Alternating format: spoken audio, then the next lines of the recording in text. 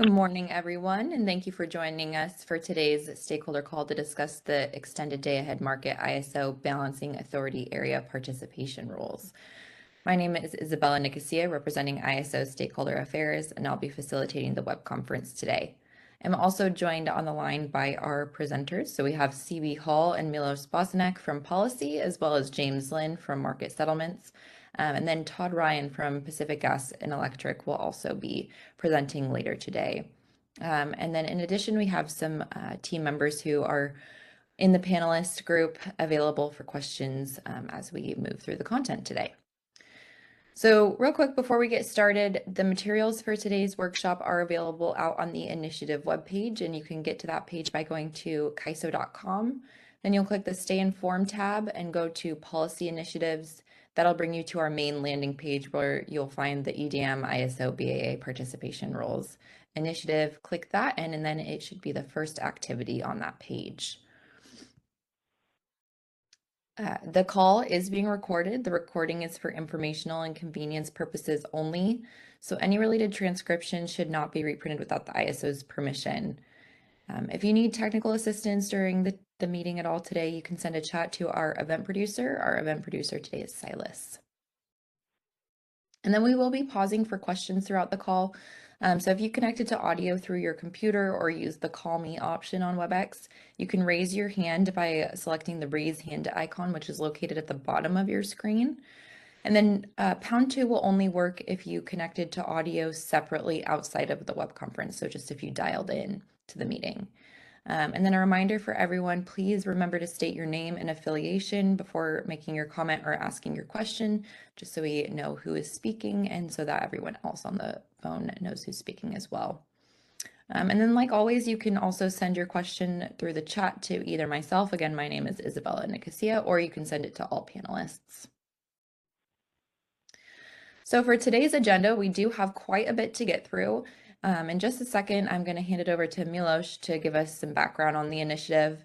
And then CB will go into the initiative scope, tracks, and schedule. And then after that, we'll hand it over to Todd from PG&E to share PG&E's perspective on the KISO BAA participation in EDM. And then we have a few breaks built into the agenda today. Again, we do have a lot to get through. But then after PG&E's perspective, we'll go into the various scope items. So we have 5 today. The first will be process to cure advisory RSC shortfalls. The second, process to allocate RSC failure surcharges and revenues. Then we'll break for lunch, and then coming back from lunch, we'll go into the criteria to set the ISO BAA's net EDM export transfer constraint, the transfer resource settlement and transfer revenue distribution, and then finally wrapping up with the historical wheeling access charge recovery process. And then we did have a little bit of time to build into the agenda to go over any questions, comments, and really have just an open stakeholder forum at the end. And then we'll wrap up today's meeting with some next steps.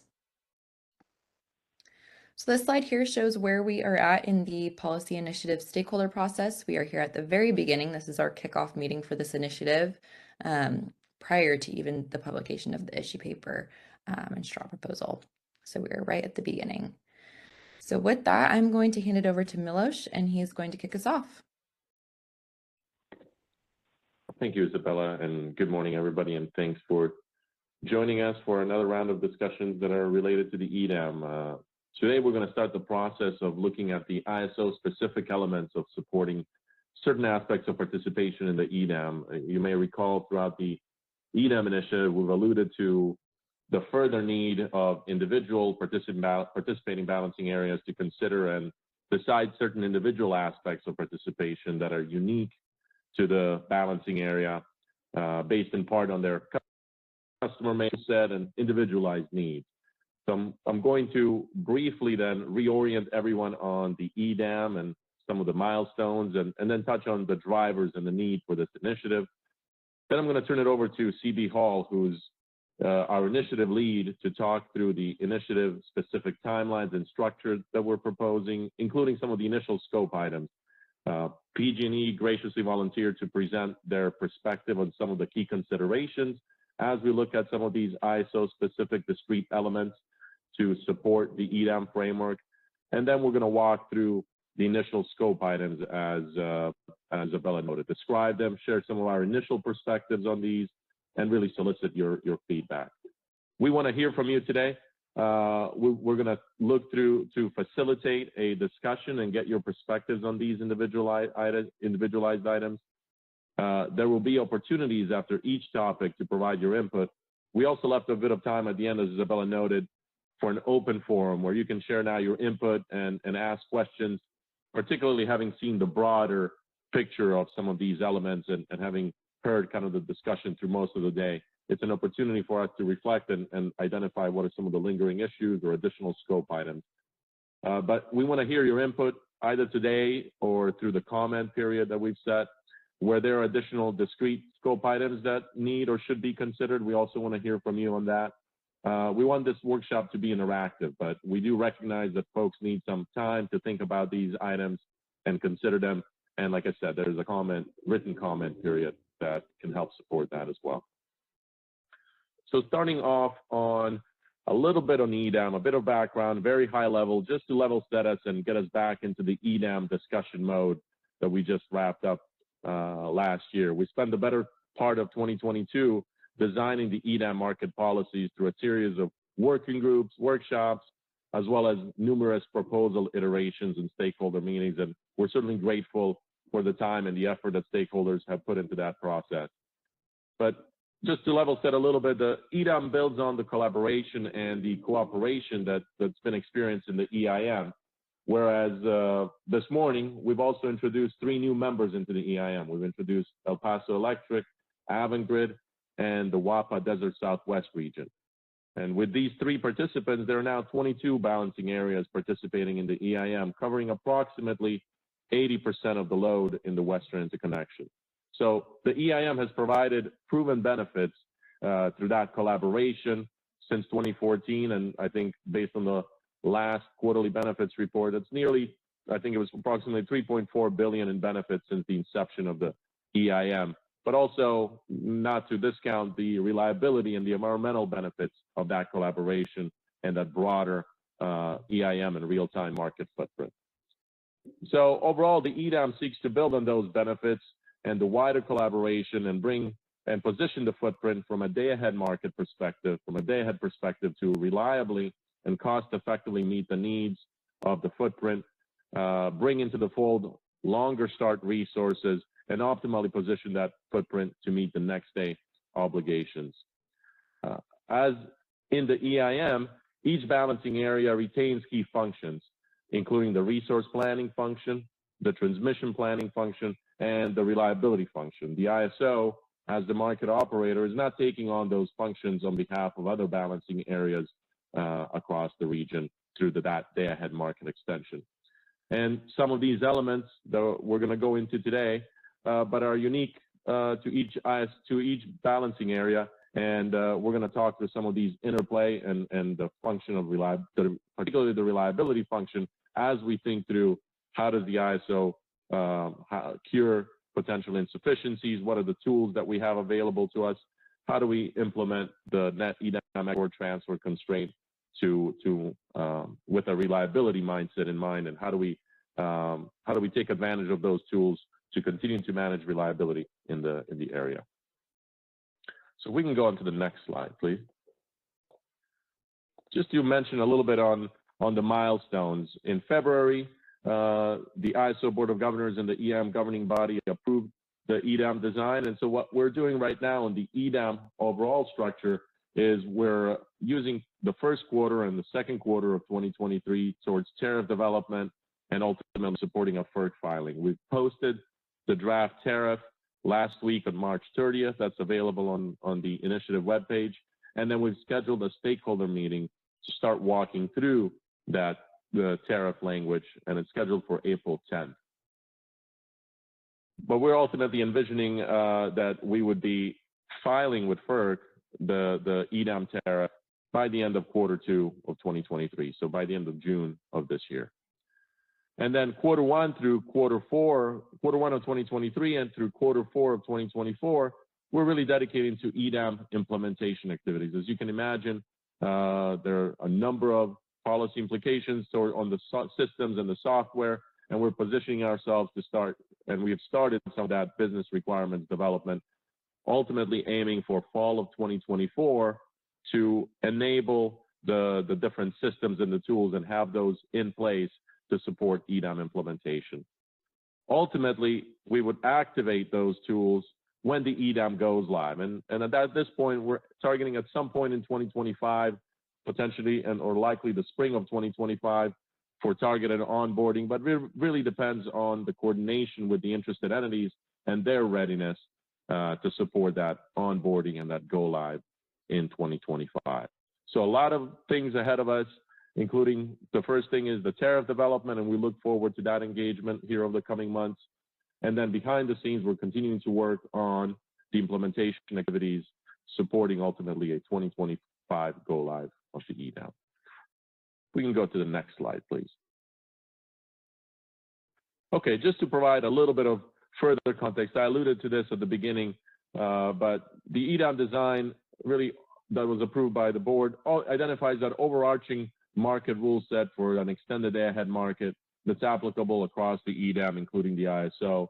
But the design, and we've alluded to this as we've been working through the different iterations of the proposal, leaves a number of elements for individual participating balancing areas to define further and coordinate within their own balancing area with their own stakeholders that are more granular BAA unique elements associated with that participation in the EDAM. And you're going to hear about that initial set that we've identified of issues that we think need to be resolved in order to support implementation of EDAM day one for the ISO.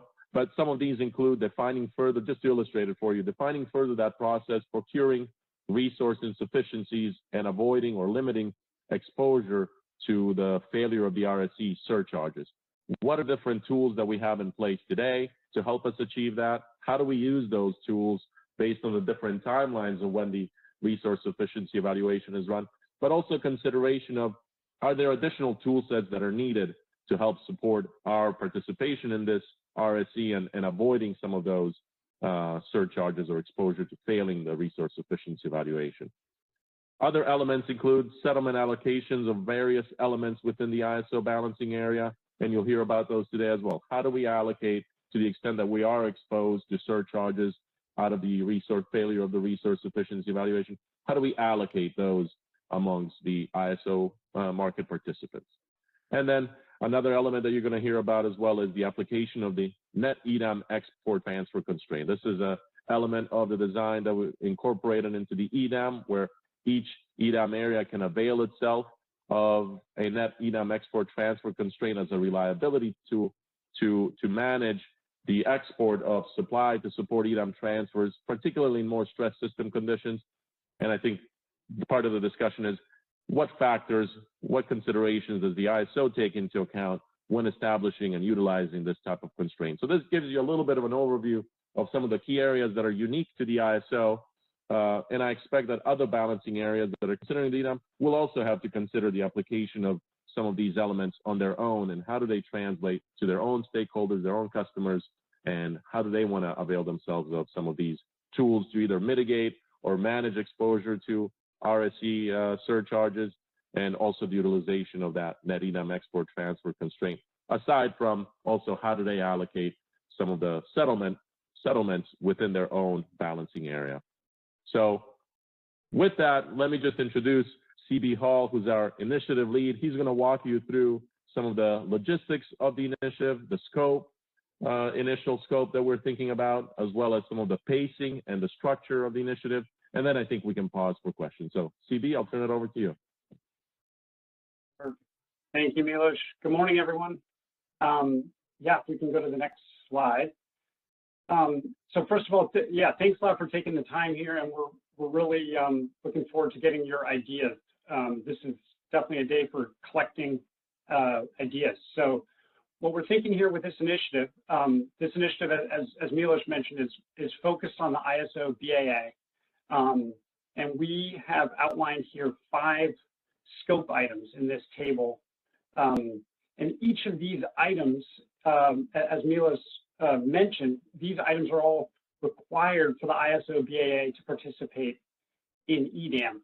And for that reason, all 5 of them you can see are part of what we're calling Track A, where Track A represents basically items that need to be in place for day one of EDAM Go Live.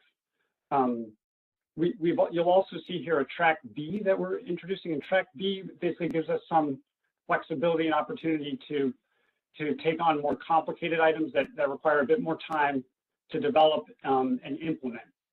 So we'll talk more about these two tracks as we go through the day, but that's kind of that's how we're framing it initially. Track A, we're targeting a July Board of Governors meeting with implementation to follow immediately after. And Track B, we're looking at more like Q1 2024.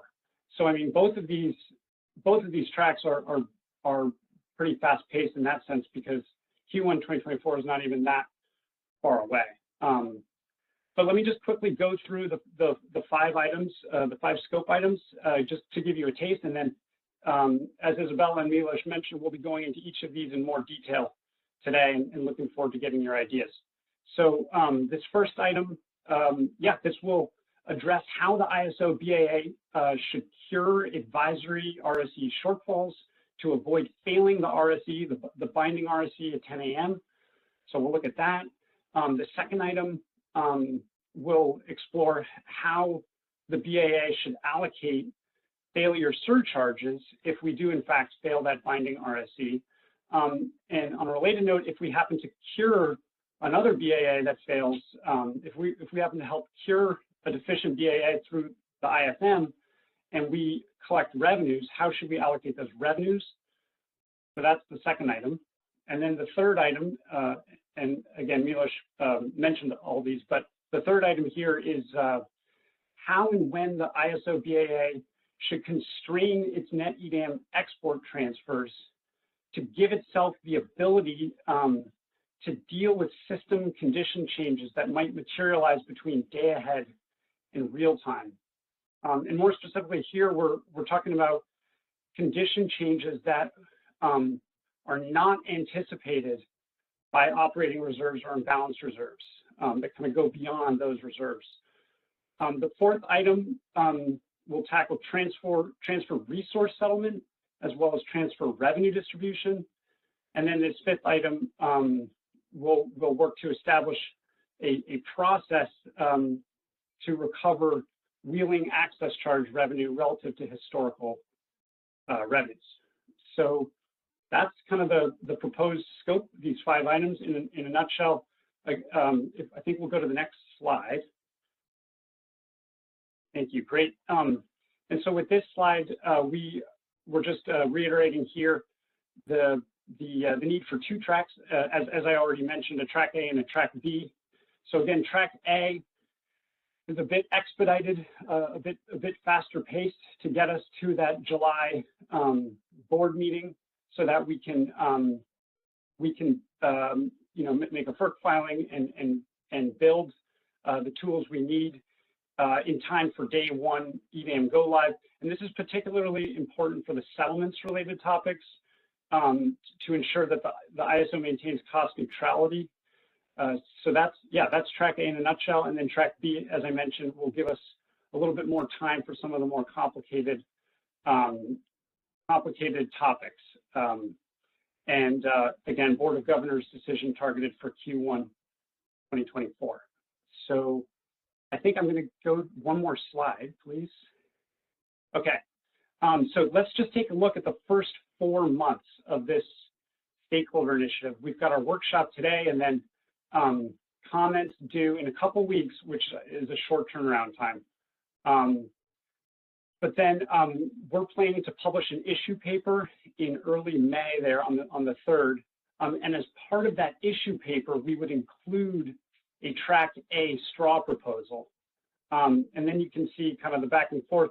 We have stakeholder meeting, comments, and then in early June, we would publish a Track A draft final proposal along with draft tariff language.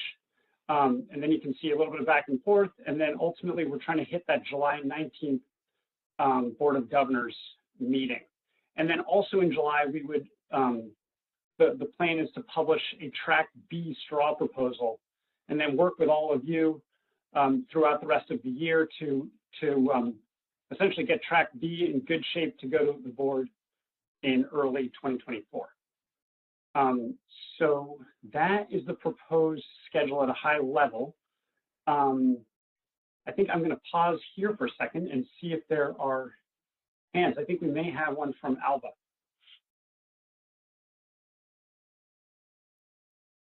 Can you hear me? Good morning, Alba. I don't want to steal Todd's thunder, but I just wonder about the question of whether you should have another item in Track A to encompass organizational and business process changes that may be entailed by this, because all of what you've described is in the realm of essentially the underlying systems. And I would think you might need to include in Track A some consideration of that, at least at the design level. Thank you, Alba. That's helpful.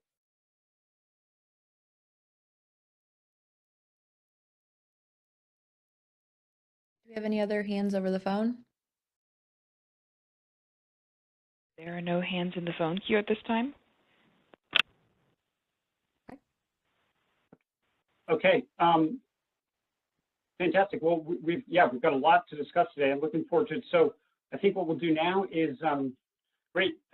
Todd, thanks a lot for offering to provide your perspective, and looks like we've got your slides up.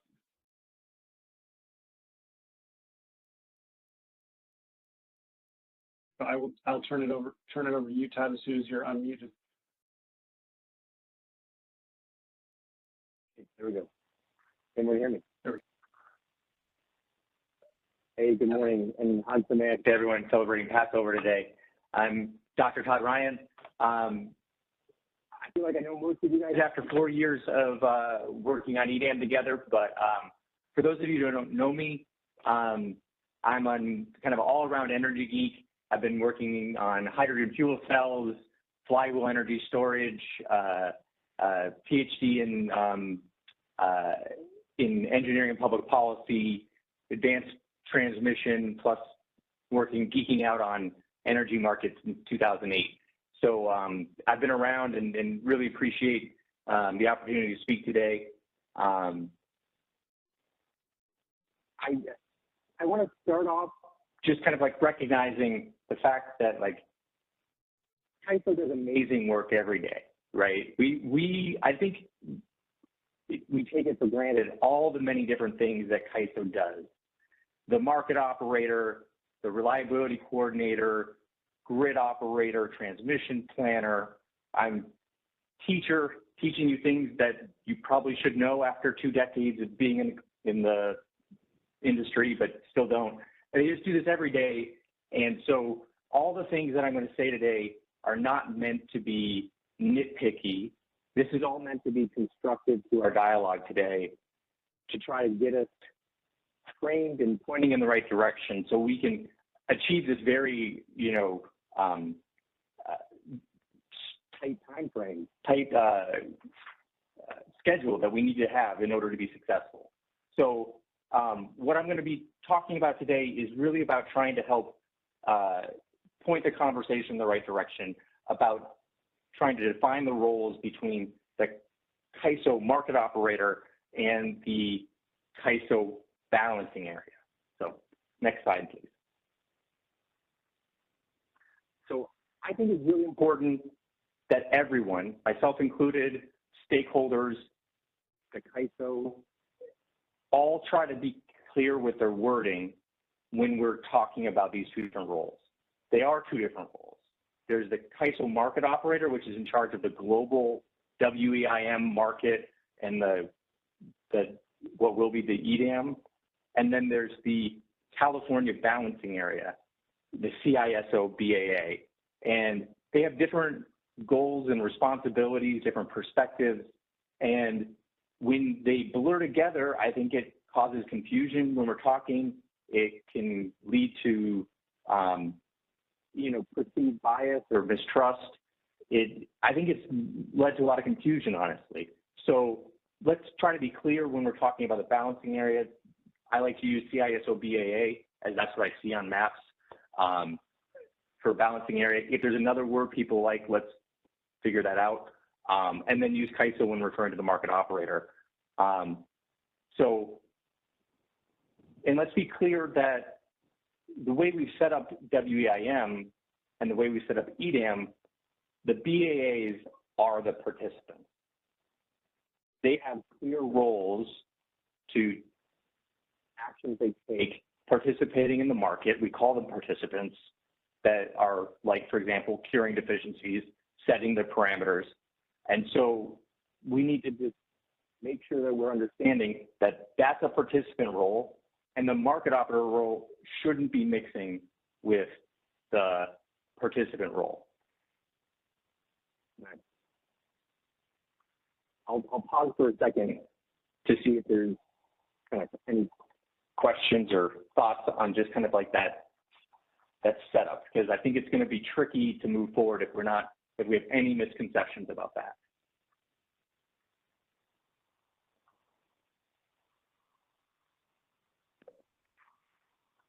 Thanks, Todd. This is Milos. I'll speak up. I think that's a fair point. I think we can use today's discussion to illustrate a bit of that distinction as we go through some of the thornier items, but certainly I think it's a valid point that we can highlight as we go through the initiative and consider the different roles and functions.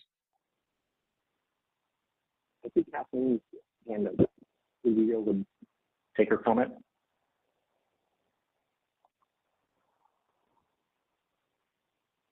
Yeah, Silas, could we unmute Kathleen? Thanks. I'm unmuted now. Thank you. This is Kathleen Colbert from Vistra. I think this is such a good point that I just wanted to give love to Todd for bringing this up and saying it so clearly.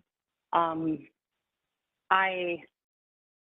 I'll share with the group, but I shot you an email too with this, so you have it in your email. So I try to be very disciplined myself, and I use CISO EIM BAA and non-CISO EIM BAAs when we're trying to like differentiate between implementation choices that are needed between the two different frameworks in EIM. And I extend that, or try to be disciplined to extend that in the EDAM discussions to CISO EDAM BAA versus non-CISO EDAM BAAs. I've also tried to pivot to not use CISO so much and just refer to the EDAM operator in our discussions, just to kind of make this distinction in my head clear. But I've also found a systemic confusion across the body on this topic. So thank you very much for raising this, Todd. This is very useful. Kathleen.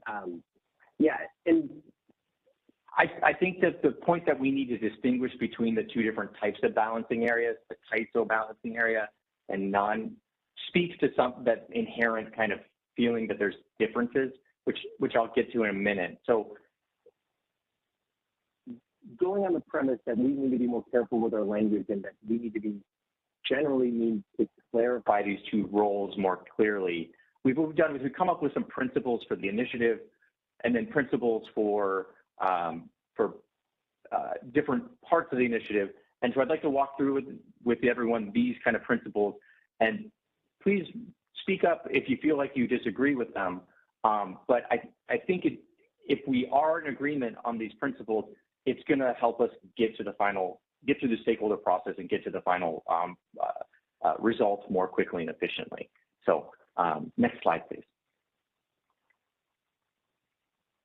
So the first principle to the initiative, one, this is kind of like the first thing we learn when you get introduced to a market, an RTO, is that it's a level playing field for all players. And if the BAAs are the players in WEIM and EDAM, then no one balancing area should be given preference by the market operator, or any one set of balancing areas be given preference from the market operator.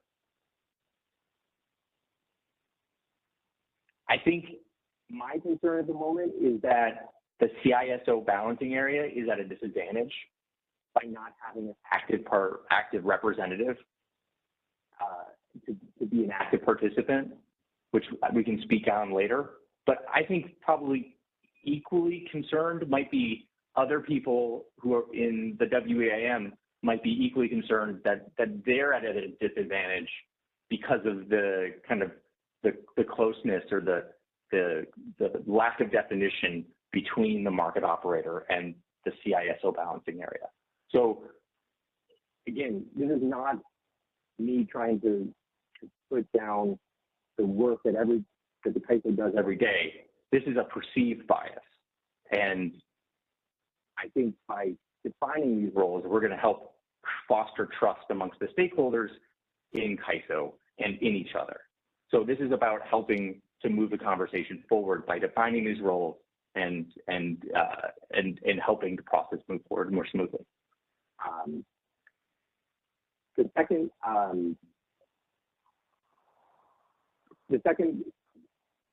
principle, I think, is pretty clear. We've got to be ready for launch. Right? We want this to be a successful launch. so. So we're committed to We're working hard to make sure the CISO is ready to launch. So, we're going to try really hard to hit this deadline. We're committed to working with CISO to do so. So again, I'd like to pause just for a second to see if there's any feedback, especially on the first principle. So, any thoughts or questions?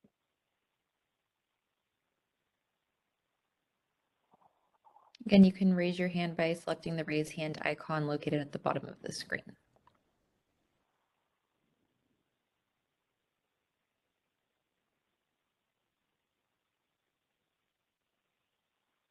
Okay, not seeing any hands. Okay. Well, I understand that we're on a tight deadline, or for today, so I'm going to keep moving along.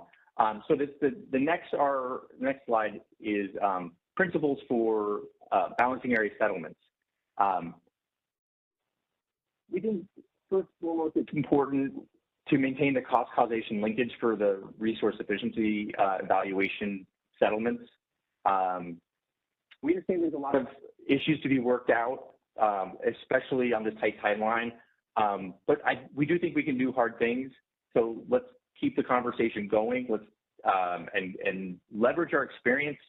We've learned what not to do with RAIN. So let's leverage all the pitfalls we've fallen into.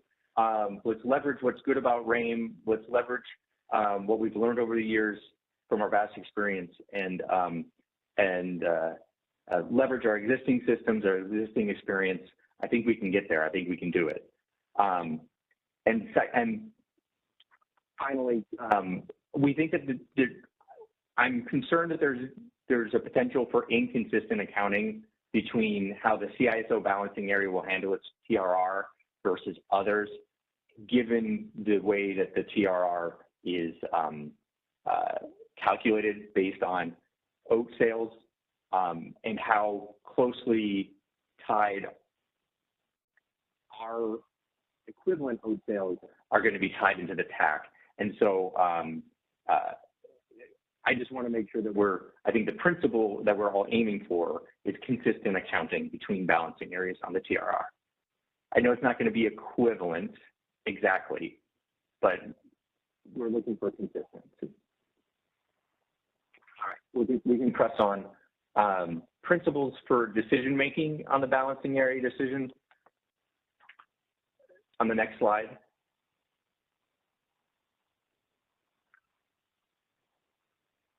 I think for me, the key thing here is that the CISO balancing area needs to be an active participant. I would categorize the CISO balancing area's participation in WIM as very passive. That obviously is a subjective adjective, so others might disagree, but I would like to see an active participant by the CISO. There's a lot of gray areas in the decisions that the CISO balancing area is going to be having to make. How many megawatts should the net export transfer parameters be set at? You know, should it be 100 megawatts or 500 megawatts or any individual number in between? How many megawatts should one procure to cure a 400 megawatt expected deficiency at 9 a.m.? You know, should you get 400 exactly, or 405 or 450 or maybe 350? There's so many gray areas that require judgment that I don't believe can be codified into simple heuristics or algorithms or simple rules. That I think we need to have, sure, we need to have guidelines, we need to have, can use algorithms and heuristics as guidance, but I think we need an active representative, an active participant for the CISO. And we can have an active dialogue about what that is, but it needs to be an active, the decisions are too nuanced, too important to be left simply to an algorithm. And the second principle is that equal autonomy for the CISO BAA to other BAAs. And so, I would argue that today that the CISO balancing area doesn't have similar autonomy to other balancing areas. To kind of explain what I mean by that, is there anyone on the call today that has CISO balancing area or balancing area of California or similar in their title or in their job description? If so, do they raise their hand or?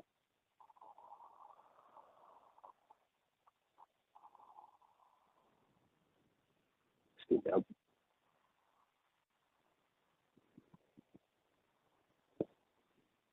Not seeing any hands. Do we have anyone over the phone, Silas? No hands in the phone queue right now.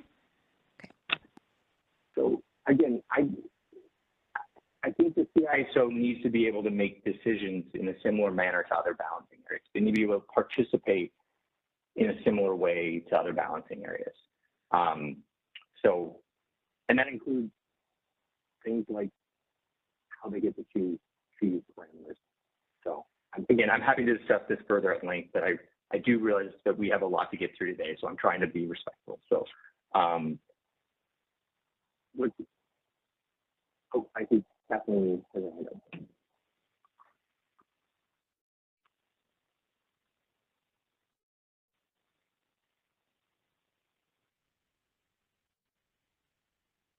Hi, yeah, thank you. It's Kathleen Colbert from Distra. I'll be brief because I know you're trying to be mindful of time, but another excellent point, Todd. And if I can put a little, what's helpful for me is a little practicality around that. This concept of the CISO VA needing to be an active participant, and what does that mean? So the way that I think about the world is I think about it from the perspective of when you're on the floor. So when you're on the floor, there's different roles and responsibilities. Like the CISO has even way more than the two you flagged, right? CISO also is an RC. So you have an RC functions, you have BAA functions, you have transmission operator functions, you have market operator functions. These are all delineated because these all have roles and requirements associated with them, and they're subject to external jurisdiction. So super important points that you're making here. To put a finer line on it, which I hope is helpful, is that today we have the day-ahead market is run by a set of folks from different parts of the CISO, and I would say both Milos and CB represent the CISO BAA, but they're wearing the hat of the EDM operator right now, so it's, again, just confusing. But the desk is really focused on the market operator perspective, but also the BAA perspective is kind of integrated. So we have operations engineer, we have a market quality person, and we have a generation desk dispatcher, so the gen dispatcher. All are needed to run the day-ahead market. That further illustrates how integrated currently our processes are for the day-ahead run, that it integrates both the transmission view, it integrates the BAA view, and it's run by the Gen dispatcher that's responsible kind of for that BAA, that lens of managing it throughout the day. It is a large lift to figure out how this will evolve under an EDAM. Like we have an EIM desk today that runs the EIM. Under an EDAM, I agree with you, it's gonna be really important that the EDAM desk is not the only function on the floor, that there remains a BAA Gen desk that is working with the transmission desk to look at the BAA reliability and communicate that to the EDAM desk so that the CAISO is also an active participant. So to me, active participant means that you have those functions still operating and communicating to the EDAM operator. But it also means to me, something else you're flagging is we will need to be mindful that it is not as integrated as it is today, because the EDAM operator is operating all of these BAA functions now. So I just wanted to put a little practical context on it. And if you don't mind, flag that my concern, or our concern, is that the EDAM operator take that input from a BAA function. But because we can have confidence that a Gen desk that's operating to the BAA rules isn't going to step outside of what is a BAA role. So my concern is if there's a risk of the EDAM operator trying to step outside and do other things than a BAA operation, that might result in market participants inside the CISOBA losing our agency and our ability to participate consistent with what the BAA roles and responsibilities are. Thanks. Thanks, Kathleen. Yeah, and that's really what I'm hoping to spark with this, in my presentation today, is a conversation about the roles and responsibilities of these two, of the market operator versus the balancing area. And so, as Alva alluded to in his comment up the top, I think that it's an important part of this initiative that we should be scoping out some time for is this discussion about these roles and responsibilities. Any other questions before we move on?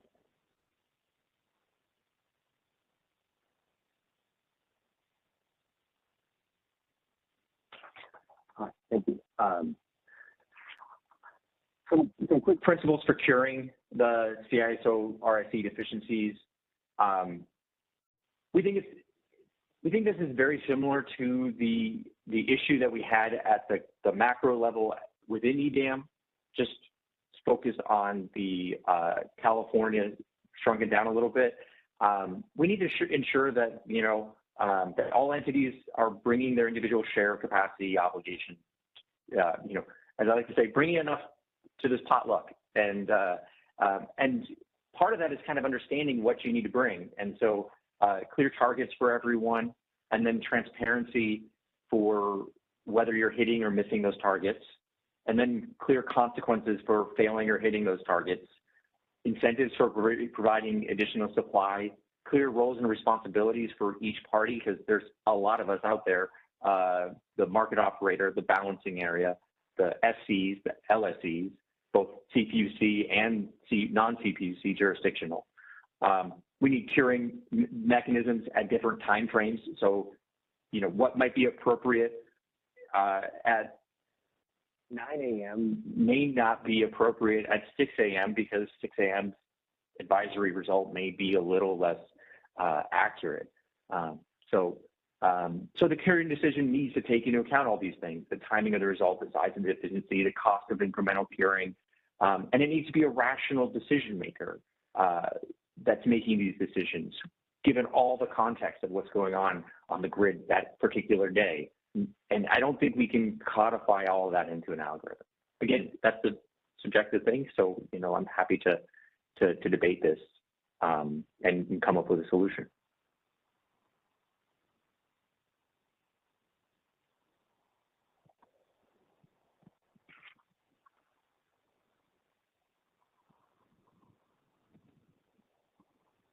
All right, last slide.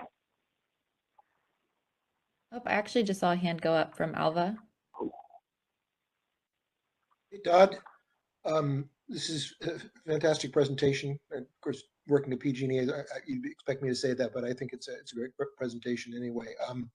But I did want to say on the last point, I think what you're alluding to is more that there needs to be somebody who can deal with edge cases as opposed to saying that there is no automation of the processes that are involved here. I think in general, you do expect algorithms to do the lion's share of the work. Am I incorrect in thinking that, or are you looking at this as something that's entirely done by a human decision maker? You're right, and everything we do today is enhanced or informed or made better by an algorithm or computer in some way, or modeling. I think I'm trying not to put the solution out there completely. I obviously have my vision for what this is, but what I'd like people to do is take these principles that we've laid out here, that, no discrimination amongst balancing areas, equal autonomy, equal decision-making ability, active participant.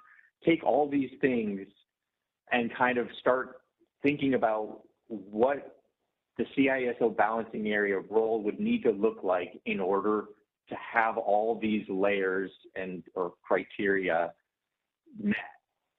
And then we can have a real good conversation about what that role looks like.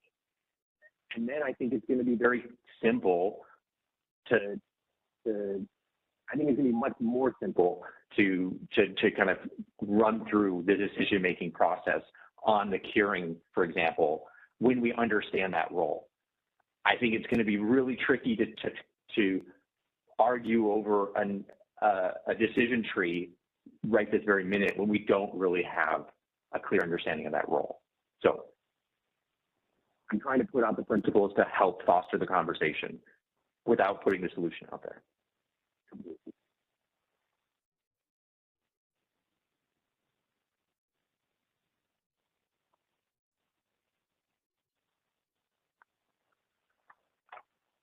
All right, Kathleen. Yeah, I'm debating. I try not to hog the mic, but this is so important that I also don't want this to go by without talking about it. Oh my gosh. So this is I'm really looking forward to this kind of conversation. And so this is kind of maybe CB or Milos, if you're here, like this will be super helpful. Some of just the heartburn and the fears that, we have RA resources inside California, CISO BAA. We understand that under NEDAM world that we'll be participating, but it is not transparent how we function within this process. And it's not clear to me, I'm still uncertain. What if there's an off-system contract? So if we weren't RA, if we had sold off-system, am I confident that that is reflected in the RSE run? I'm not yet. If we can get there, that would be great. On the idea of if I am RA, am I confident that my RA is not being effectively counted for off-system sales that I don't know about? I'm not yet confident about that. If I'm not an RA resource, I'm a voluntary resource, am I confident that I still have, as an IPP, a third-party generator, that choice over how my resource is being offered and used in the market? Those are just really big open questions. I think just from the supply side, I wanted to put out to kind of expand on this. I think transparency is going to be key, but I think also making sure that the obligations that are being assumed for generation inside the BAA needs to be incredibly transparent and very clear so that risk can be known and mitigated. And I hope that extra context was helpful, Todd.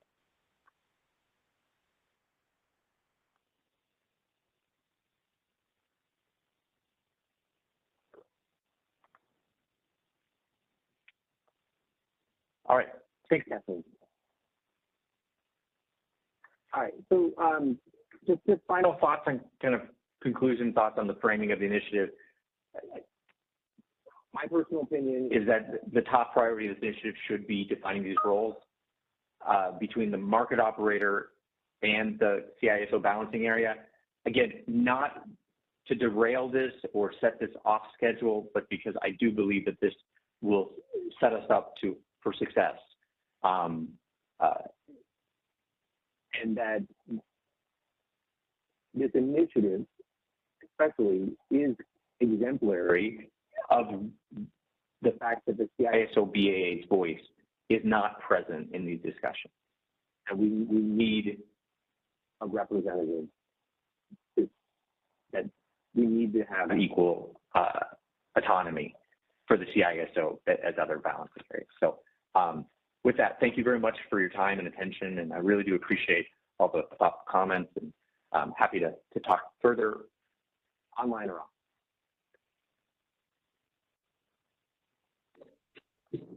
Yeah, thank you, Todd. This is Milos. Yeah, appreciate the presentation and the thoughtful discussion, and I think we can certainly dedicate a bit of time on that roles differentiation.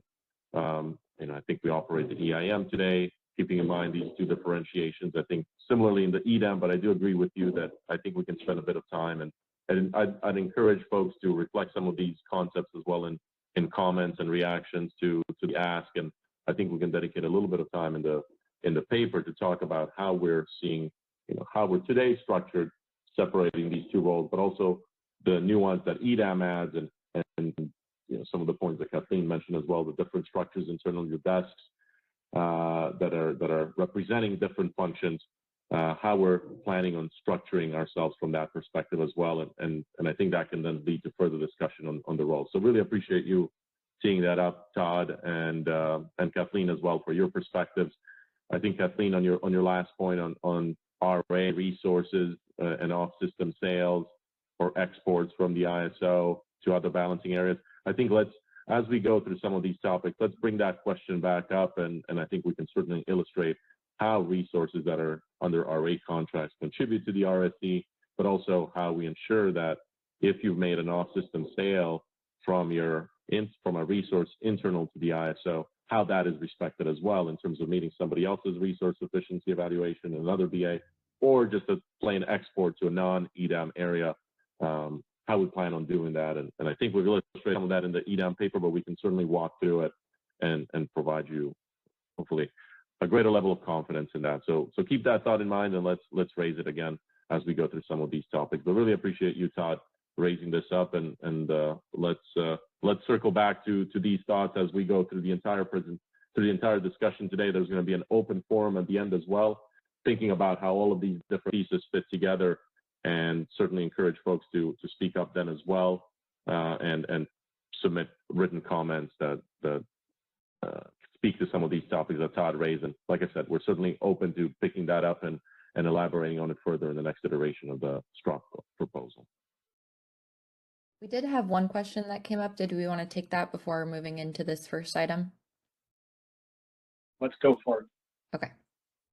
Go ahead, Alan.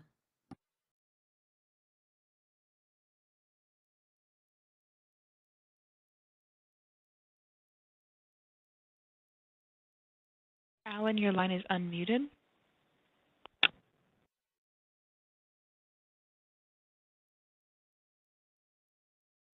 Might be double muted. Alan, you might be double muted. Please check to make sure you're not muted on your end.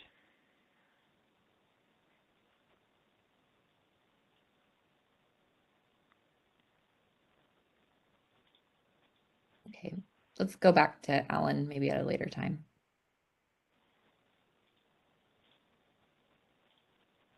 Perfect.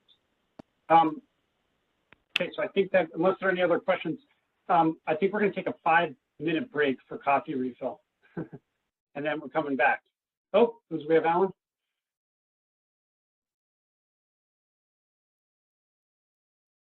Looks like he popped up and went away. So let's go ahead and break for coffee and meet back here at, what do you say, 10:03, 10:05? 10:03. Okay.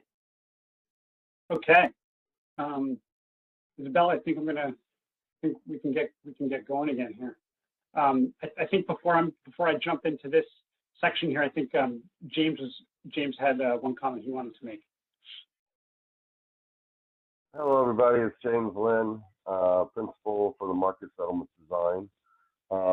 Todd, I want to thank you for bringing your presentation. It actually highlights one of the reasons why explicitly we're having this initiative.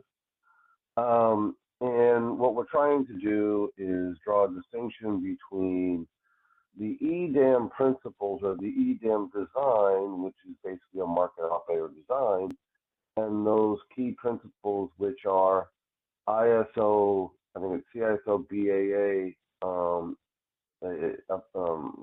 we're looking for affected issues.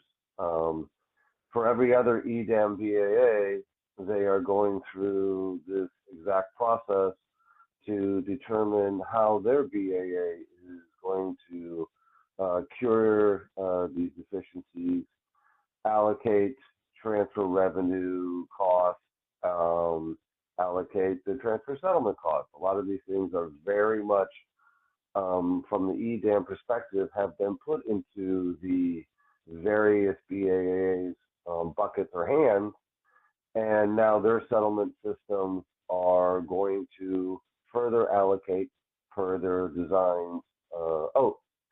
What makes this a little bit more complicated is that the ISO BAA's allocation and curing provisions are embedded in the settlement of the market operator's decision. And so because we don't have a separate settlement system and separate timelines to resolve a lot of these issues, we are trying to address these now and make sure that we have them addressed for EDAM go live. As you stated before, that not any BAAs should get preferential treatment for this. So if an EDAM BAA does not have their secondary settlement systems in place for EDAM go live, it is not necessarily going to delay EDAM go live, and we believe that the ISO should also be in that same type of viewpoint of that.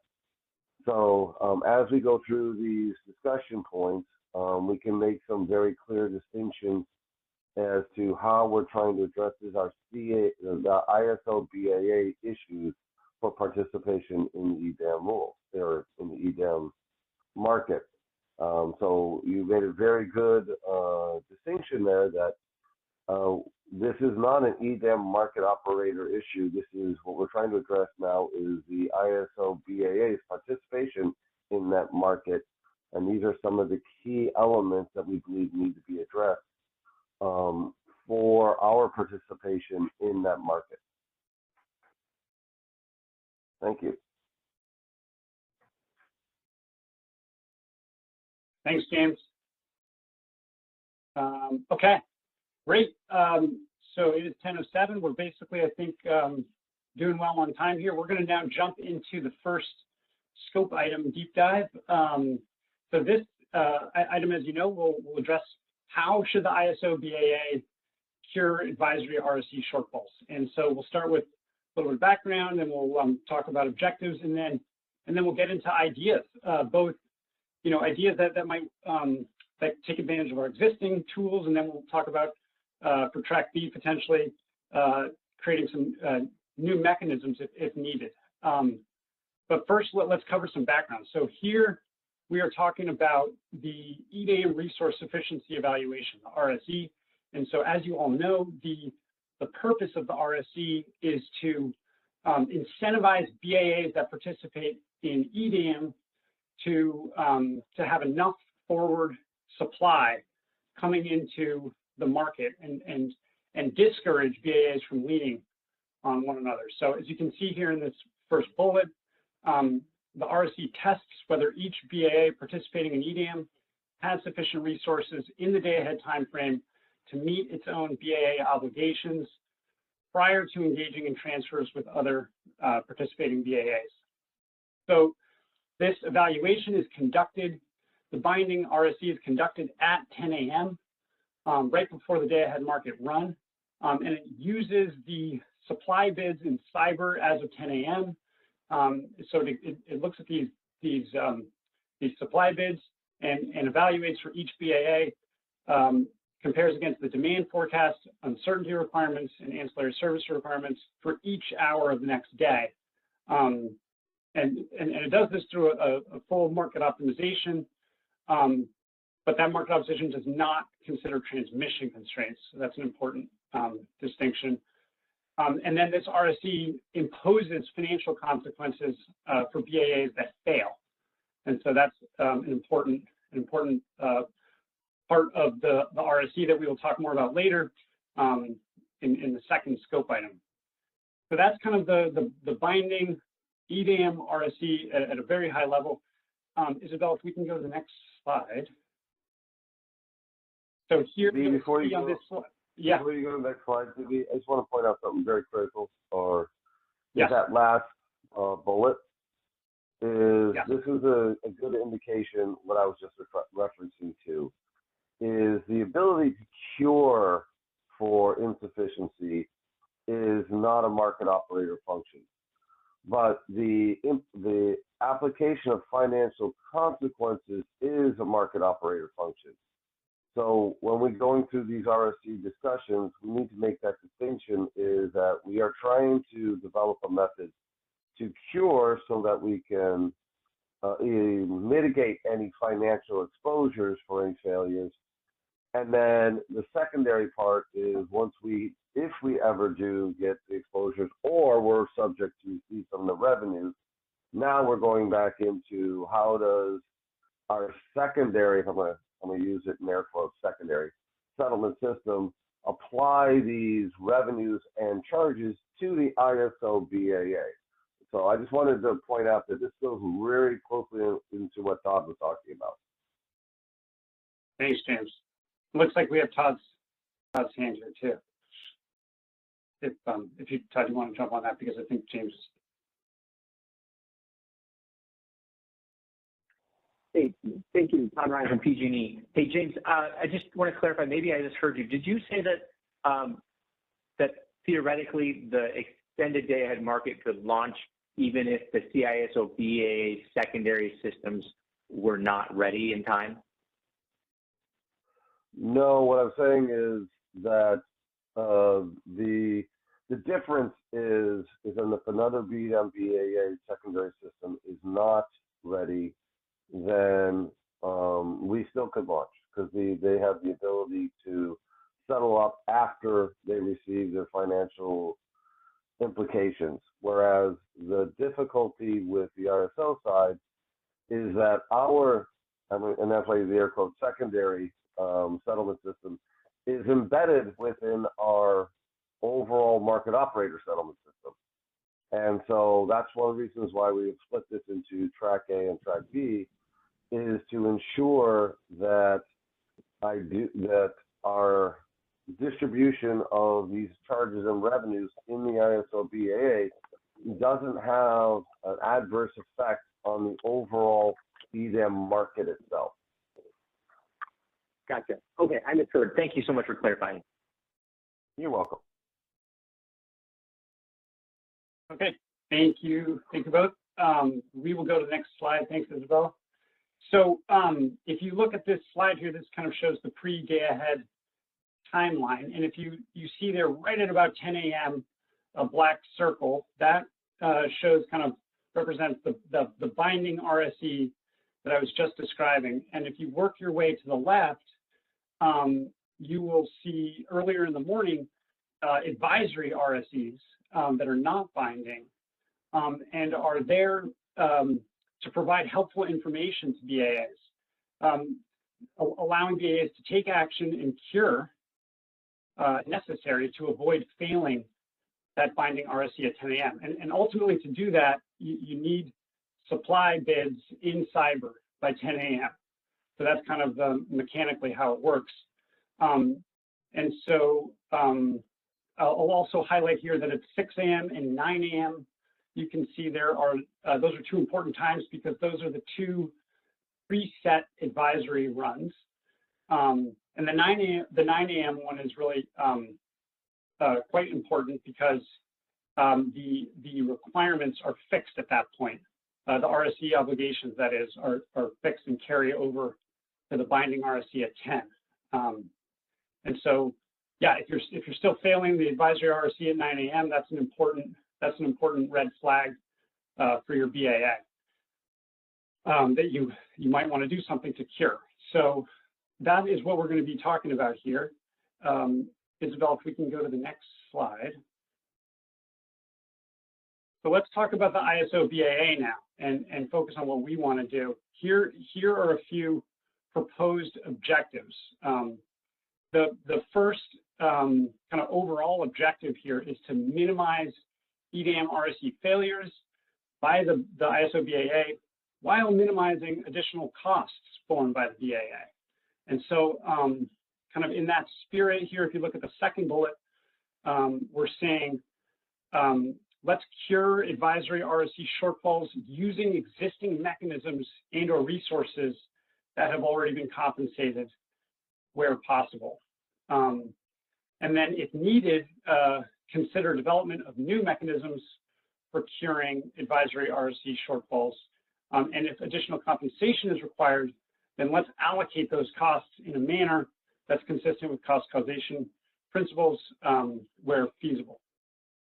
So I will pause here for a sec on all this, on the background and the objectives before we get into ideas, because I think we have a couple questions or comments. Yeah, let's go to Jonathan.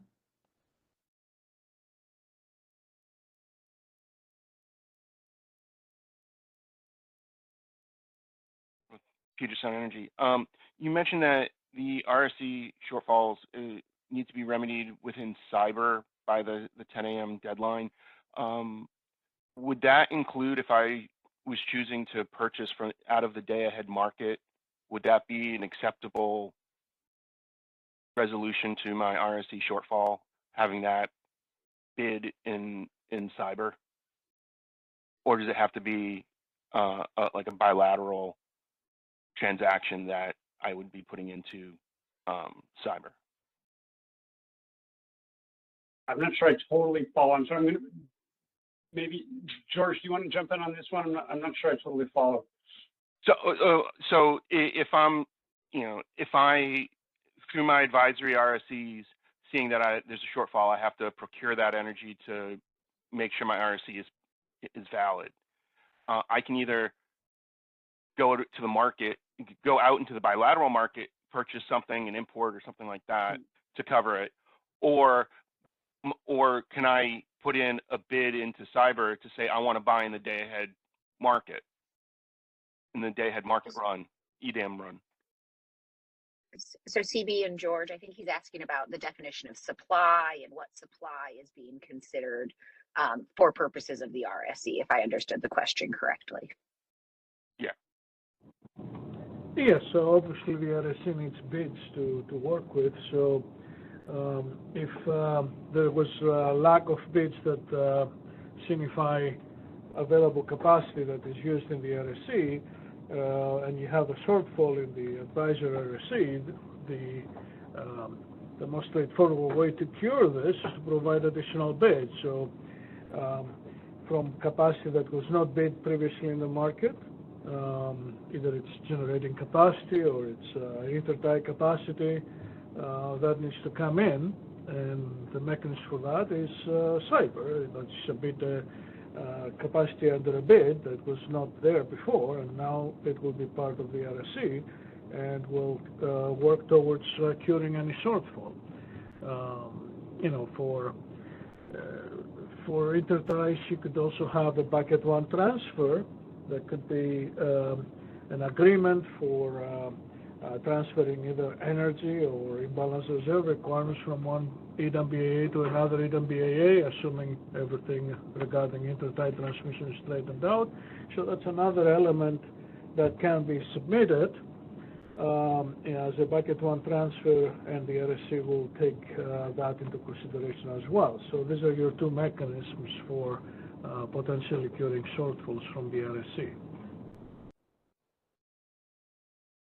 Thank you.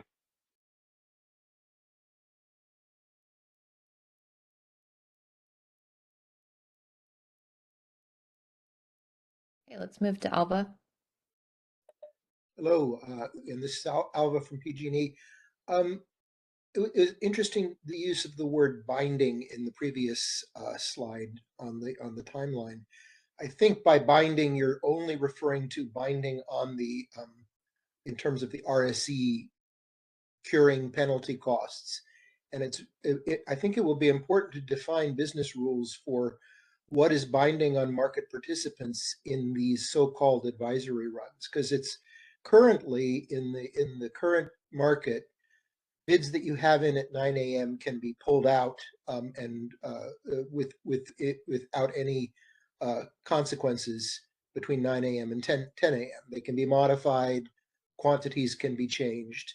And I just would want to put on the parking lot that there's going to need to be some discussion of business rules, because otherwise you're not just curing, you need to be curing from a point that is known. And if that point is not known, then the curing process itself becomes very difficult to manage. And those rules are not defined yet, as far as I know. Thank you, Alva. That totally makes sense. Yeah, and maybe I was using the terminology there loosely, but I was really just trying to distinguish between the 10 a.m. kind of final RSE versus the 6 a.m., 9 a.m. advisory RSEs. But I totally hear what you're saying about business processes. For earlier in the morning. And actually, that is going to come up in a couple of slides here to some extent when we talk about bid insertion. So, cool, thank you. Thank you.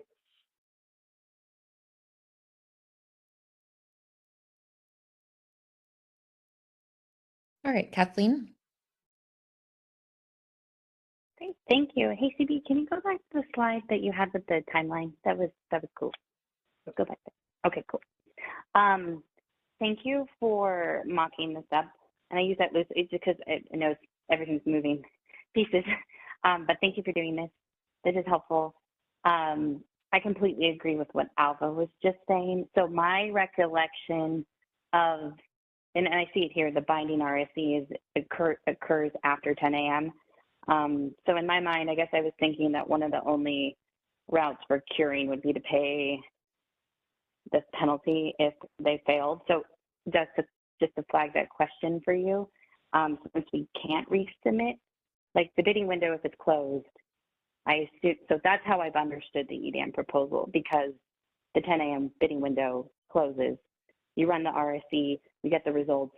So curing could only be done through paying the penalty. But if that's not what you're thinking, and if you could expand on that in future calls, that would be great. No, Kathleen, thank you. I'm glad you brought that up, because that is an indicator that I did a bad job explaining what I'm after here. Because you're absolutely right. There's two different quote unquote cures that we're talking about. The first thing, what I wanted to talk about here was curing advisory RSE shortfalls. So as a BAA, if we're seeing the ISO BAA, failing the 6 a.m. advisory RSE shortfall or failing the 9 a.m. advisory RSE shortfall, we still have an opportunity to take action and get more supply into cyber, more day-ahead bids into cyber before 10 a.m. and therefore avoid a final RSE failure. So that's really what we're after with this topic number one, this whole scope number one. But you're absolutely right. There's another thing that happens later. If at 10 a.m. we failed the final RSE as a BAA, and we're deficient in the IFM, other BAAs may cure us through the IFM, through transfers, and that's a different type of cure, if you will. So I don't know if Yeah, but I'm not talking, yeah, sorry. that makes perfect sense, CB. So if it's, and I think trying to be disciplined and thinking about the advisory cures versus the binding cure probably helps us. Right. So that makes sense. So this has been a good learning experience for me. And I'll try to be disciplined on that myself. So on the binding cure, and if this isn't in topic and you're going to talk about it later, I'll wait. I do have questions on the binding cure, but I also have a question on the advisory cure. Do you have a preference? Yeah, maybe we could. Well, definitely the advisory cure would love to talk about that in this section for sure. Yeah. Awesome. Okay, I'll put the binding in the parking lot for now. So on the advisory cure, this is something that I've been trying to spend some time thinking about. I think my keyword is going to be transparency moving forward. It's going to be really important for the type of BAA, the CISO BAA, with the way that we are structured and participate, that the requirements that are used in the RSE are made incredibly transparent. So, and I'm envisioning on OASIS, an OASIS report, kind of similar to how we have the RSE for the EIM, but that we have a level of granularity where those requirements are published at a minimum 2 days prior to the operating day. So taking this timeline and move back a day would be the first time I'm hoping to see some data and some information so that we can all plan and coordinate together. And then be published at multiple set points. I hope there'd be another publication sometime maybe in the evening before we move into the day ahead time frame. In between the 6 a.m. and let's say the 6 a.m. the day prior. But that's more of just like, this is a question for you to take this back. Think about this timeline. Think about adding one more day, to go back one more day. And if you could build out what you're thinking for the 2 days prior, that would be incredibly helpful.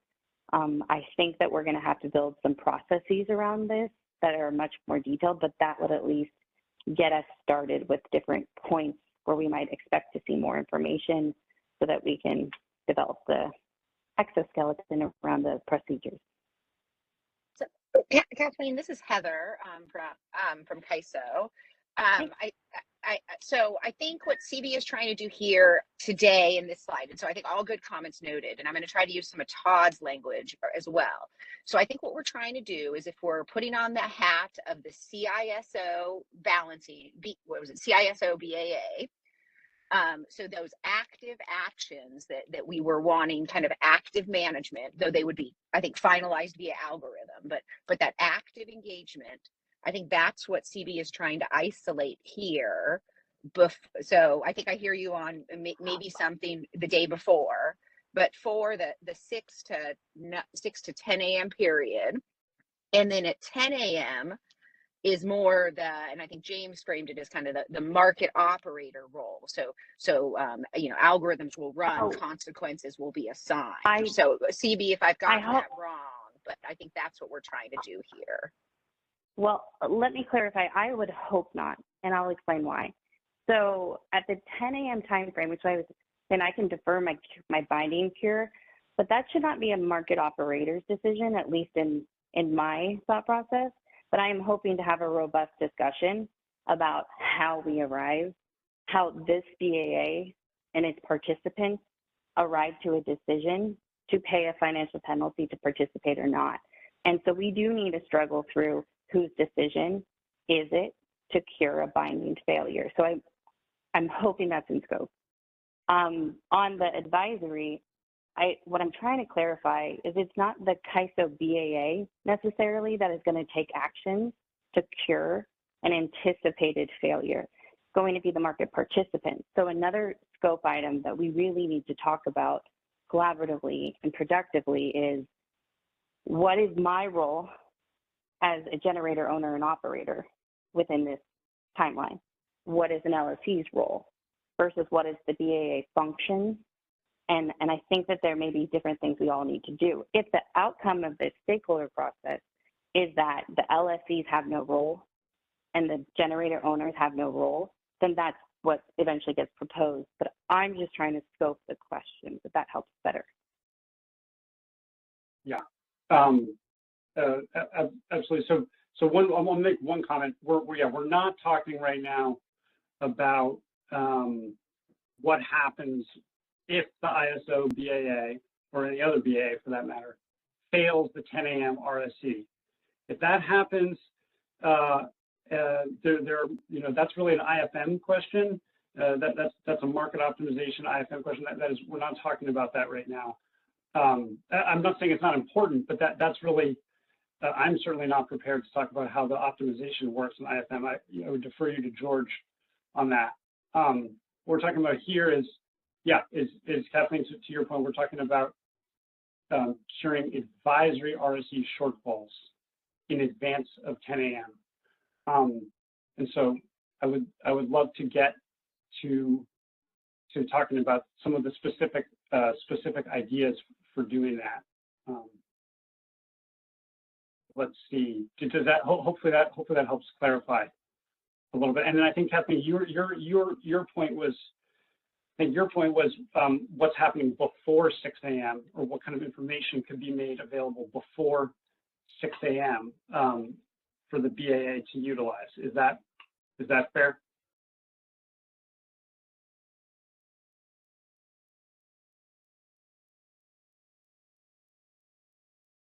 Because this timeline here, at least on this slide, starts at 6 a.m. and we're saying 6 a.m. is kind of the first indicator, that we have a potential issue for the BAA because we failed this advisory RSC at 6 a.m. But I thought I heard you say that you were looking for something before 6 a.m. But Yeah, Silas, can you unmute Kathleen again? Yeah, no, thank you, CP. And it to try to be, my suggestion is that the requirements, both the load demand and the uncertainty requirement used in the RSE advisory runs should be posted on OASIS, as well as the results of some advisory runs, so that we have transparency. And so one action that can be taken is an LSE can reach out to a generator and enter into a transaction. So kind of Jonathan was asking, how do I cure it? Well, it's the BAA role, as you know, doesn't necessarily procure energy or capacity in this time frame. So I'm trying to think through how we can support that effort. Yes, absolutely. So, okay, well, we have some ideas for you, but I do also want to say that the results of the 6 a.m. advisory run and the results of the 9 a.m. advisory run will be published and made public. However, those results are at a BAA level. But that is still part of the EDAM design, is to publish those advisory results. It's both 6 and 9, make them public so everyone can see who's long, who's short, by what hour, and therefore facilitate bilateral transactions for one BAA to sell to another, vice versa. So at least at the BAA level, that is the plan. And that makes sense, that level of granularity, because it is a BAA test. I'm just trying to, and I'm requesting the CAISO add an additional data point at a minimum that is T-2. Ideally, you would do 2, but if you can at least add 1 more, that is the amount of time that I believe that we need, is at least 1 the afternoon, 2 days prior. Thanks, Kathleen. Okay, we'll take that one back. Okay, thanks, Kathleen. Yeah, we'll keep moving. So let's go through the questions we have here, and then we can move to the next move to the next slide. Let's see though what questions we have in the queue.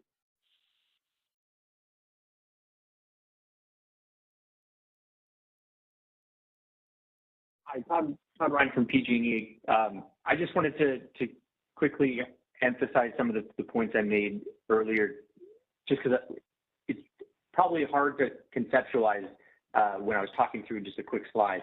But having been well grounded by CB with that timeline, you know, I think it's important to kind of recognize that the CISO balancing area is going to be kind of acting like a conductor of an orchestra at that point.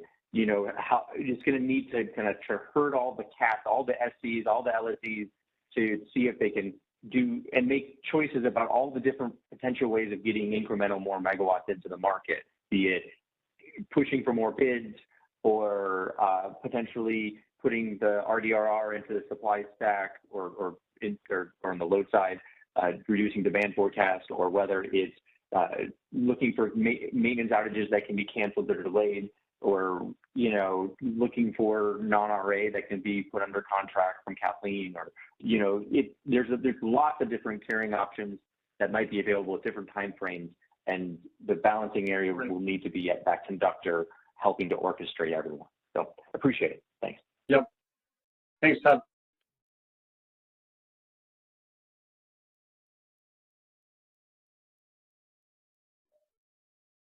Well, this is Alva. I guess I was just just being put straight on, but I wanted to chime in.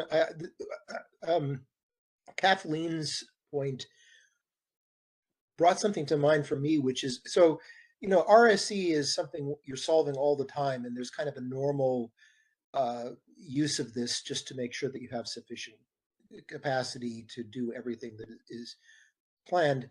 But there's also this element of being able to be confident that in stressed conditions, you know, you have what's needed to deal with those stress conditions. And there's a whole host of things which are done on a T-2 basis already by, and I would characterize it by the CAISO balancing area, because they would be things like declaring alerts and that sort of thing, which I think actually should be somehow included in your timeline, CB, because I think her point is very valid in looking at this process overall.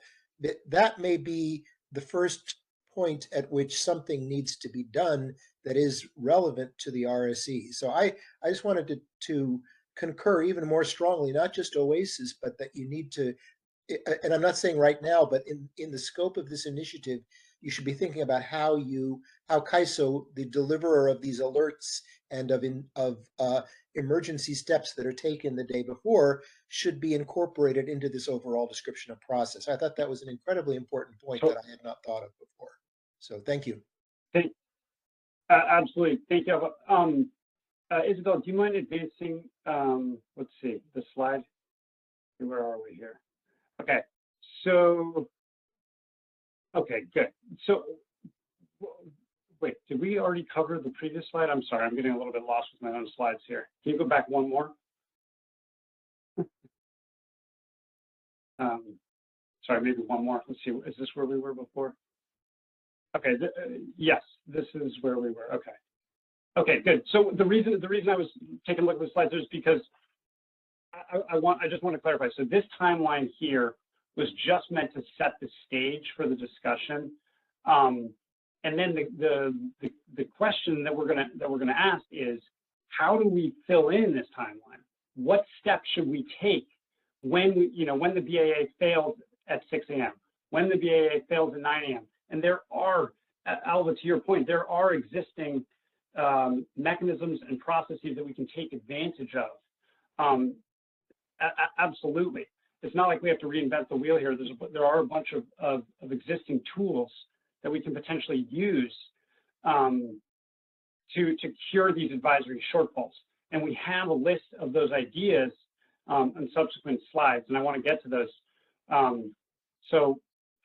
Maybe we can advance to the next slide here, and we will come back to the questions. I just want to make sure we get to the ideas slide, if that's okay. TJ and Alan, I see you're both in the queue, but I want to get to the ideas slide so we can kind of stay there and then have a good discussion. The objectives here, I thought I already covered this. Yeah, I thought I did cover this. So I covered the proposed objectives. Let's go one more slide then. Okay. And then one more. Okay, here we go. Here's the ideas slide. And so Alva, hopefully this gets to some of the points you were bringing up. These are ideas for track A, which really will take advantage of, I hope, existing tools. So one thing we could do is issue a market notification to all scheduling coordinators. For instance, if we failed the advisory RSC at 6 a.m., we could send out a market notification making it clear that happened, and to ask for additional offers to be submitted in cyber to help the BAA. And as part of this, one thing we could explore is including LSE-specific targets in the market notification. That is a very logical thing to do. Of course, it's actually harder to do than it sounds, but because we don't have LSE-specific targets right now, but within the context of RSE, but that's something we can explore. Some other ideas here, I'm just going to run through these, and then I'm going to stop and I'm going to let others jump in. But another idea is to move the RA bid insertion timeline earlier in the morning, so that advisory RSEs reflect RA resources, those that have bid insertion rules. Because if we don't do that, it's possible that some of these advisory RSEs will be misleading. If the bid insertion timeline is 10 a.m. and we're running the advisory RSE at 9, the results may be misleading. So can we move the bid insertion timeline up earlier in the morning? Do we move it to 5:55 a.m. so that it shows up in the 6 a.m. RSE, or do we move it to 8:55 a.m.? It's just an idea, right? We can debate this. That would allow for the use of the 8:45 a.m. default energy bids, which of course could be overwritten before 10, but just to get that volume into cyber. Another idea is using demand response resources. And then the last row you'll see here is tools enabled by system emergency conditions. And I think, Alva, again, that goes back to what you were mentioning, including rearranging planned outages, potentially relaxation of environmental restrictions on plants, exceptional dispatches, et cetera. So let me stop there. I wanted to make sure that I expressed that there are definitely ideas and existing tools that we can take advantage of, but I'd love to hear reactions now. So maybe we can go to TJ. Has been answered. I wasn't fully understanding where LSEs would fall into this. I thought it was only BAAs that are responsible for submitting RSE in EDAM. So I see that there's a specific LSE option here, and that's where it got brought up. So thank you. Okay. Thank you, TJ.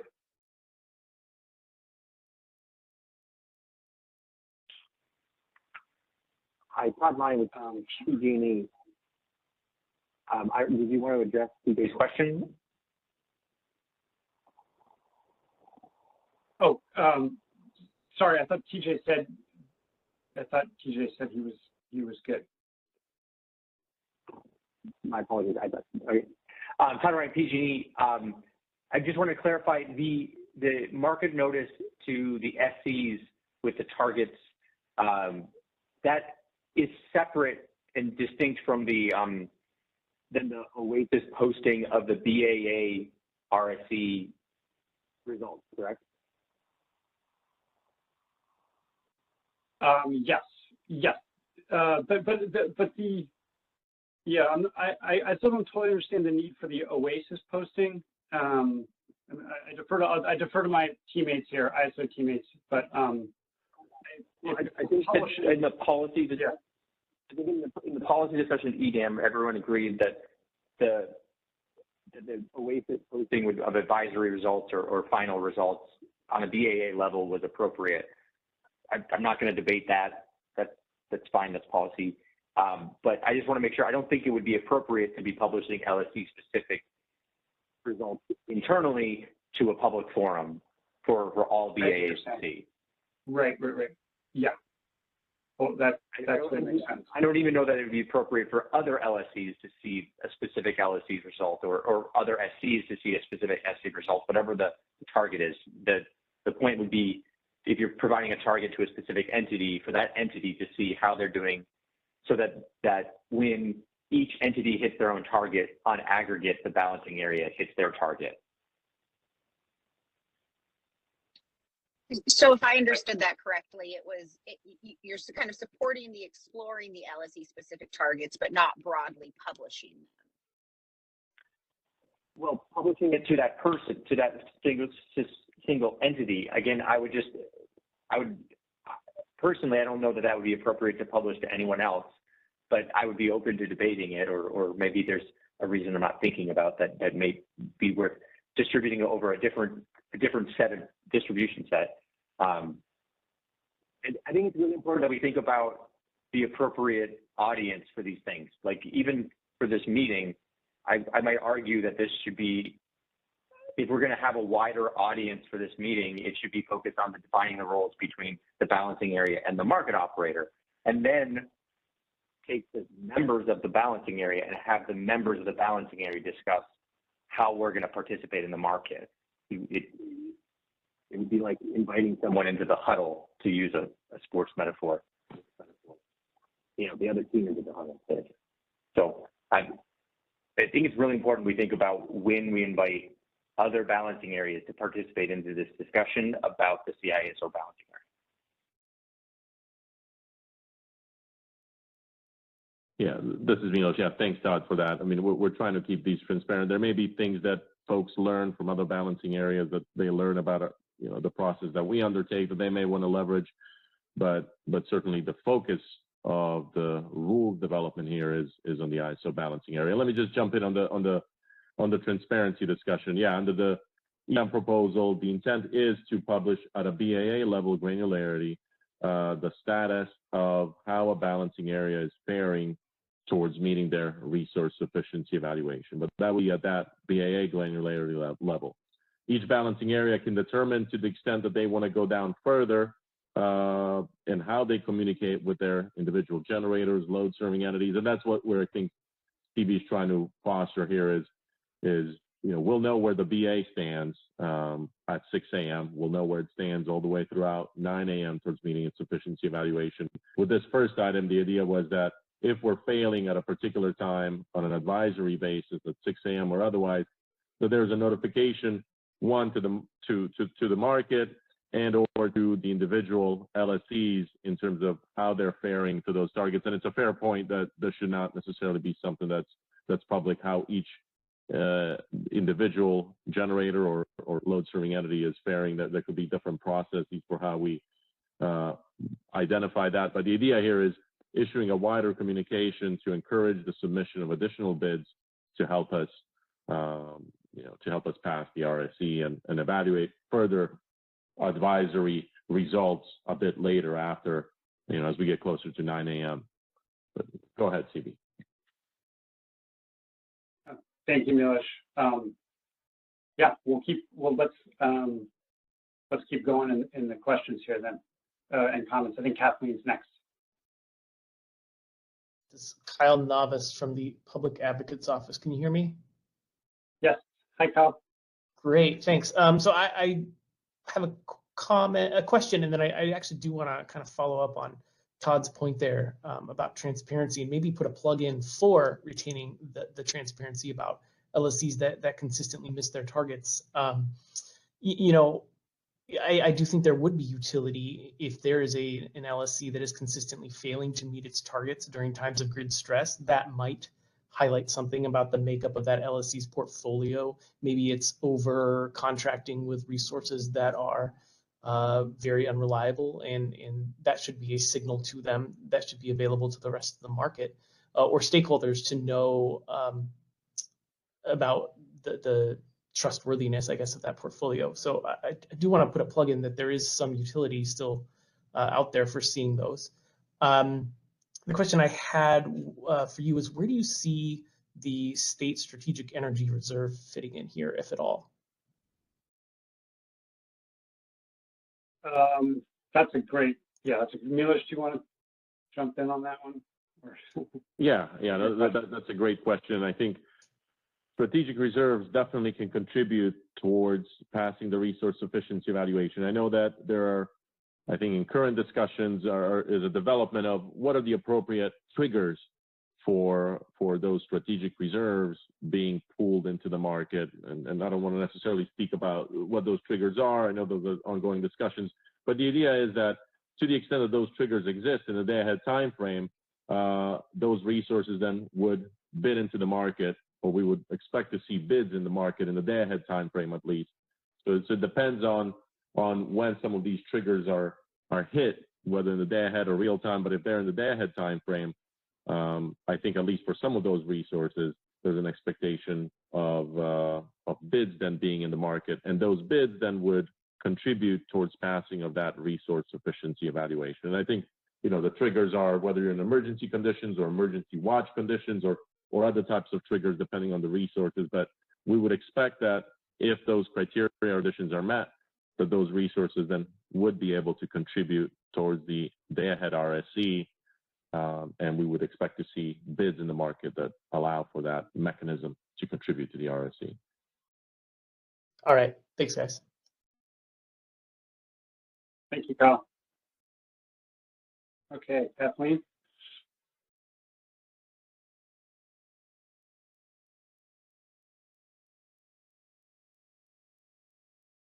Thanks, Phoebe. Kathleen from Vistra. I share a lot of Todd Ryan's reaction to the issuing the market notice with LSC specific targets. And to unpack a little bit so you can think about this more, the reason for that, for my kind of concern with that as a potential path forward, is that there are LSC specific, there will be LSC specific targets. There will be, and under, let's say, world of 2025, where this is implemented, they will be hourly LSC specific targets. So every hour, every LSC within the BAA, within the CPUC's jurisdiction, I put that way, CPUC jurisdictional LSCs will have their own hourly RA requirement that they will be tracking towards. Anything above, if you bring that all together, all those LLCs hourly specific targets, plus the non-CPUC jurisdictional, and in aggregate, you believe the system hourly requirements or the system requirements are above and beyond that, that is a really important piece of information that we need to take back in the forward planning process, because that ideally wouldn't happen, right? So we should already have transparency into what the LLC specific targets are and how they're performing, like in this RSE. I think it's very murky, but I wanted to make a plug for, it's actually informative on our RA planning if our system requirements are not getting covered by the LSC targets in aggregate. Does that make sense? Yes, it definitely makes sense. Thank you, Kathleen. Yeah. Yeah, go ahead, sorry. No, it's okay. That's something for you to think about. Just this complex, we'd have to think through it relative to the slice of day implementation if we went down this path. The second thing I wanted to raise for you is just that we're going to need to have a conversation in scope about price formation, about what the prices that are set by, because some of built into this, except for maybe just the second one, the bid insertion, built into some of these questions is an idea of you're anticipating a potential shortfall. You're doing, and I'm just going to say an all call is what I would call it, an all call for extra supply. So you put out this all call, it comes in, you cure the RSC, goes into the market now doesn't reflect that there was this shortage and that this emergency energy was brought to you to cure your RSC. So in scope, moving forward, if you go down the path of either 1, 3, or 4, we need to talk about how the emergency price is set and how generators are compensated for bringing that emergency energy for curing. That's interesting. That is an interesting concept. I think some, well, at least for some resources like RDRR, wouldn't they'd be offering it at a very at a much higher price, so it would be reflected in the IFM, right? They're offering it today. RDRR, yeah, I think I have to reflect, go back and look and make sure that the RDR is being released at that price. But yeah, theoretically, but if like strategic reserves, they're out of market generation, we'd expect the price to crumble.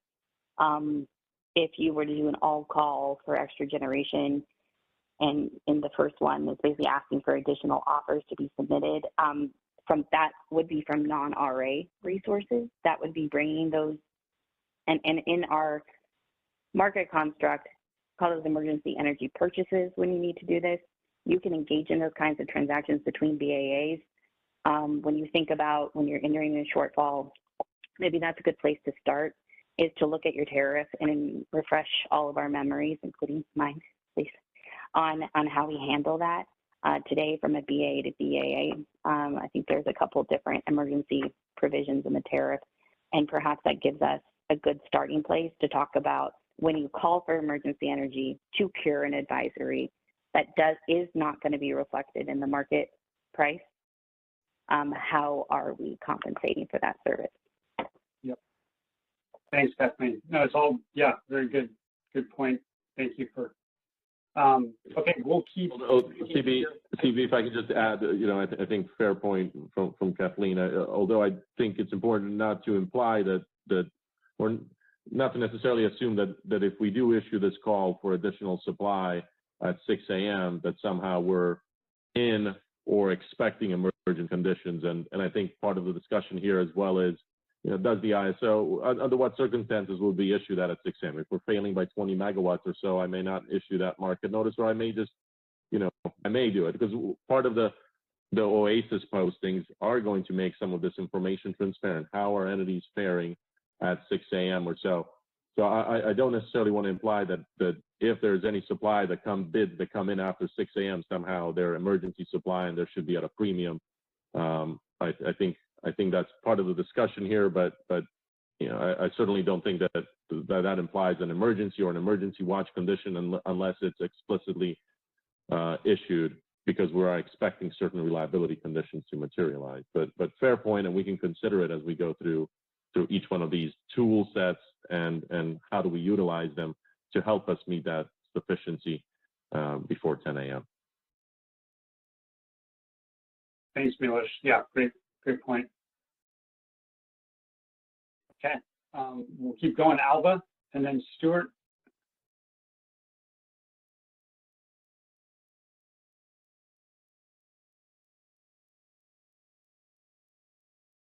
Alba, you might be double muted or.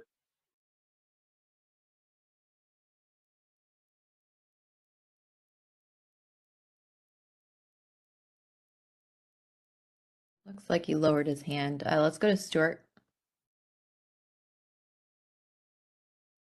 Oh, okay. They're saying they can't unmute themselves. Can you hear me? But your line is unmuted. Yeah. Just building on Milos's point, and maybe putting a finer point on what Kathleen's saying. I don't think this is necessarily a issue to the event that the resources we're talking about in 1.3, whatever it is, get deployed. It's not guaranteed they're going to clear the day ahead or even get taken in the real time. So it's maybe should look through this the lens of are costs appropriately recovered in the event they get taken. I think there's some nuances to the point, because this is just making sure that California is sufficient, and you may well not even deploy that or get it cleared in the day ahead. Thanks.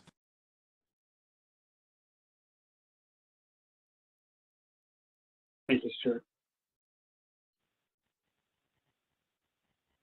Okay, Alba. I was being periodically muted and unmuted there as I was trying to start speaking. You can hear me now, I'm guessing. I had three thoughts relevant to what was said previously and this slide.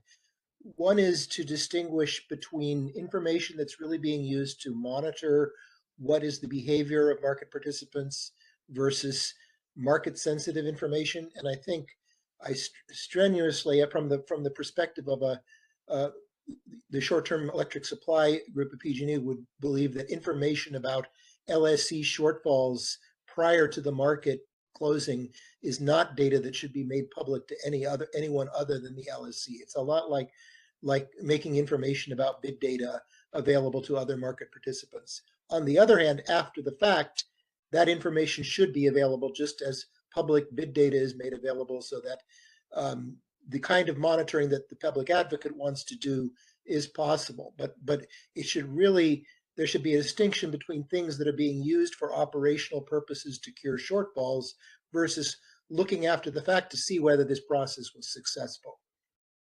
That's one thought. Another thought is there's a concern that you're going to need to address here, and this is another reason I thought the timeline that Kathleen suggested was more relevant to this, which is that many of the steps that you're considering here might be taken and probably should be taken in advance of 6 a.m. day of. And in that case, essentially, the CAISO BAA has taken a step that will allow the RSE to be satisfied, provides more capacity to the RSE. And so that somehow needs to be incorporated into your description of what's happening here. And I don't know how, but I just think it's really important to realize these steps, many of them may not be appropriate to take at 6 a.m. to cure, and they may be appropriate to take the day before to make sure that there's enough capacity, because CAISO sees a shortfall of capacity. My last thought is just more like throwing spaghetti against the wall about this, and it is related to the issue of energy limited resources in terms of how you do your calculation. One of the basic problems with the RSE calculation is going to be, for example, with a hydro resource that has a limited amount of megawatt hours available, that is not going to be addressed in going into the RSE process by inserting bids. It has to be addressed essentially by either putting those megawatt hours into the optimization and seeing how they're used, or potentially you could look at it as what does the CAISO have available to itself if it had to exceptionally dispatch, as opposed to what has actually been provided by market participants at this point in time. What does the CAISO really believe is accessible to it if it had to, in that time frame, exceptionally dispatch? And the reason I think that might be relevant is also because merchant generators may not have any obligation to put a bid in. You may not be able to insert bids for them, and you may want to figure out how to count them towards the RSE, or potentially you don't count any of them. I don't know, but in my mind, you probably would want to count merchant generation that you believe is going to be available within the state to meet the RSE. And if so, you have to think about that not in terms of bid insertion, but in terms of what CAISO believes it will have access to. So that was just a thought I have no idea how it would be implemented, but it seems to me that that's more appropriate than inappropriate bid insertion. Thank you. Thanks, Lyle. But yeah, you're from my perspective, I definitely followed you on your first 2 points. That totally makes sense. I didn't entirely understand the last point. I'm going to invite Milos on that one to jump in. Oh no, yeah, I was going to jump in on the second point, but yeah, I think on the third point, I think that's something we could certainly consider. But I did want to just clarify, Alvan, for other folks as well, that the list of these potential actions is in no way intended to limit our ability to take certain steps before that. I think, for example, on the use of tools, enabling system, if the operators see that, tomorrow or the next day, or, even think about the heat wave that we went through last September of 2022.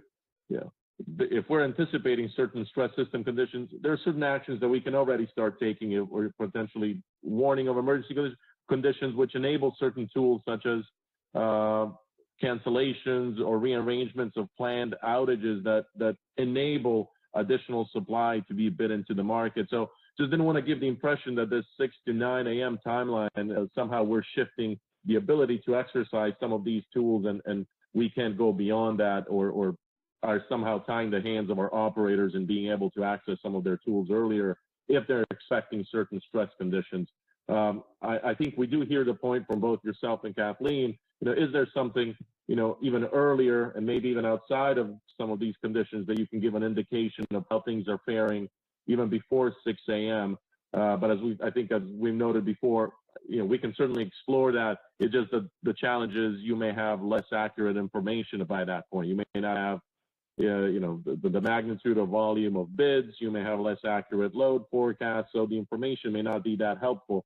But we certainly continue to have access to some of our operational and reliability tools that if we see things coming down the road beyond 6 a.m. of the day before, that we can act on those, inform stakeholders, issue some of these potential cancellations of outages and create additional availability of supply.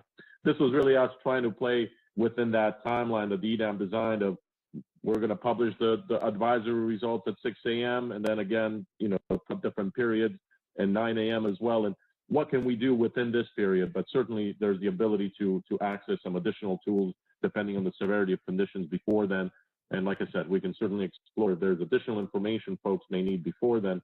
We can explore the viability of providing that, but also the effectiveness of that information. If it's balancing the effectiveness with the workload, if the information is not going to be very accurate. But certainly get your points, and just wanted to make that point that we still continue to have access to our reliability tools. This was just playing within the RSC world and the advisory results publication timeframe. Right. Well, I was suggesting, which I thought was what Kathleen was suggesting, that you need to think about the RSE world going back, because the issue is going to be that you take these emergency actions, and it may turn out that it's easier to satisfy the RSE on a lot of stress days because you've taken those actions. In fact, you might be in excess, and then you don't have any signal for people other than price, which is going to be a good signal probably, but you're not going to have a reliability signal day of, because you've actually taken the steps that cause the RSE to be satisfied. So if you don't somehow fold that part that's been taken account of beforehand into the process, you're going to have sort of unpredicted results that were not anticipated out of this process. That was my point. Okay, thanks for that. Okay. Thank you all. I'm just in the interest of time, I'm just going to hit this last slide. And again, we really appreciate these comments, and please take notes so you can submit any thoughts we don't get to, submit them in comments, please, because we want to hear from you. So this last slide here touches on an idea probably for track B, which is if we're still, the ISO BAA is still failing the advisory RSE, let's say at 9 a.m. And we've taken a bunch of steps and we're still failing. Is it, should the ISO BAA consider procuring cure capacity to avoid an RSE failure? So this is, and if so, there are a number of questions that would then follow for scoping out what this would look like. And that's what these questions here are intended to capture. So would 1 day of capacity, for instance, would that be the appropriate term? Would specific types of resources be eligible or ineligible for such cure capacity? When would the offers be submitted? When would they be awarded? Would those offers be subject to a cap? And if procured, how would the ISO allocate the costs of this cure capacity? So this is obviously could be a pretty big discussion that we can't go. We don't have too much time to go into, but maybe we can take a few minutes anyway, and then so if yeah, let's take at least a few minutes here on this topic, and then we'll move on. Okay.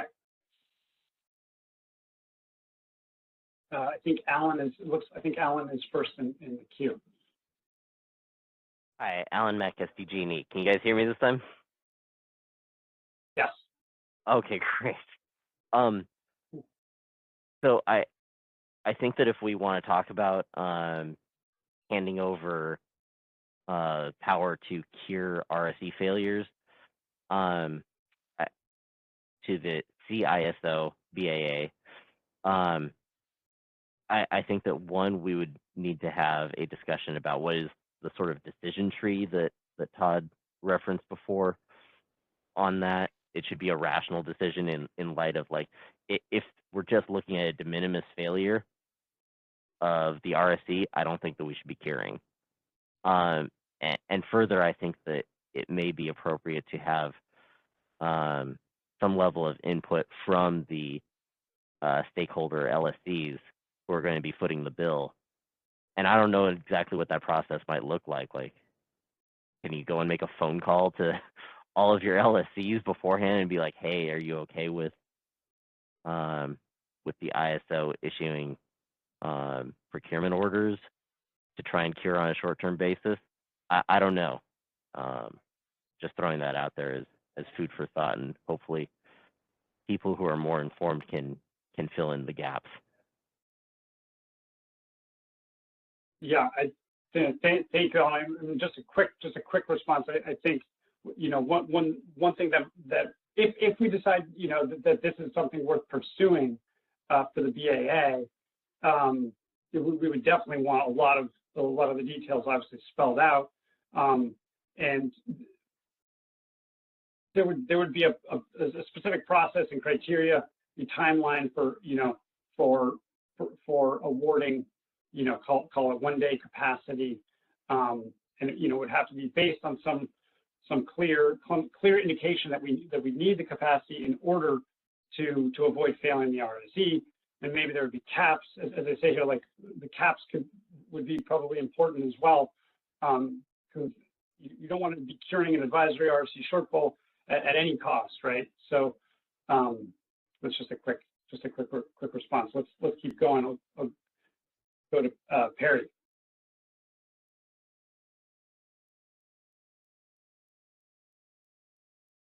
GDS Associates. I just wanted to take a minute to, you know, I was reading over the last slide on these options, and I think this slide more hits home for me. And the idea, you know, the thought that I had was just to sort of connect the dots between everything that that Todd and Alva and Kathleen were saying. It seems that the first question is to figure out who's responsible for meeting the RSE. And, you know, I at least thought initially it was pretty clear that it'd be the CAISO balancing authority area has the responsibility for meeting the RSE. And if that's true, then where I turn to then is, well, what tool does the balancing authority area have in order to meet this type of requirement? And if you can structure it as close to, you know, the way things work today, I think the obvious solution that doesn't then implicate any of the price formation things that Kathleen is worried about may be to just have the CAISO CPM to meet the RSE failures. And if they then do that, I don't believe there's a price formation issue that's introduced. And I also think that the cost allocation to the LSEs is then already settled and figured out. Or you could do something like thinking about this is a special type of CPM in which there's a different cost allocation method, but it gives you that that tool, that already existing tool there is, it seems to me, gives you the framework for solving this problem. I just wanted to make that comment. Any reflections on that would be appreciated. Thanks, Perry. Yeah, the only thing I just want to offer is that yeah, what we say makes sense, except that I think we would want to try to use all available mechanisms as a BAA. We would want to use all available mechanisms that we have that essentially don't cost additional dollars first. You know, to try to minimize the impact that would be borne by the BAA. But if needed at the end of the day, if that doesn't do the trick, then we could consider procuring, you know, 1 day of cure capacity. As you were saying. Let's go to Todd. Hi, Todd Ryan from PG&E. Yeah, I agree with much of what Perry says. I want to add on that I think, Perry, that the difficulty is that there's so much nuance to this decision. Like Alan noted, you know, if it's de minimis, do we still cure? If it's expected to be a tier 1 failure, but the cost of curing is in its third cost, the equivalent to tier 3 failures, do we still cure, or would a rational actor, or would any other balancing area have just done a smaller cure or a less expensive cure? There's also the question of, again, yes, the BAA is responsible, but who is that? Is it just literally an algorithm, or can we point to a person or a set of people that are, you know, that have taken input from all the CISO balancing area members and have authority to take these actions? So I think there's a lot more nuance to talk about how that role operates. So appreciate it.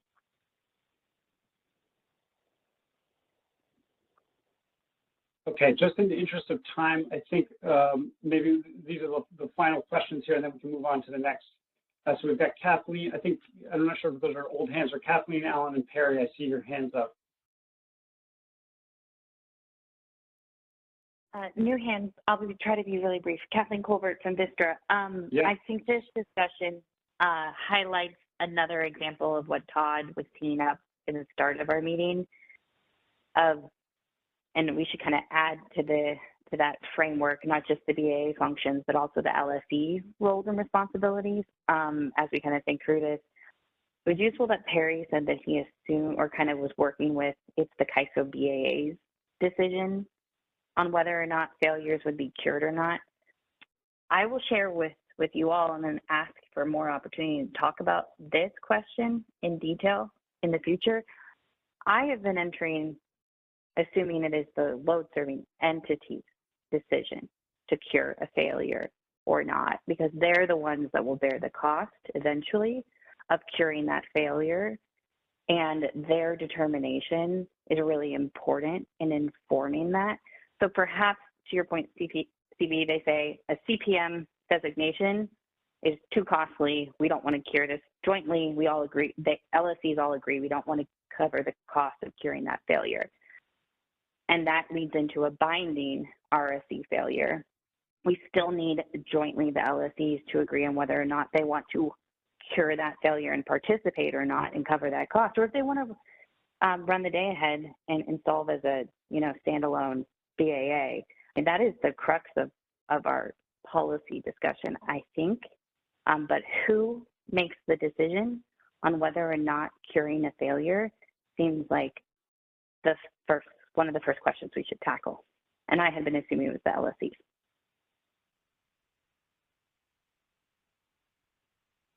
Thanks, Kathleen. Yeah, we'll circle back on all this. Alan. Hi, Alan Meck, SDG&E again. Just a quick point on something that Terry mentioned about the cost allocation. I would encourage that we might want to pursue if we are going down the path of a CISO BAA power to cure an RSE failure, we might want to consider a CPM parallel type mechanism, only because my understanding is that CPM just peanut butters the cost across all meter demand. Whereas for this type of problem, I think that it would be a lot more appropriate to consider each LSE's demand netted against their supply, right? Because it would in my opinion, be inappropriate to charge an LSC for the cost of curing if they were bringing in extra supply versus those entities who are bringing in, who are coming in deficient and actually causing the failure. I think that those are the entities who should be bearing the cost. Thank you, Alan. You're teeing us up nicely for our next discussion too. Perry? Hey, thanks for that. This is really good conversation. So this is the type of conversations I wanted to tee up. And you know, just to respond, I mean, all of these are great ideas within this framework of a KISO BAA CPM type mechanism. And to your question of at what, you know, levels of shortfall would they use it, and at what price, you could tier the CPM prices that you'd be willing to pay to procure capacity. I will say that doesn't mean that generators are going to agree to accept that CPM. So that's going to be the problem you run into as you try to tier back those prices from the existing soft offer cap. I mean, there are resources that won't accept CPMs today because soft offer cap is too low. So you'll run that risk.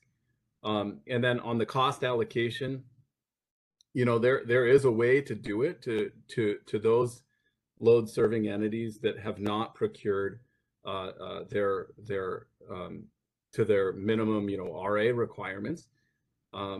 So those are all, you know, I don't see those as too terribly difficult things to work through. Although I will say, on Alan's last point, I'm not really disagreeing. We could look into it, but you know, there's this concept that once you've grouped yourselves together as a balancing authority area, that you're in it together. And this is the type of thing where you might bucket into saying, okay, this is us in it together. Today it was me that was short. Tomorrow it's going to be someone else.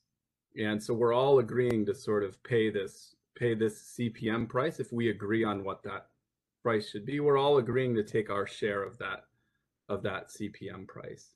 And there's other things that the KISO BAA does today that sort of is in that same spirit. Just to include, you know, maybe include that in the conversation instead of jumping straight to coming up with a complicated cost allocation method. I'll leave it at that, though. I know you have more slides that you want to get to. Thanks, CB. Thank you, Perry, and thanks to all of you. That was a great discussion. And I'm sorry we don't have actually more time. Ideally, to be honest, we just keep it going.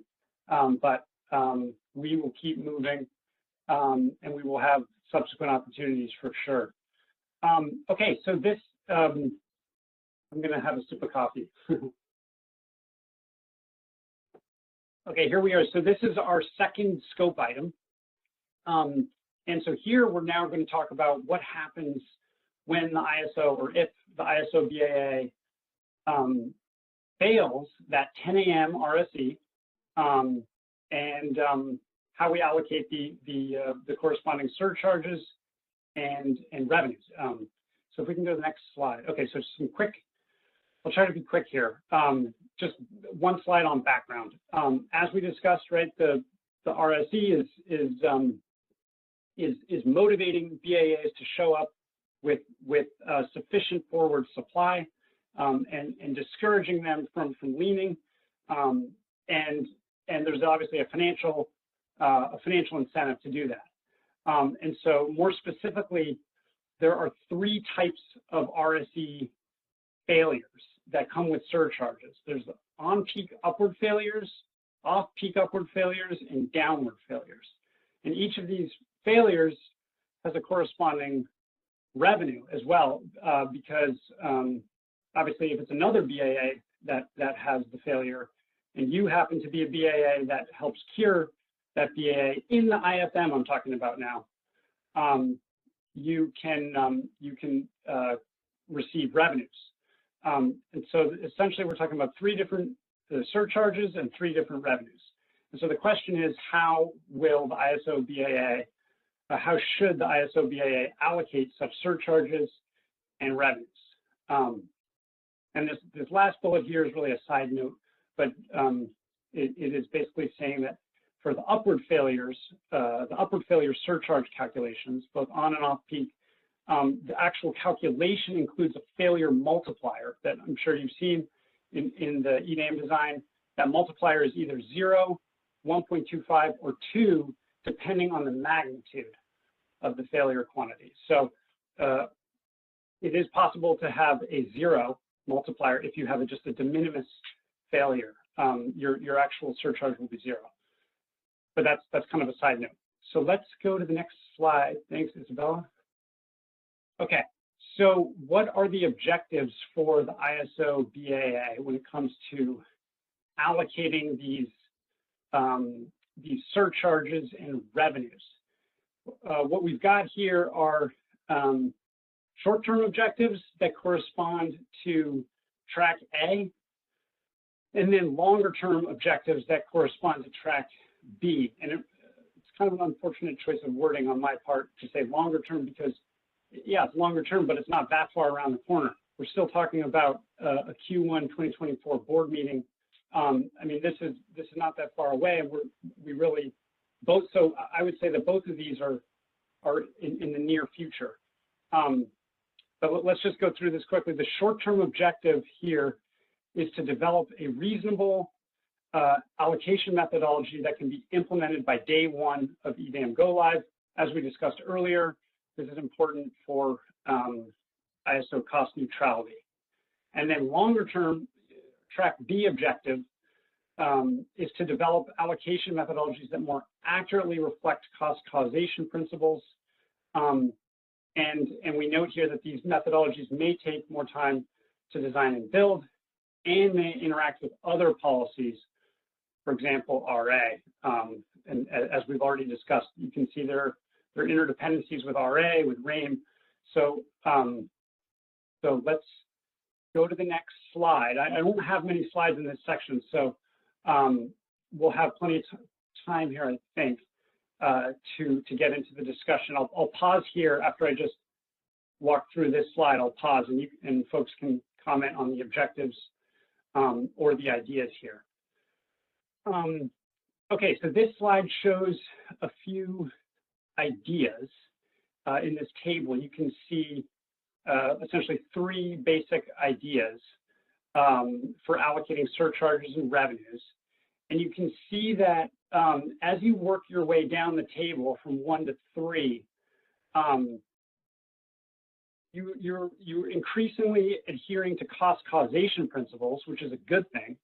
So you kind of want to move towards where the arrow is pointing downwards. But at the same time, you're getting into increasingly complex policy and implementation, which is not a good thing. And so this other arrow points back up the other way. So that's kind of just a way to say we have some tension here, because ideally we would want to do the most accurate kind of allocation methodology, but we have to be mindful of the practical realities of the data that we have and how we can actually implement. So I'll just walk you all through these three rows. And one final note about this table: these 3 ideas, if you will, can be used in conjunction with one another in different tier structures. So you could think of taking 2 rows and using one row as a tier 1 and another row as a tier 2. So just keep that in mind. So the first row is the most simple, and that is to do an hourly allocation to scheduling coordinators based on meter demand. And that's actually, I think one could argue that is a reasonable allocation methodology, at least to start on day 1. I mean, one thing to note is that I think the EDAM benefits, I think, are expected, a significant portion of them are expected to accrue to load. So it's not totally unreasonable to think about meter demand as a place for both surcharges and revenues, at least initially. The second row talks about RA capacity and doing an hourly allocation to RA capacity. So here, if you look at the surcharges, we're saying allocate to RA capacity that that didn't comply with its must offer obligations. On the revenue side, we're saying allocate to RA that did comply with must offer obligations, which kind of sounds like REAM. So there's a little bit, again, there's a little bit of interdependency here with RA, RA policy that we need to talk about. And then the third row gets to some extent to what Alan was suggesting.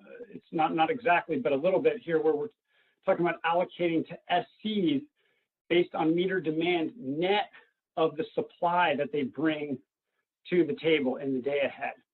So that's kind of more rewarding SCs who bring enough supply to the table, penalizing those that don't. That's kind of the concept of that third row. So I went kind of quickly, but I think I'm going to pause now and let folks jump in. So feel free to, to jump in on objectives from the previous slide or ideas here, how you want to improve ideas, what other ideas. Let's keep. So Kathleen, I think you're first in line. Kathleen Colbert from District. Okay, thanks for doing this, CB. I like the way you've laid this out. This is helpful. 2 reactions is for number 2, this is duplicative to RAIM. I do think that would be quite a hard path forward. So if you added a 3rd layer of complexity, it's just how difficult it would be to progress that idea and work through it in a way that we could ensure it's not duplicative. So there's a policy complexity to it, right? Yes. So I probably would put it as the most complex. So I would shift it to the last one for that reason. Okay. If that feedback helps. Number 3, I don't know that this one passes the cost causation, cost allocation, because I think you're using SCs based on meter demand to refer to our LSE colleagues, and then net of SC supply offers, which would be a combination of potentially that LSC for utility-owned gen or utility-owned and operated, as well as third-party generation and other types of offers. So if you look at that from that perspective, allocating to the load-serving entity net of an aggregate of a bunch of other market participants' behavior plus their own really mutes the incentive and the signal. So when we think about a cost causation and cost allocation, that one's going to have some challenges. Number 1 seems like the most reasonable, but those are the challenges, and perhaps you can think of clever ways to address it for number 3. Thanks. Thanks, Black Kathleen. Okay, Doug. Doug Chignone for the Bay Area Municipal Transmission Group. I think Kathleen made some good points. I think you definitely, if you went with number 2, you would have to get rid of this double penalty of RAIM and this, and you find some way to have one or the other apply.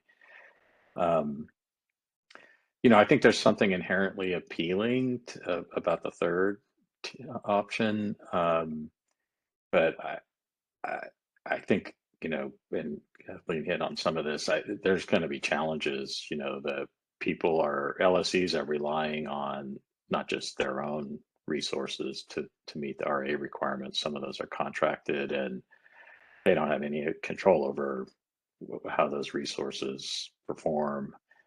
And so there's challenge, and just mapping those resources to LSEs would be challenging.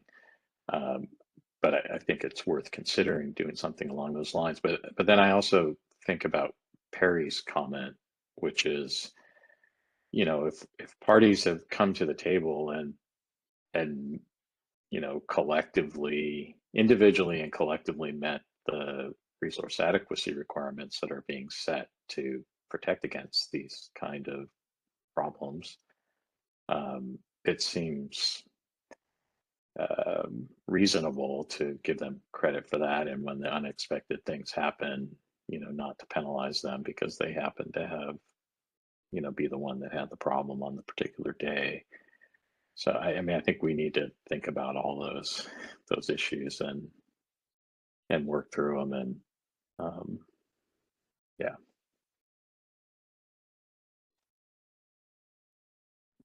Thank you, Doug.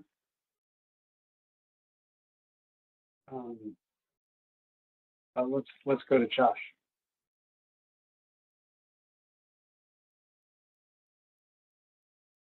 Yeah, good morning, CB. Josh Arnold, PG&E. I think Doug has raised a very important point here, which is that unlike, say, some of the EIM entities who may become EDAM entities, the LSEs generally don't control a large portion of their RA portfolio. Most of it is secured through contracts. If you remember way back when, the LSEs were actually required to divest themselves of the majority of their resources, and we just don't have as many units as is the case in a vertically integrated utility anymore.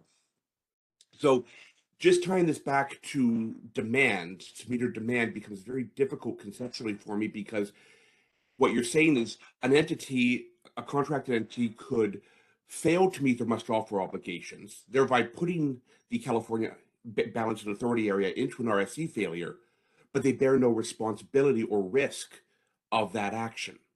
So I understand that this is a complicated issue, and I know Kathleen is saying a RAIM-style process is too complex. I tend to agree with her, because RAIM is itself just too convoluted. But by divorcing the penalty from the action, the consequence from the action, I don't think you're going to get the right incentive or signals, and I think there's a considerable risk to California in that process. So I think that we're going to need some complexity in this policy process and in the implementation process to properly align the signals. Thank you. That makes sense. Thanks, Josh. Okay, Alba.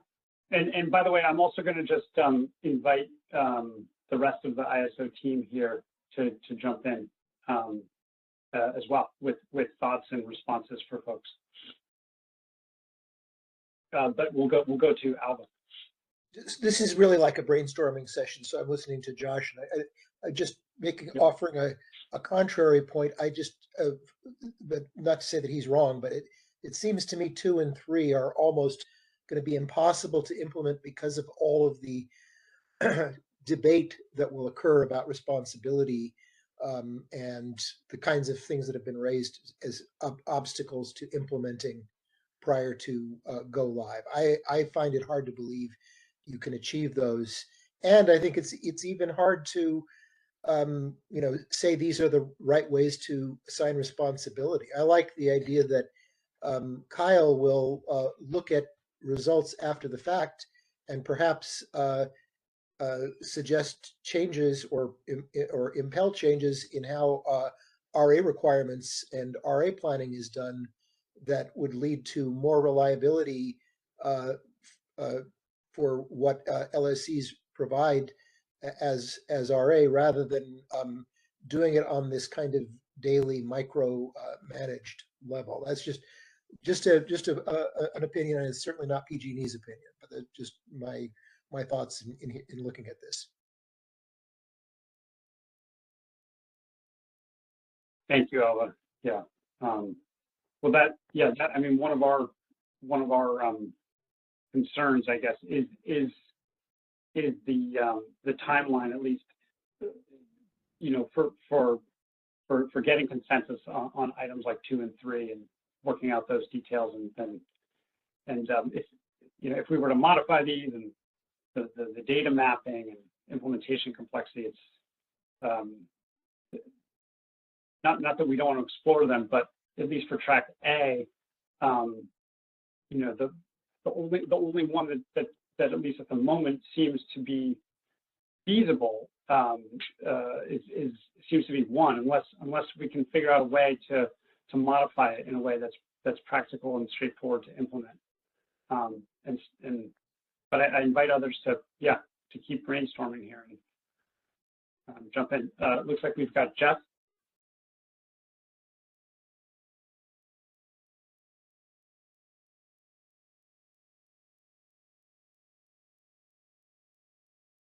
Jeff, your line is unmuted. Please make sure you're not muted on your end. Okay, hey, can you hear me now? I'm saying you can't unmute yourself. I take it you can. Are you unmuted now? Don't you already have like a 2-tier allocation for Ruck? Don't you look for people that sort of like showed up imbalanced or something like that? How does the Ruck 2-tier allocation work? James? All right. So the second tier is measure demand. The first tier is the RUC obligation. I believe that's based upon your meter demand less your day ahead schedule. I need to confirm that.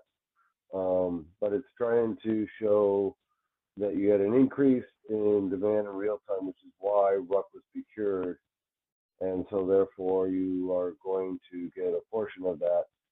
Also part of tier one has to deal with virtual bids, which I think you wouldn't want to put into this type of allocation.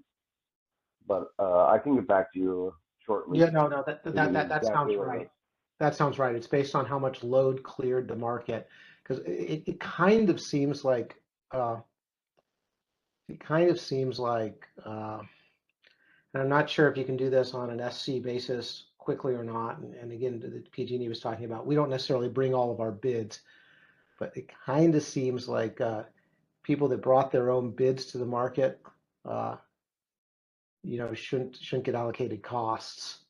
But I guess you're saying there's not a quick way to see, because the bids come both from the bids, like, let's just look at a load serving entity. They brought some of their own supply, great, but they also bought RA with a must offer. So if there was a way to just quickly look at the bids they brought plus the RA must offer they brought, and compare that to their load, and sort of the person that brought enough bids should not get allocated the RSE, or should get allocated less. So if you brought more than enough bids plus your RA must offer to cover your load, you should be sort of last in line or tier two. And the person that didn't bring enough bids plus RA must offer requirement to cover their load should be first in line for first allocation. I don't know how quickly that can be done. I just don't know if you can match up. The bids from a LSC should be really quick. You should know how much quantity they brought. Mapping them to their RA tags and then seeing if the RA tags, how much bids the RA tags brought, may be a little trickier. So I just think, anyways, I don't like just spread it to all load. That provides really bad incentives. So Jeff, yeah, and you're getting into some of the complications already that is on implementation, because the RSC is cleared against the ISO BA forecast and not load. So that adds a little bit of complication. Is how do you, we don't do forecasts at individual lap areas or and C lap areas. We do it at a more higher granularity. And so then, okay, now I know what load bid in, but I don't know what their obligation was to bid in per se. I know what the ISO BA's forecast obligation is. And then you're touching on the next hard part, is associating the RA contracts that, or the must offer showing on a monthly basis that the LSC provided, and doing an evaluation, especially if that generator has multiple LSC contracts. But thank you.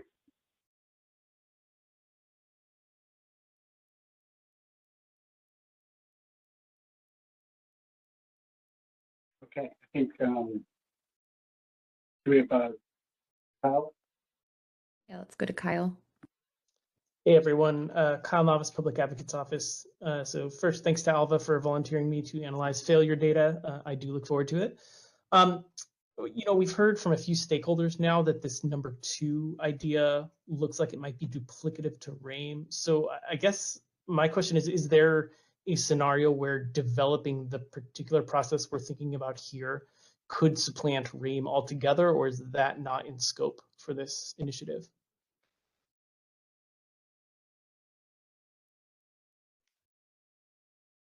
Yeah, that's a great question. I personally don't know yet, but I mean, I think that that's a possibility. Yeah, this is Milos. I mean, if I can jump in on that question, and again, thanks for your question and the other ones that are helping shape the discussion here a bit. You know, I think that's certainly a possibility, depending on how complex we want to make this or how cost causation based we want to make this and how granular we want to be. I think, you know, we can certainly explore that, but I think it raises a number of trickier questions that, you know, this is why we're trying to come up with a simpler approach, a default approach, or an interim approach for day one of EDAM, such that in track B, we can look at, you know, more cost causation based and more granular if necessary, if the stakeholders want to go down that path of allocating these revenues and surcharges. And I think certainly we've identified that the more granular, the more cost causation based that we make this, it does have an implication with RA, with RAIM and potential other, you know, policies. And that's why we've kind of created two tracks, recognizing that it would be great to have something as a starting point and then take more time on this long-term approach and evaluate that approach on its own merits, whether we can implement it by depending on the complexity, by EDAM go live or soon thereafter. But I think it's certainly on the table, and we look forward to hearing stakeholder perspectives of how granular to make this not only the RSC obligation translation from an aggregate BAA level approach of looking at the obligation for passing the RSC. Do we want to make that obligation, pass that on more granularly at an LSC level, and then consequently the failure surcharge and revenue allocation, make that more granular and make it more cost causation based, looking at different factors, whether you're looking at RA, whether you're looking at the daily demand or some other factors that indicate how each entity is faring towards contributing to that LSC. But it's certainly on the table, and there's different levels of complexities with all of these elements that we're trying to kind of test here and make the case for starting simpler and then work towards evaluating something more complicated, but that is more cost causation based. So. All right. Yeah. Thanks for that. It sounds like you have an answer in mind. Thanks.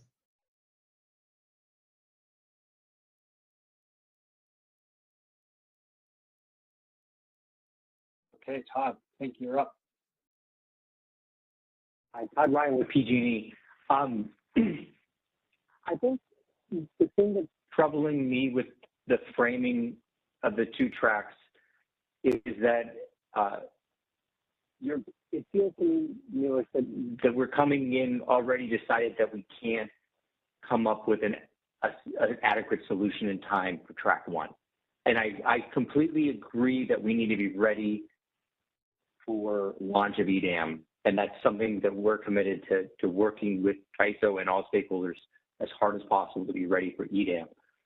But I think the flip side of that is if for whatever reason, at any point, we are not ready, I think we as a group need to be ready to admit that and be prepared for delays. So if you admit to one, you have to admit to the other. And so I just have a trouble with the framing coming in already admitting failure and saying we can't come up with a good solution in time. So I understand there's challenges. What I don't understand yet, and maybe this just needs further discussion, is why they're not solvable in the time frame.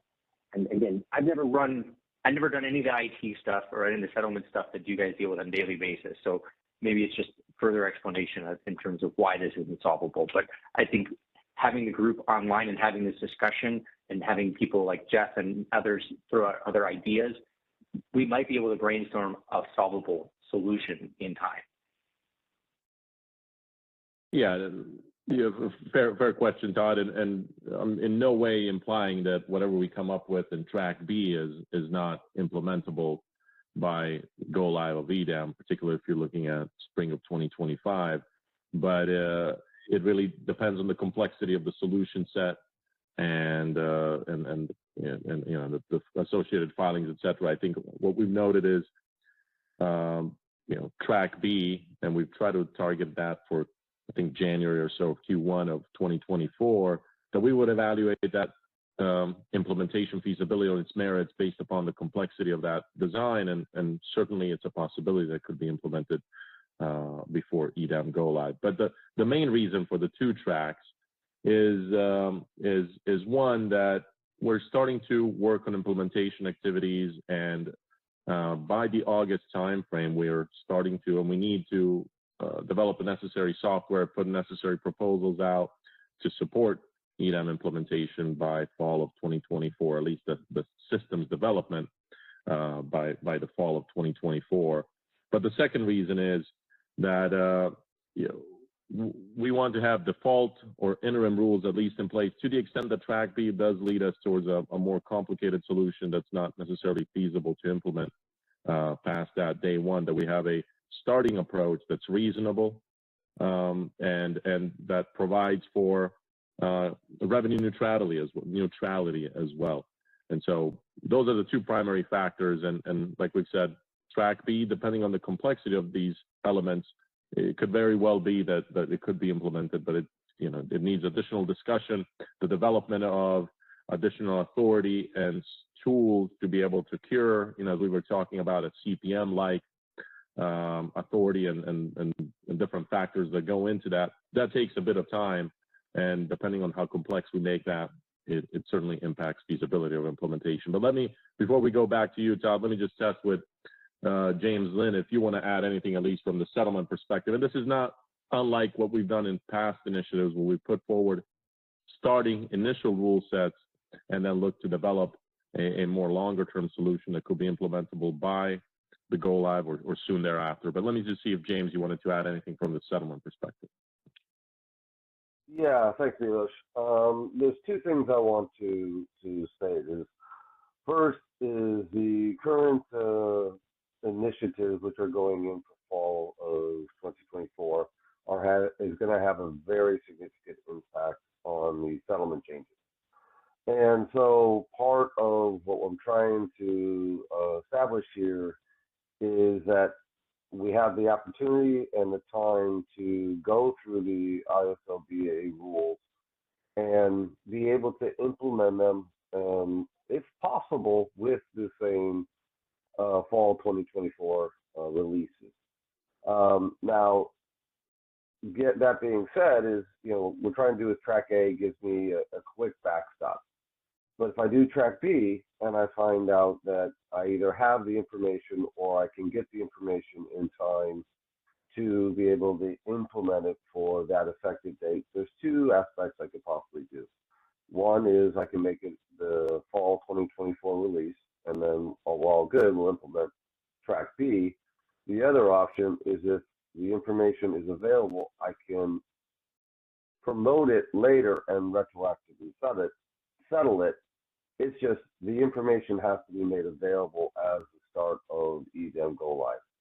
My ultimate goal from a settlement perspective is to have track B in by the time we go live.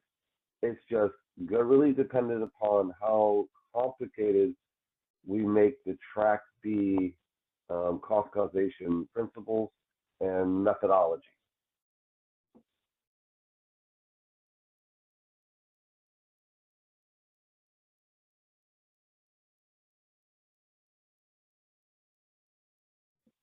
And I think we're going back to Todd. I'm not sure if we're going back to you, but you're on mute. We are. Yeah, James, I appreciate your responses. And again, I think we are aligned in that we want to work towards a successful launch of EDAM. I think what's still difficult for me personally is that it feels like the team in charge of market operations is making the decision to push towards launching the market, and it doesn't feel like there's a voice for the balancing area standing up and saying, hey, we're not ready, or I would like to take more time. And so I think we do, I think it strengthens my point about needing to clarify the roles And I do think that it's worth discussing and brainstorming further how we can efficiently get to a workable solution, but that shouldn't risk the preparedness of the balancing area. So thanks. Yeah, and the question, Todd, I mean, just like with everything else, with EIM implementation and onboarding of different entities, we're constantly evaluating readiness of implementation, both on the ISO side and on other entities. And as we go through this, if we identify that there are certain gaps that create readiness issues, whether it's on our side or another entity's side, I think we can certainly consider delay. But I think this is premature at this stage. I think give us a shot to work through some of these policy issues. I think there's a comment period coming up. Give us a shot to put together some of this framework here, both on track A and track B, and discuss it with stakeholders. And I think we can see where we move there, where we go from there from a policy perspective. But I think at this stage, it's premature to consider readiness or say that there's not a readiness for implementation of EDAM in 2025. But fair point, and we recognize it and encourage you to note that in the comments and different factors that should be considered.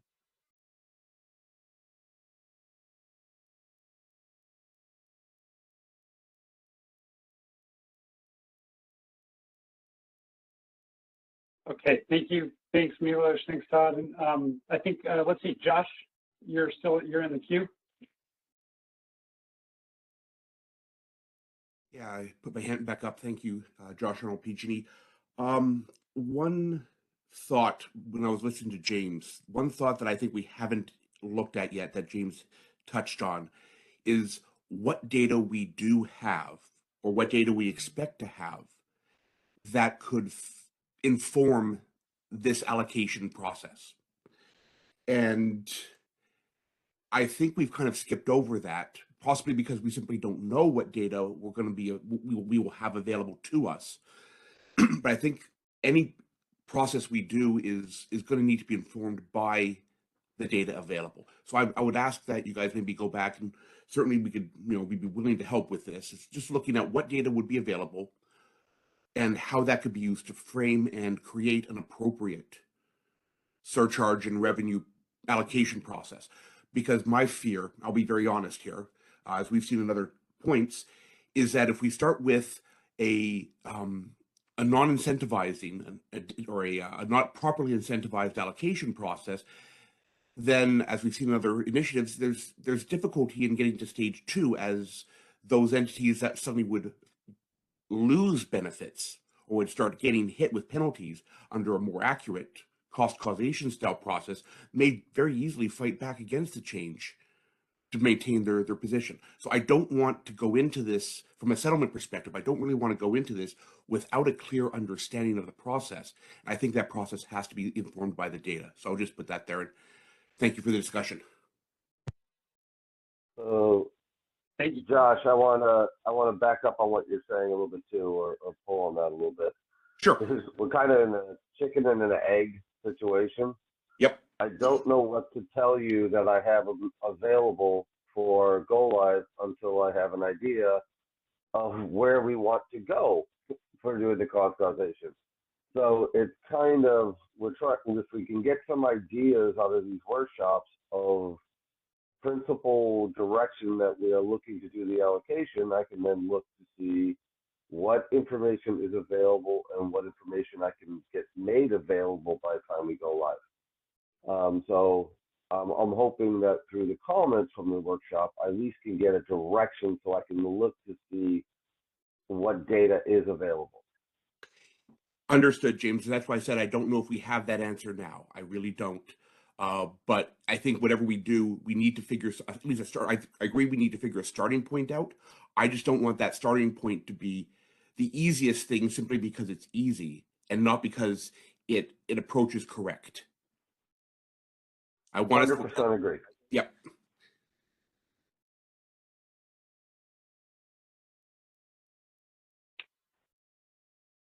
Thanks, Josh. Okay, Kathleen. Hey, CB. Kathleen from District. I have a quick clarifying question for the EDAM operator team. I'm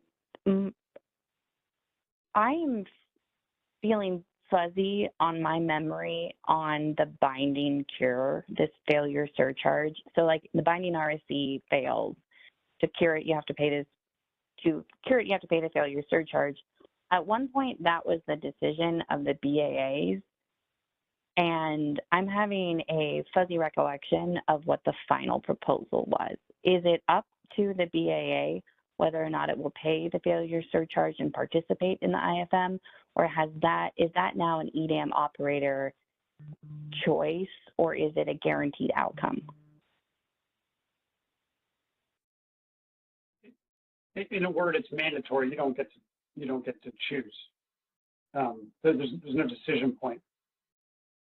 Once you're past 10 a.m., if you fail, depending on the magnitude of the failure, you pay. There's no decision point there. And depending on the magnitude of the failure, is that payment then tiered relative to the uncertainty level, similar to how we think For about upward. the boundary? Yes, for upward failures only. And there's a tiering structure. Okay, great. Thank you for going over that.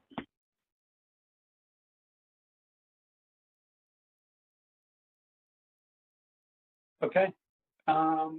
Thank you, Kathleen. Let's see. Are we, Brad and you, this has been a good discussion. Thank you. I think we might be, what is our start time for the, Isabella, what were we targeting for the next topic?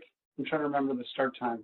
Yeah, so we are exactly on schedule. So right now we're going to take a 30-minute lunch break, and then we will come back and kick things back off with item number 3. So thanks everyone for your participation this morning. Let's take a quick 30-minute lunch break, and we'll see you back here at 12:30 and continue this discussion.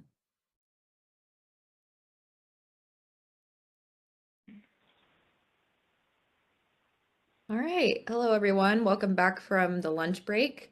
I'm going to hand it over to CB. We have 3 more scope items to get through today, and then we have a bit of time at the end for some open stakeholder forum for questions and comments. So CB, I'll kick it back to you. Thank you, Isabella. Okay. Hi, everyone. So our next topic, we will look at how and when the ISO BAA should constrain net EDAM export transfers. And as I mentioned earlier, this is really to give the ISO BAA the ability to kind of manage changes in system conditions between day ahead and real time, and more specifically changes that go above and beyond what is anticipated by operating reserves and imbalance reserves. So that's kind of what this is about. And I want to, before we get into the details of this slide here, I just want to point out that this constraint, this net EDAM export transfer constraint, was established by the EDAM design.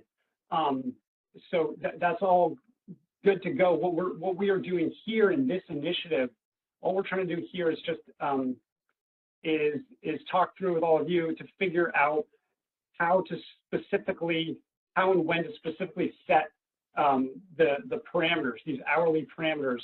But in terms of building the functionality and the software for this constraint, that's actually part of the EDAM design, and that will be worked on. That is moving forward. So the reason I bring that up is because it kind of gives us the flexibility to specifically work on how we set these parameters, and we're not as constrained by an implementation timeline on this item.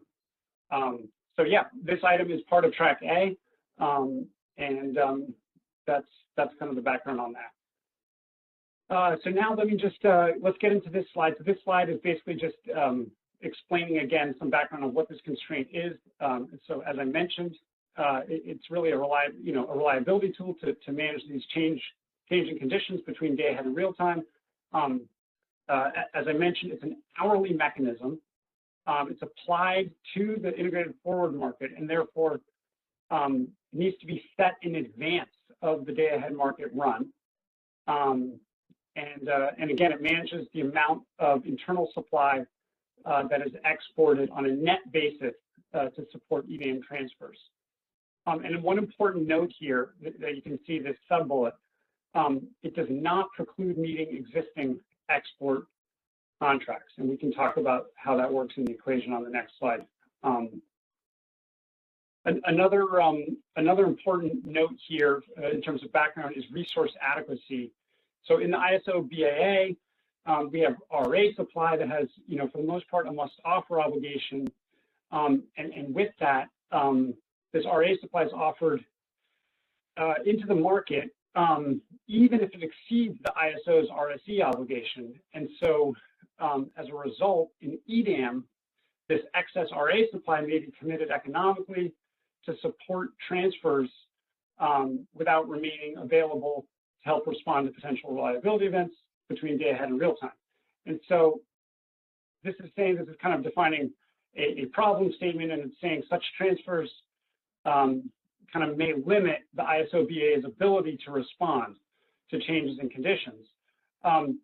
But this constraint kind of mitigates that problem because it enables all supply to be offered into the market for optimization, and the market will respect the constraint when making resource commitments. So that's kind of the background. This constraint kind of mitigates that RA issue there, where more supply is offered into the market that exceeds the RSE obligation. So maybe let's go to the next slide. Thanks, Isabel. So just a little bit more background to talk about this net EDM export transfer constraint. You can see here a formula at the top. So this constraint, again, it's an hourly constraint, and it's equal to the RSE eligible supply, and then you add the non-eligible supply times a confidence factor. And that confidence factor is something we're going to talk about because that is a variable that the BAA can set. And the confidence factor essentially can account for the risk of non-delivery of the non-eligible supply. And then you subtract the RSE obligation, and then finally you subtract the additional margin. And the additional margin is the other variable that we can kind of play with, that we can set in advance of the day ahead market run. A couple other notes that you can see here. This transfer constraint cannot go negative. It'll just be zero. So it can't go negative, and it also has to be greater and equal to than the shown bucket 1 transfers out of the BAA, and that is kind of related to the point I was making on the last slide, that we are not precluding meeting existing contracts, so export contracts. So if we just go one more slide here, Isabel, thank you. Let's just use a simple example because I think this will help. This is pulled right from the EDAM final proposal. But if you look at hour ending 12, let's just look at that row and just go through it. So in this example here, the RSE eligible supply, and let's say we're talking about the ISO BAA. Let's say it's 35,000 megawatts of eligible supply, and then there's 5,000 megawatts of cleared intertie bids, and we think that based on historical data, maybe there's a 5% chance that these cleared intertie bids won't tag on time or won't perform, and so that risk there represents 250 megawatts, and so you're left with 4750, right? So 35,000 plus 4750. So you get to 39,750. You subtract the 35,000, so you're back down to 4750. And that's what the net export transfer constraint would be. It would be 4750 for that hour if we didn't add any additional margin. but in this case, we add 3,000 megawatts of additional margin. We're holding back that additional 3,000 megawatts, and so the constraint is reduced to 1,750. That's kind of how it works simplistically. And so the question will become, how do we set the confidence factor? How what is that based on? What historical data? And how and when do we set this additional margin to further reduce this hourly net export transfer constraint? That's kind of the background in a nutshell. Let me just pause there for 1 sec, and just in case I misrepresented something or anyone has questions, and then we'll go into a discussion about ideas. But let me just pause there for 1 sec. So as a reminder, you can raise your hand by selecting the raise hand icon located at the bottom of your screen. And Silas, please let us know if there's anyone over the phone lines who has a question. There are no questions over the phone line at this time. Okay. Okay, great. So again, our goal as a BAA is to talk and figure out what makes sense for a confidence factor that directly applies to this non-RSC eligible supply, and then we've got to also figure out the additional margin. So let's go to the next slide. Thanks, Isabella. Okay, so in terms of the confidence factor, and for the ISO BAA, to account here, we're trying to account for the non-deliverability risk associated with cleared economic intertie bids. I think one potential idea is to do this based on historical data. Look at the historical data and then set this confidence factor accordingly. But I think some questions that come up are how, what exact data and should this parameter be static or dynamic? How often should it be updated? So things like that come into play. So let me pause there actually and just see if anyone on the phone has ideas about has thought through this confidence factor variable and specifically these intertie bids and the risk of non-performance. Would love to hear your thoughts. Okay, Alan.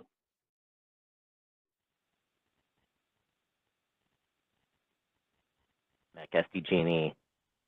Could you go back to your calculation of the confidence factor illustrative example? Thank you. Yes. This is not the calculation that I recall in the policy development phase. The framework that I recall was the ISO would calculate our total supply available and then would calculate our total RSE obligation, and then you would subtract the RSE eligible supply from the RSE obligation, and then that leftover amount was the total amount that's available for transfer, and then you multiply that by what was shown in George's equation as alpha, and alpha times that available megawatts for transfer was what we would be viewing as the net transfer constraint. And so I thought that this entire discussion was going to center around what is the appropriate level to set alpha at. Do you set it at 1? Do you set it at 0? Do you set it at 50% or some other number in there? Isabel, do you mind going back one slide, Alan, if that's okay with you? Let's maybe just go back here because the equation that I had on the next slide was just essentially this same equation here, but this is a little bit more comprehensive. George or Milos or others yeah, I can involved in the EDM process. Yeah. I can help. Hi, CB. This is George. Can you hear me? Yes, thank you, George. Okay. So yeah, the formula that you're showing here, CB, is a simplification of what would be the more complicated version that is included in the appendix of the EDAM proposal, but essentially it does exactly that. So it counts all the RSC eligible supply, and eligible means with a bid, and it subtracts the RSC obligation. So that gives you the supply that you have available in excess of meeting your RSC obligation, right? And then you subtract out of that the margin that says how much of that supply you want to not export it, and that becomes your right-hand side of your net transfer constraint, and it applies in the export direction. And as you said, it has a minimum that is driven by your net bucket 1 transfer, so we don't go below that. So we always allow this to be exported. Now, this is a volumetric constraint, the way it's written here. And, you know, in implementation, we have to make it a little bit more complicated to account for some features that are important to make the constraint effective, which is the resource constraints. So you may have available capacity because you have a bid, but maybe not all of that available capacity is usable because you may have resource constraints like capacity limits. Obviously, these are reflected a certain way in the bid, but ramp rate could be limiting how much of that capacity you can make available. Also intertemporal constraints. So to handle all of these complicated features, we write the right-hand side of the constraint, broken it down by resource. So then the individual resource constraints will reflect to it. So we break the RSC obligation to the RSC schedules from all the resources the way they were scheduled in the RSC. So that reflects how much the RSC obligation is provided from the different resources. So you can see it here as one lump sum value that you call RSC obligation, but we have to break it down by resource if we want to realize the resource-specific constraints. And the same for the RSC eligible supply. We break this at the resource level. You saw it as an aggregate quantity here. So yes, this is in aggregate, very high level. That's a description of the constraint to give an idea about what it's trying to do. In implementation, of course, we go to the next level and, you know, go down to the resource level. What we need to pay attention here to answer Alan's question, what you see as an alpha in the formulation that we have in the appendix of the proposal is what you mentioned here, the confidence factor. This is the multiplier that we apply to the non-RSC eligible supply that is available in IFM. We just didn't consider it in the RSC.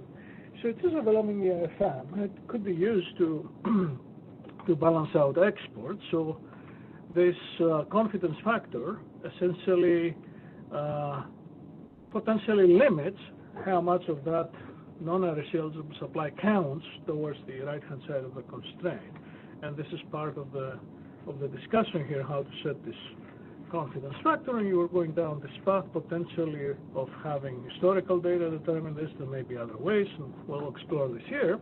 So that's one of the configurable elements of this constraint. And the other one is the additional margin.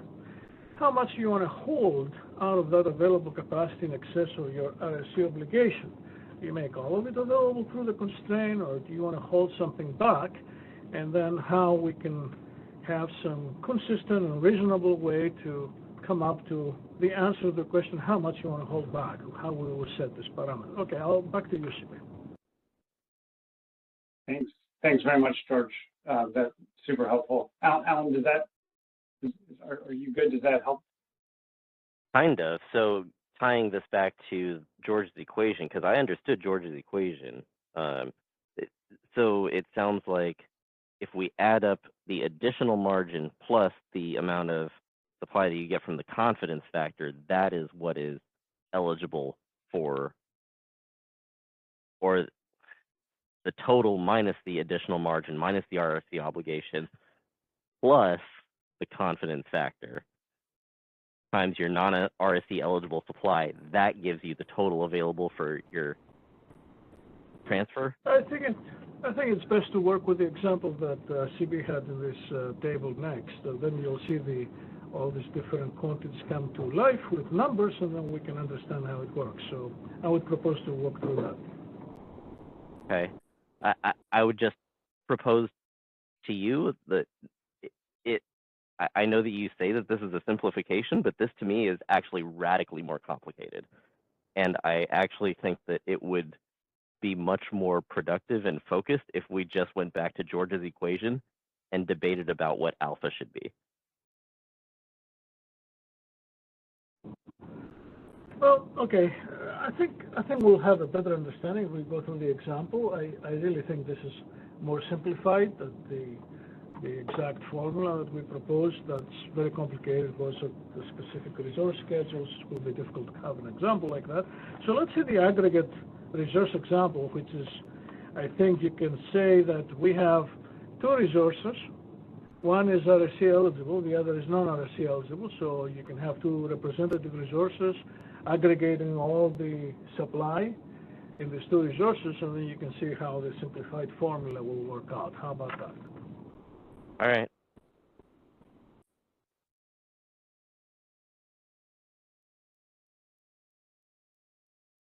So, sorry, George, I'm a little bit. No, simply what I'm saying is that you're going to walk us through the example that you started walking us through. I think that will be illustrative. Okay. Yes, I went through it probably way too quickly, and if we go to the next slide, then Isabella, thank you.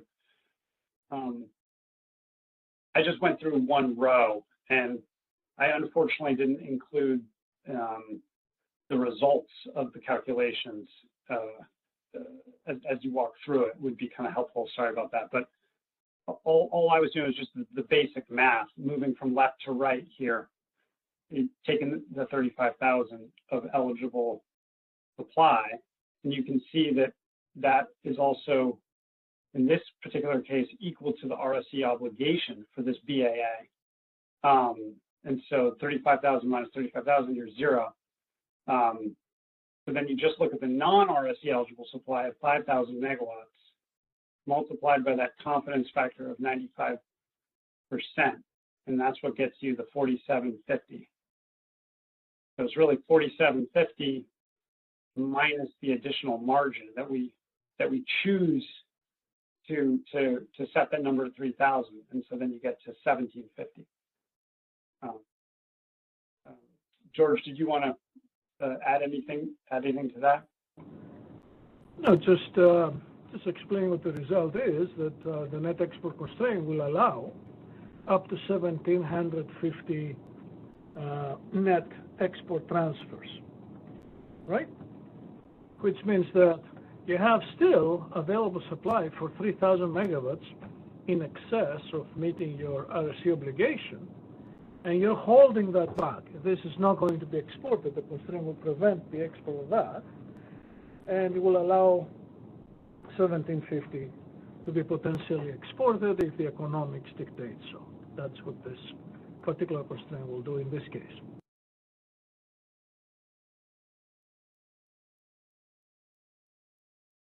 And so that 3,000 megawatts there would then would be there for the BAA. In this case, maybe it's the ISO BAA. It would be there to handle anything that materializes in real time. Okay, let's put a caveat on that. Make sure that we all understand that this is additional supply from the day ahead that is reserved from being exported in the day ahead market. Now, we can make the assumption that this available capacity is still available in real time so that you can tap on it, but the must offer obligation in real time is limited to resources that are either, some must offer obligation because of contracts, or to resources that are awarded in the day ahead market, that are awarded these capacity products, like in balance reserve or reliability capacity. They have to make the capacity available in real time with a bid. Now, if this available capacity here is held back and there is no award on it, there is no obligation unless it's under RA to be around in real time. So we make here the assumption that, yeah, okay, you're holding this capacity from the day-ahead market. Okay, if this capacity is still available in real time, then you can tap on it, right, in real time. But there's a hypothetical here, okay? Thank you, George. Okay. Thanks, Alan, for your question. And let's follow up if you have additional thoughts or questions. And let's go to Todd. Good afternoon, Todd Ryan speaking, PG&E. At the risk of sounding like a broken record, I think this particular example issue highlights the two different roles and their difference in perspectives and goals. The market operator clearly has an incentive to minimize or eliminate this constraint for market efficiency purposes, where the goal from a balancing area perspective for this constraint is to ensure that its day-ahead obligations don't exceed its firm supply. And so it's not signing up for more than it can reasonably commit to. And so, I think it is a perfect example of why these roles need to be clarified. So enough on that. Appreciate you bearing through that. One other point that grows off of that in response to George's concern that any margin we put in may, that supply that isn't allowed to be exported to meet other people's load may not show up in real time.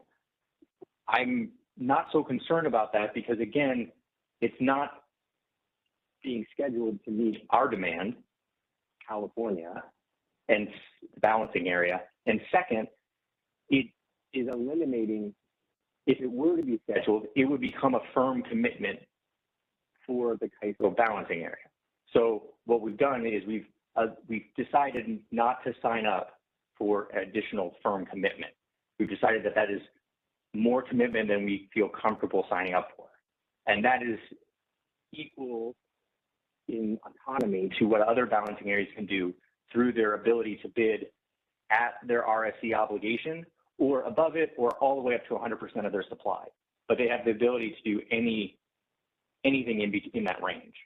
So this really is an important constraint because it provides the CAISO balancing area, the CISO balancing area, the same level of autonomy. So CB, to your original question regarding the confidence factor, some feedback for the CISO balancing area that I would have is one that I wouldn't want to see this written in tariff language.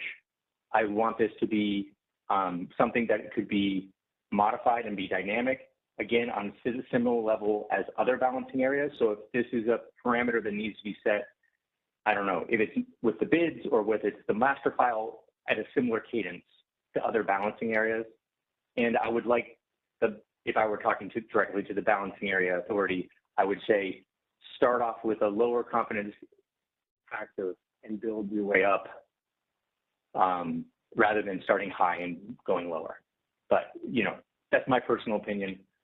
We'd want to get the full input of the members of the balancing area. Thank you. Thank you, Todd. Okay, let's go to Lindsay.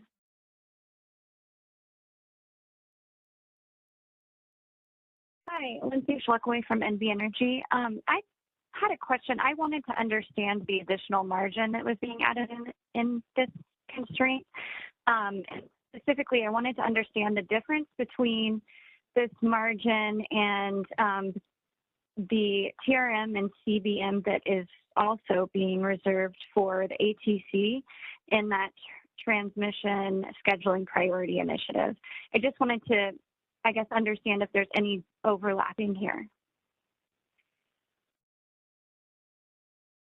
It's a good question. Milos? Yeah, this is Milos. Yeah, I don't necessarily see an overlap here. This is more focused on the amount of resources that would be exported from the BA to support transfers to other EDAM balancing areas. This should not affect the exports to non-EDAM balancing areas. So what we see this as a reliability tool in advance of stress system conditions that we're expecting. Is there the additional need to manage the amount of exports from the BA to support transfers in order to help manage differences in conditions that may materialize between day ahead and real time, which I see it separate from the capacity that entities may have reserved, particularly a non-EDAM intertie. We will still continue to honor any high priority wheel throughs or high priority exports to non-EDAM areas. This is really, how do you manage the availability of supply to manage internal condition changes between day ahead and real time, and don't export that out prematurely in day ahead if you're expecting some really stressed system conditions that may materialize in real time beyond the uncertainty that may have been covered by imbalanced reserves and potentially beyond some of the reserves that you may already be holding back. Okay, then. Let me add to this, Milos. And I think Milos covered it perfectly well. This is not limiting export to non-EDAM BAAs. This is limiting the economic transfers to EDAM BAAs. Now, there is an interesting interaction here. I will point it out for consideration. Look at this example here in the first row, right? What do we say? We have 3,000 megawatts of available supply beyond what we need to meet the RSC requirements, right? And we're holding it back from export, from economically being exported to other EDAM BAAs. That's what this constraint does. Now, this capacity has still a bid in the IFM, right? So it may be used to clear economic exports to non-EDAM BAAs, because this constraint does not limit exports to non-EDAM BAAs. So a side effect of this constraint is that you may be transferring the scheduling of this supply from supporting economic transfers to scheduling it for supplying economic exports, right? So you have to consider that. It's, you may not have been alerted to that fact, so I'm just going to throw it out there so that we all understand what's happening. Thank you.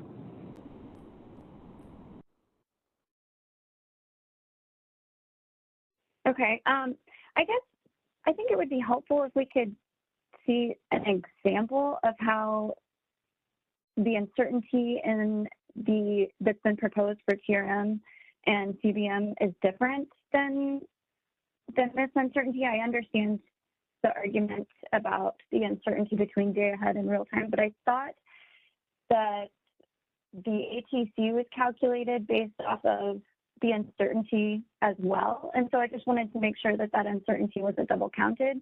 But I guess if I could see an example, that would be very helpful. But thank you for the explanation.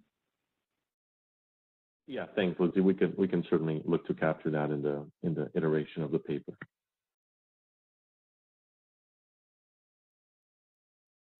Okay, great. Thank you. Kelly? Hi, this is Callie Wells with WPTF. Actually, my question was along the same lines as Lindsay. I think it would be very useful to understand how the CAISO is planning on setting this additional margin value. I mean, in your example here, it looks like it could vary hour to hour. I'm assuming these are illustrative. So if we can have at some point in time a discussion around how these numbers are going to be set other than some sort of uncertainty between day ahead and real time, would be extremely useful.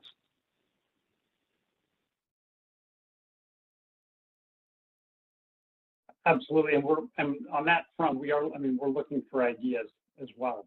So yeah, any ideas you have, send them our way, and reading comments. Yeah, and I'll just add, I think CB will get to it, but on the next slide, we've got some factors, and we can talk about once we get to the next slide, some of the factors that we would consider in situations that may trigger the need for that additional margin. And then I think we can also talk about, looking at the magnitude of that, and that's largely driven, I think, by different conditions. But yeah, on the next slide, I think we'll get to what would we consider in determining the need to include this additional margin for a particular hour or multiple hours. But let me clarify something here, because I think we have two questions on that. So this is the form of the constraint in the base scenario, right, where we don't have uncertainty.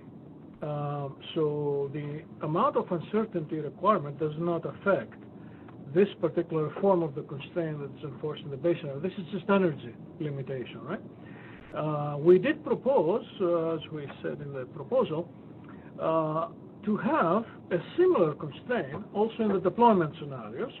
And those constraints in the deployment scenarios also consider the available supply from imbalance reserve bids.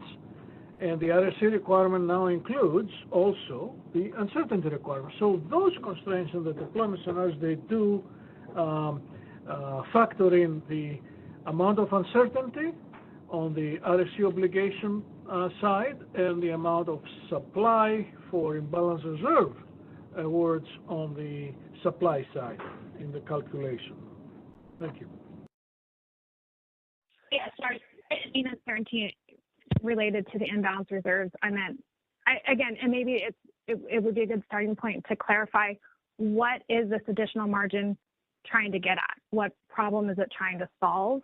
I was using uncertainty just in, it seems like a margin or some sort of buffer that you guys want to put in for some unknown conditions that may or may not arise. So I didn't mean it in the formal sense that we've been talking about in day-ahead market enhancements.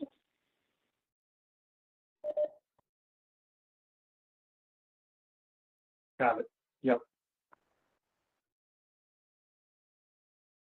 Okay. Are we, let's see, so should we move on to Stuart, or?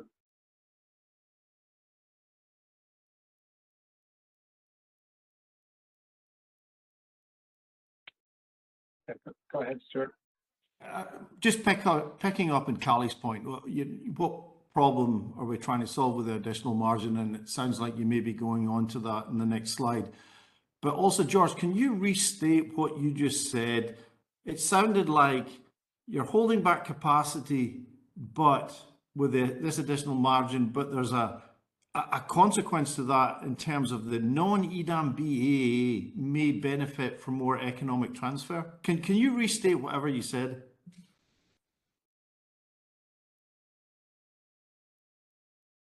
Yes, Stuart. So you have economic transfer exports, okay, and the economics for that is essentially dictated by the difference of the marginal energy price between the EDAM BAA. So if EDAM BAA has a lower marginal price for energy than EDAM BAA B, that means the supply, the marginal supply in A is less expensive than the marginal supply in B. The function of an energy transfer, of an economic energy transfer, is to schedule additional supply in A that can be exported through an economic transfer to B and displace more expensive capacity, more expensive supply in B, right? And you have a similar economic phenomenon that happens with the economic exports to non-EDAM BAAs, that they have now a bid for the ISO. Let's speak for the ISO. We have bids there. So specifically for the ISO, there is a competition between energy transfer exports and export bids to non-EDAM BAAs. Without the presence of the constraint, any available supply that you have, energy supply, in the ISO BAA, in excess of what you need to meet your RSC requirements, could be scheduled to supply either transfers or exports, economic exports, depending on the economics of the problem, depending on the bids. If you have now this constraint limiting the energy transfer exports, well, you make more capacity available to supply the economic exports to non-EDAM BAAs, right? So I'm saying this, I'm stating this so that we don't have the illusion that this constraint will actually reserve available capacity that you will have it available in real time for two reasons. First of all, that capacity does not have an obligation to be in real time unless it's under an array contract or unless it has a schedule in the day-ahead market. So if it's available and it's not scheduled, hey, there's no obligation for it, right? That's how our market works today. And also, the point number two, well, it may be scheduled to serve economic exports. Yes, these economic exports, if they're low priority exports, like in this case, they can be cut in real time. But they could be used in the day-ahead market to absorb, consume some of that additional supply, particularly if it's prevented from an economic transfer export at a lower price to another BAA. So we have to consider everything, all these points together to have a good overall understanding of how this market will work with that constraint, right? That's why. Yeah, no, I appreciate your point. I appreciate you pointing it out, George. That's an important interaction, and I don't know. I'll probably better understand. When we get to what the additional margin's trying to achieve, maybe understand better if that's even appropriate or not, that outcome. But thank you. I appreciate you pointing it out.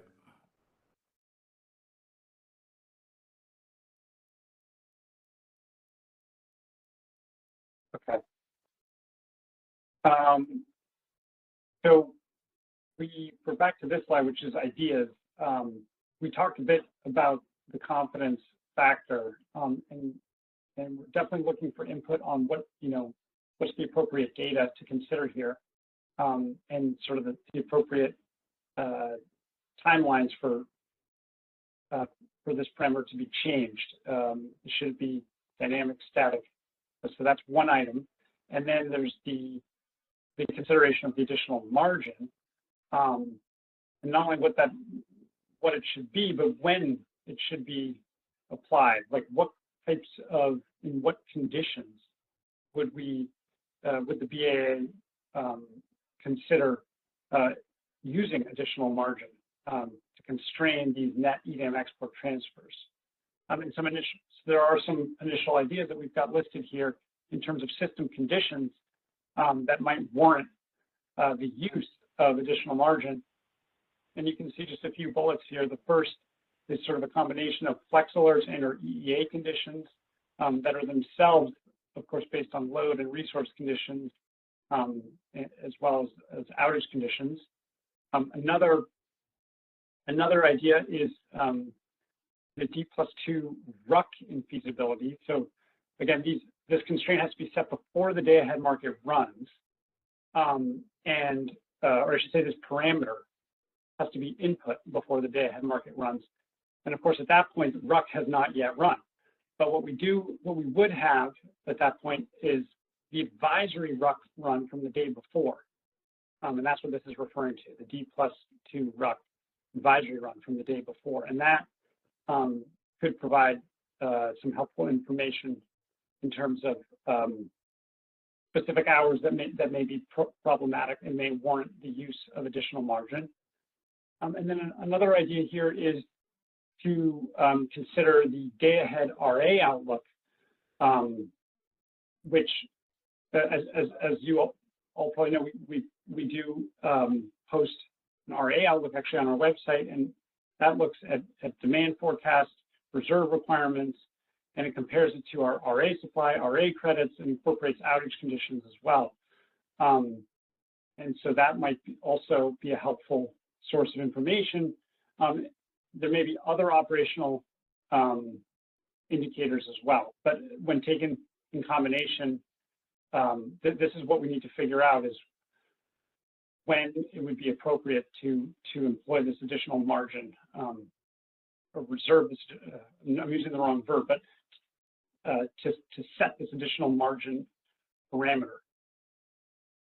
So those are some ideas, and I invite feedback and others from the team to jump in here too.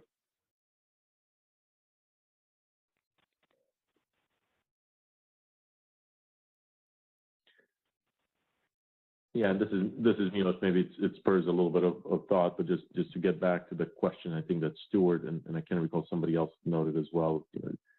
the practical application and the need and what it's trying to achieve.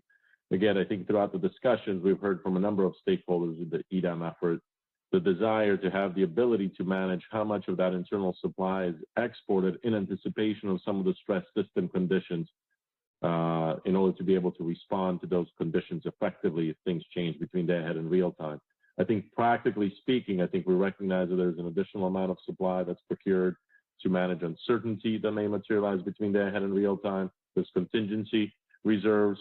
So I think one practical aspect of the use of this constraint is if those conditions are really more stressed anticipated conditions, this could potentially, there's a risk of replacement of reserves that you may need some of this additional supply as you're going towards real time and you're expecting some more stress system conditions. This is kind of that additional reliability capacity that you may need if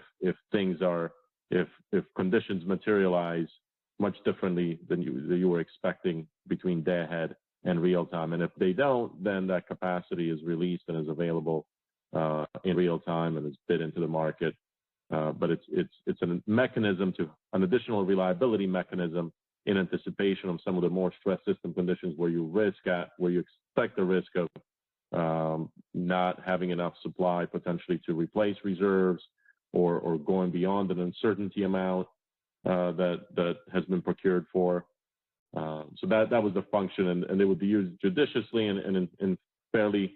That's what we're trying to kind of define. What are the factors and criteria that would trigger application of that additional margin within the overall constraint that the operators could effectively call upon that constraint as a reliability tool in the day ahead time frame. But I don't know if anybody else from the ISO wanted to add on to that.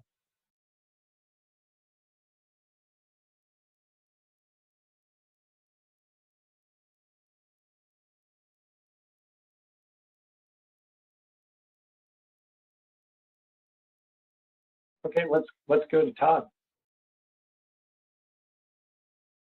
Thank you, Todd Ryan from PG&E. Again, I'd like to highlight that this margin parameter, it's a continuous variable from 0 all the way up to whatever additional margin we have, additional supply we have. And so there's a lot of gray area for the decision. And so I think it's going to be tricky to figure out the precise value to set it at. It's going to be a lot of judgment calls in here. So again, I want to stress the fact that this is the case where better understanding of the role of the balancing area, if there's a person or committee or organization or chatbot, GPT, what does the balancing area look like? It would help us understand how this decision would be made. So, and I do think that we need to set some time aside to further explore this issue that George brought up about even if this constraint were protecting us from exporting too much to the EDAM, that we might still export that reserved buffer, that cushion, elsewhere. We need to talk about this further, because that was not my understanding based on the policy discussions that George and I had last summer. So it's a little concerning to me. So we need to have a further discussion on that. Thanks. Yeah, thanks, Todd. This is Milos. Let me just give it a shot, at least at responding to some of the particularly the first question on roles.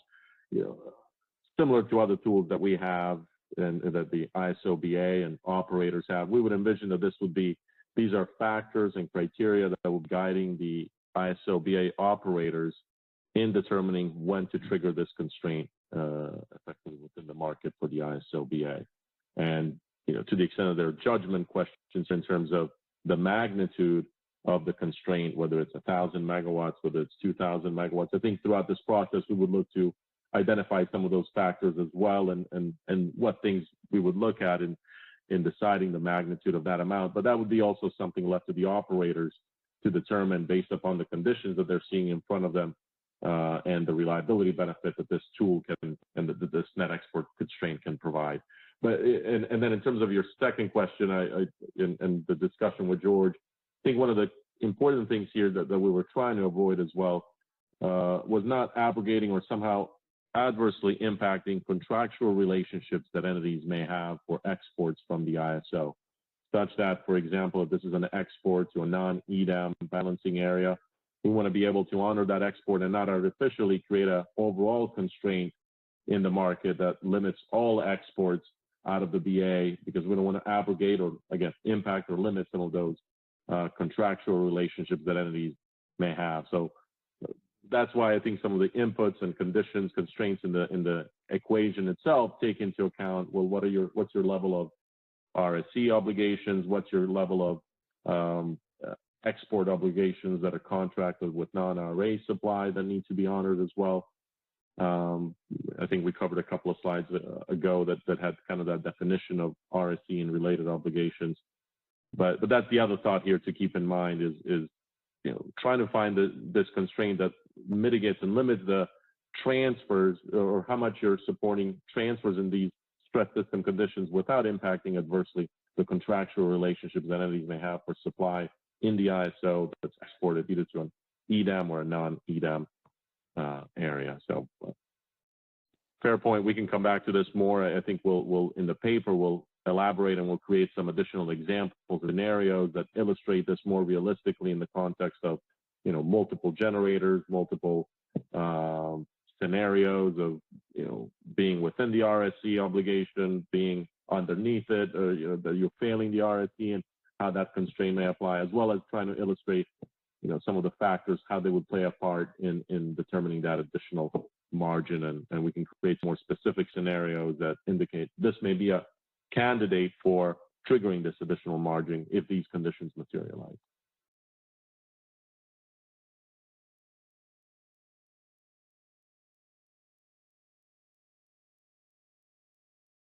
Thank you, Milosh.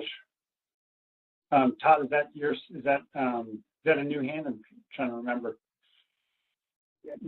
I think you may have misunderstood what I was meaning. I think we can, like the current formulation, respect contractual commitments for export. But what I heard, George, and George, please correct me if I'm wrong, what I heard you say is that the economic exports out of the CISO balancing area, if they're constrained from going within the EDAM, those same economic exports might just leak out to non-EDAM balancing areas. And if that's the case, I think we need to rethink the formulation of that constraint because it would be ineffective. But again, I'm happy to have that conversation offline. Well, let's have some of this conversation. That's why we're here. So the way this constraint was targeting EDAM transfers specifically and not the economic exports non-EDAM BAAs is because EDAM transfers, once they're scheduled in the day-ahead market, they're firm in real time. So they have equal priority with load in real time, right? Whereas the economic exports that clear the day-ahead market in real time, they have lower priority than load. So if the BA gets into trouble in meeting its demand, it can cut those economic exports that clear the day-ahead market. But that's not the same case with the export transfers because those have equal priority with load. So that's why we focused on this, right? I don't think we need to change this. I mean, this was to address the fact that transfers have equal priority with load. The economic exports that clear the day-ahead, I don't think they were ever a concern in this policy. I understand that perspective. That is the perspective I'd expect from the person in charge of the market optimization. And I completely respect your knowledge. I really appreciate what you do every day. I just believe that if we had a person within the CISO that had the responsibility, either whose job was on the line, if the CISO balancing area were to perform poorly, their title is VP, a CISO BAA, they might have a different opinion. And I'd like to hear their opinion.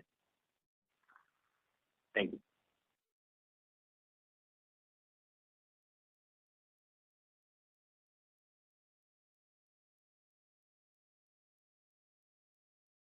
Thanks, Doug.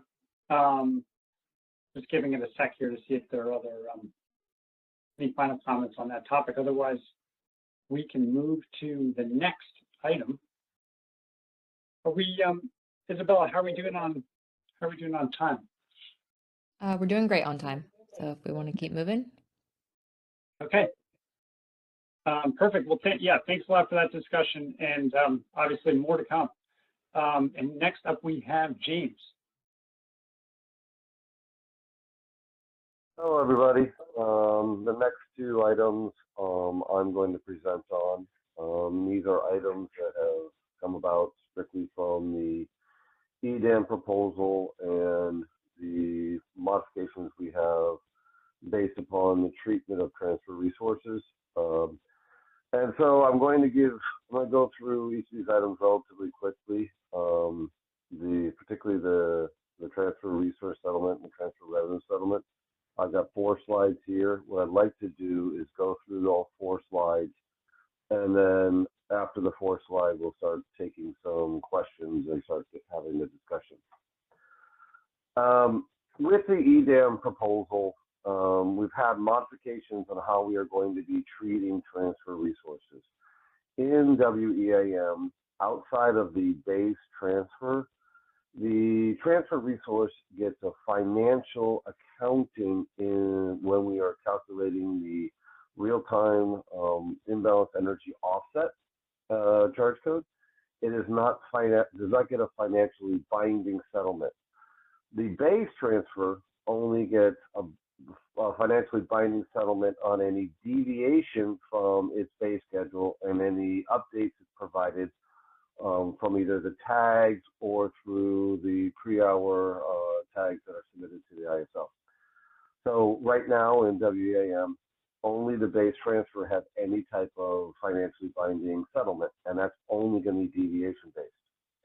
With the EDAM proposal, with EDAM market, we are making a modification that if we want to account for all of the energy transferring between the BAAs and the appropriate parties that are releasing that transmission to the market for optimization, that we need to explicitly settle the transfers. And then what that means is I'm going to have an explicit settlement on the IFM energy transfers or day-ahead energy transfers, imbalance reserve transfers, reliability capacity transfers, as well as we are now going to maintain the base deviation settlement in real time, as well as any static or dynamic transfers from real time as well. And so what this means is that we are actually going to have financially binding dollars associated with all of these transfers instead of having mainly a financial accounting of it. If we go to the next slide. The main reason why we did this change is because in real time, the EDAM or EIM BAA is releasing the transmission to the market for optimization after it has performed all of its bilateral transactions going before the real-time market. With the EDAM, we are going to have both bilateral transactions that occur that allows the transmission customer as well as the EDAM entity to release transmission to the market in order for optimization. And what we've determined is that we needed to be able to correctly account for the overall the transfer settlement, but as part of it, this is transfer revenue. The transfer revenue today, because it's all released in the market, we were able to have a little leeway, and we were able to embed it in the marginal cost of congestion treatment in the real-time market.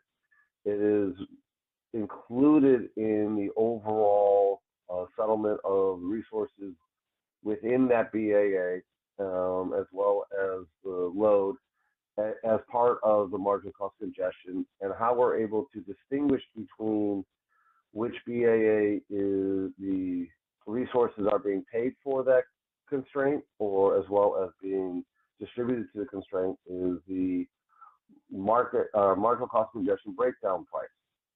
Now, this price takes what we call right now is the ETSR constraint distribution. It puts it within the price and not as an explicit settlement in the settlement system. With the EDAM, we are going to actually take it out of the marginal cost of congestion price, and we are going to introduce it as an explicit settlement. And this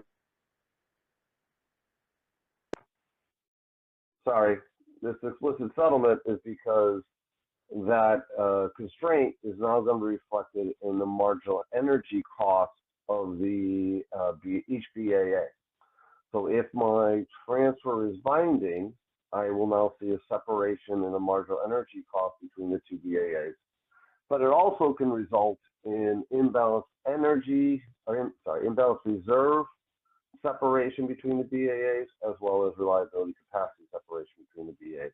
It all depends upon whether or not which of the products is being impacted by the binding constraint.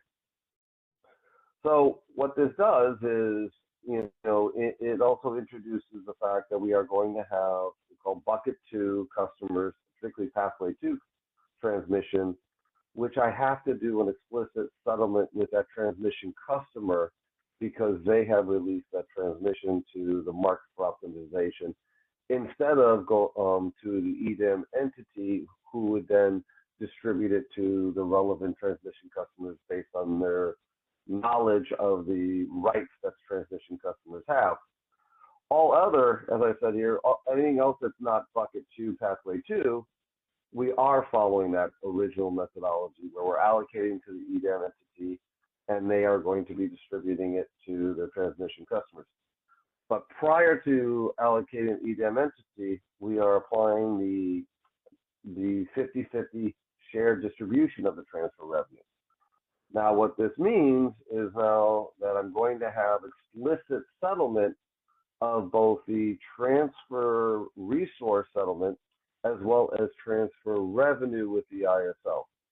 With the EDAM BAAs, they're being allocated to the entity or to the transmission customer. As it's allocated to the entity, they're distributing out based upon their oath. For the ISO BAA, this is what we're going to be talking about now, is how do we handle the distribution of the transfer resource revenue or net revenue or charges for the transfer revenue. And we'll go to the next slide.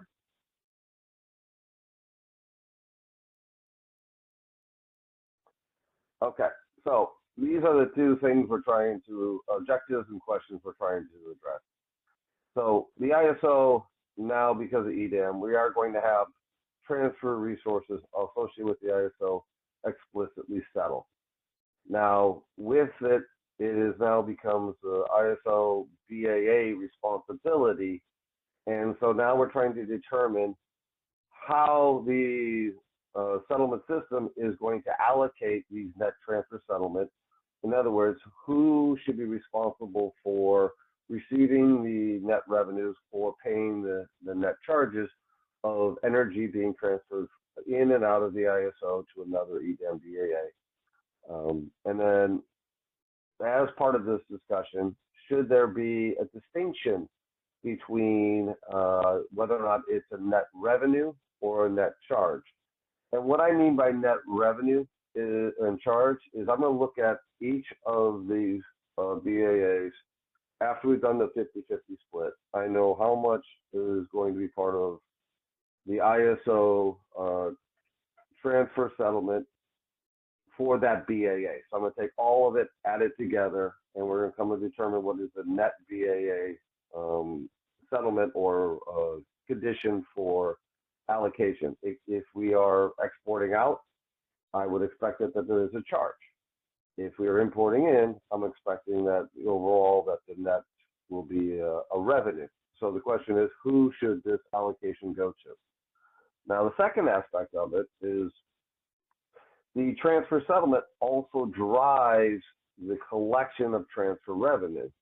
And this occurs when there's separation in pricing between the ISO BAA and another EDAM BAA.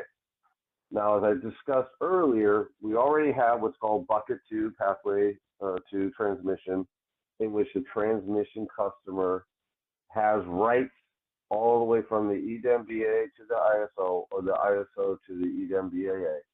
And they've released a portion of those rights to the market and is going to get compensation based upon transfer revenue. Once we've taken care of that portion of the transfer revenue, then it's whatever's left over is going to be distributed 50-50 between the two BAs. And then the ISO's portion is, how are we planning on allocating out the ISO's 50% portion? What we're looking at is the introduction of an internal pathway 2 for the ISO for transmission customers or transmission ownership rights or existing transmission contracts, which have rights to the transfer location, but not through the transfer location. In other words, it might be going from, a generator to the border of the ISO, but they don't have the transmission on rights on the other side of the transfer location, let's say PacifiCorp. So they're not set up as a bucket 2 transmission customer who offers up pathway 2 rights. What we're going to see is that they're going to have these existing transmission contracts that have the ability to release some of this transmission to the ISO BAA for the overall market to optimize and the ISO to use it as transfer capability. Now, what we're talking about doing is allocating a portion of the ISO's 50% to these transmission customers in relationship to what they release to the ISO BAA versus the overall available transmission at that transfer location. And then anything left over is going to be given to scheduler coordinators in proportion to measure demand. Now, this is, I pulled this from the EDAM tariff, but as part of this initiative, the second bullet is part we will up for discussion. So if we can go to the next slide. Or is that it? Nope, that's it. Go back. So what I'd like to do is open up here to any questions or discussions on the settlement of transfer resources, as well as the possible distribution of transfer revenue. And I went through that quickly. If I have to go back, let me know.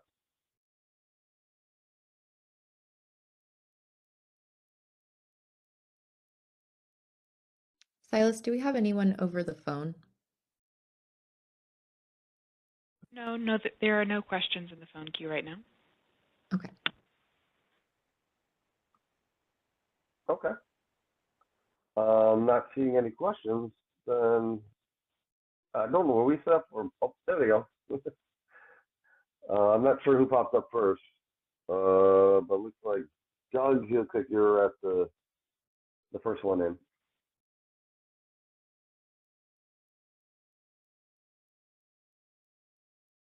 Could someone? There you go. I wanted to go back to something you said at the very beginning about you first set aside the transfer revenues to parties who had contributed their rights on both sides of the transfer point. And then after that, you allocate, to the CAISO entities. And I'm a little bit puzzled by that, because it seems to me that both the parties that are contributing the rights on both sides of the constraint and the CAISO and whatever BA that's on the other side, they're all in it together, right? They've all contributed something. And so it's like, is anyone really first? It's either the constraint's binding or not, right? Yeah, that's a very good point, Doug. That's partially my own way of logically describing it. And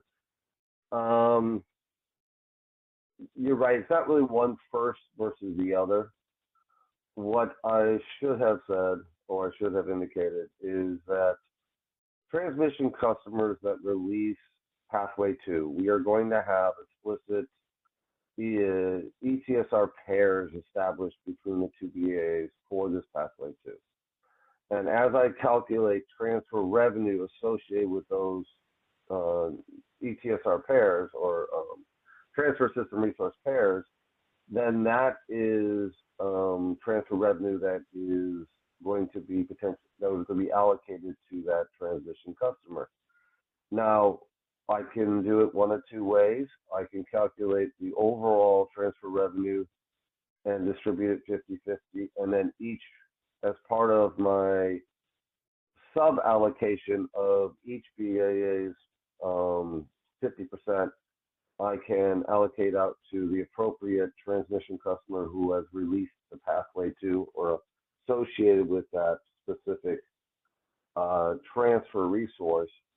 And then I have the remaining balance, which is to be distributed either to the entity that's on the EDM BA side, or in this case, with our area, is how we're discussing it today. But right now, again, when we do the establishment of the transfers, we are establishing transfer pairs. You get bucket 1 transfer pairs, you get bucket 2 transfer pairs. We're going to have multiple transfer pairs so that we know exactly what the transmission that is going to be associated with those transfers that has been released to the market, and then I'm going to solve that the market's going to optimize again. Does that help? Those, yeah, that's helpful. There's only going to be value there if in aggregate the transfer limit overall is binding, right? Correct. Actually, you couldn't have like a specific transfer pair binding on when there's also other an additional capacity on the same between the two BAAs, unless that was binding. And actually, it'll actually be at even a higher level. We'll be doing it based upon the net transfer capability of that BAA. Between the two BAAs, any pair of BAAs.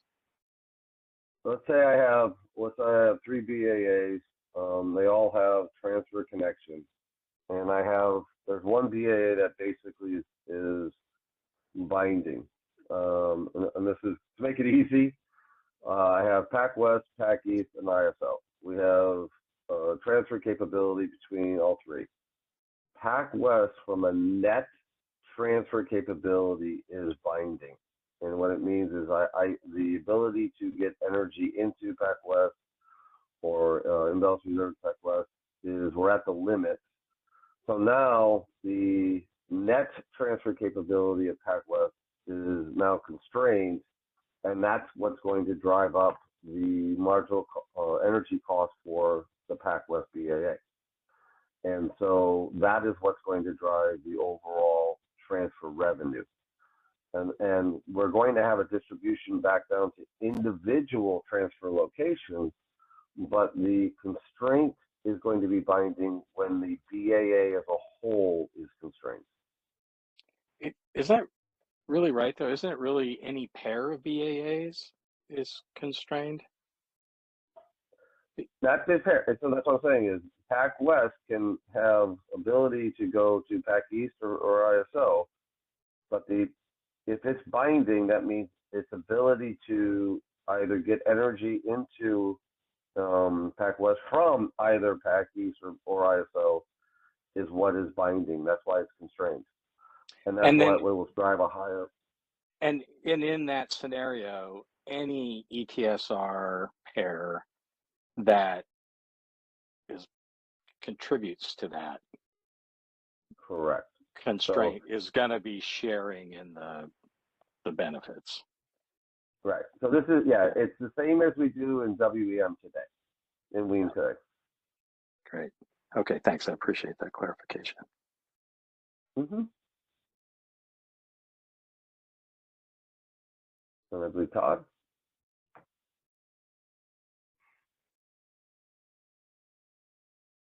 James, I'm Ryan with PG&E. I always appreciate you because I know very little about settlements, and I always learn something. I was thinking about this, just like your conversation with Doug, that it's a kind of like a bulk transmission benefit. And so my mind immediately jumped to TAC or to transmission customers in not scheduling coordinators. And so maybe you could help me understand that a little bit. Yeah. So as part of this is in kind of like in the real-time market, this is considered congestion in the real-time market. I'm explicitly call it transfer revenue, not congestion revenue, because it does add into some of the confusion when it comes to what should fund congestion revenue rights. When we get to the EDAM market, this is introducing a new type of congestion that is between BAAs that is not part of our current day-ahead market. And you have currently within the day-ahead market, you deal with internal congestions when it comes to congestion revenue rights. But now it's introducing this potential congestion between BAAs. And so it is going to get a different treatment. And so as part of it, what I tried to do is make a very clean distinction between what is this new type of congestion, which is transfer revenue, and then what we currently call congestion revenue, which is internal congestion. Now, like the real-time market, all of this is then allocated to, in the real-time market, to measure demand, because it is a type of congestion. For EDAM, or the day-ahead market, we're trying to make sure that the congestion revenue rights were purchased to deal with congestion from a source distinct location within the ISO BAA, and eventually we'll deal with it when it goes into an EDAM BAA. And so I'm trying to make sure that internal congestion is correctly used to fund the CRRs. And then like the real-time market, this additional or new type of congestion or transfer revenue is being allocated to the customers or the people who are in essence paying tax and not to the PTO. So we are going to give it to the measured demand because they are already paying for the transmission that's being used to get to there and possibly through. Does that help?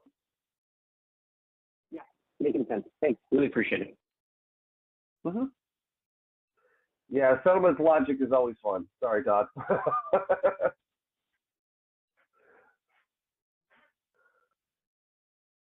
And I believe Kathleen's next. Thanks, James. It's Kathleen Colbert from Vistra. I have a question, and put on your last comment. Yes, I appreciate the fact that we do record these meetings so I can listen to your explanations again after I've had more time to process. That's always helpful for breaking down the whole settlement puzzle. But so one of the things that I'm struggling with, and I know we've talked about this in prior meetings, is the direction that you're currently on would be taking this portion of congestion that is in the marginal cost of congestion today, but now including it in the system marginal energy cost and to produce now multiple MECs across the EDAM BAA. Can I ask you a clarifying question about that piece particularly? You can. I'm not sure I'll be able to answer it. I may call on a friend. That's okay. Yeah, no worries. So my understanding is that's more of an implementation choice rather than like a policy that was explicitly proposed and approved under the EDAM. And so like my question is in the spirit of it being an implementation choice. Is there a possibility that you could take a step back and think through how you might address the problem and the challenge that you see that has driven you towards that choice with an alternate approach that would maintain the integrity of what SMEC is is there any possibility to at least do that thought exercise? I will take that back to Milos when it comes to whether or not we're going to reconsider it. It's not necessarily part of this initiative, but we'll take it back and we'll talk about it. But I want to provide some background on how we got to this point in time of actually proposing to settle transfers and thus creating these multiple marginal energy costs. And sorry for the history, but we had a couple of years ago, we had a review of the real-time settlement review in which we were reviewing the settlement of real-time imbalanced energy offset and the components of it. One of the things that was identified through a dispute was that when we had energy that was flowing through BAs, multiple WMBAs, it was injected in, flew through multiple EIMBAs, and then left the WEM footprint, that the underlying treatment of the transfer resources was having some complications, or we were having shift costs between BAAs. And so what we noted in that initiative was that we can do a temporary fix for WEIM by modifying the scheduling point and tie pricing of the transfer, but we made it very clear that if we wanted to get the pricing correct with the introduction of the day-ahead market, that we would have to explicitly settle these transfers and explicitly separate out the power balance constraint or the transfer constraint from the marginal cost of congestion. The added component of that was one of the reasons why we also had to facilitate that is the fact that we were allowing other people other than the EDAM entity to release transmission and to schedule on that transmission across the transfers. We were going to do direct settlement with those transmission customers for both the energy and then the transfer revenue. So both of those things together drove us to make the decision that having a separate marginal energy price was the appropriate methodology for introducing or for the settlement of EDAM energy as well as real-time energy. Now, George, I don't know if you want to add to that conversation, but that's a little history.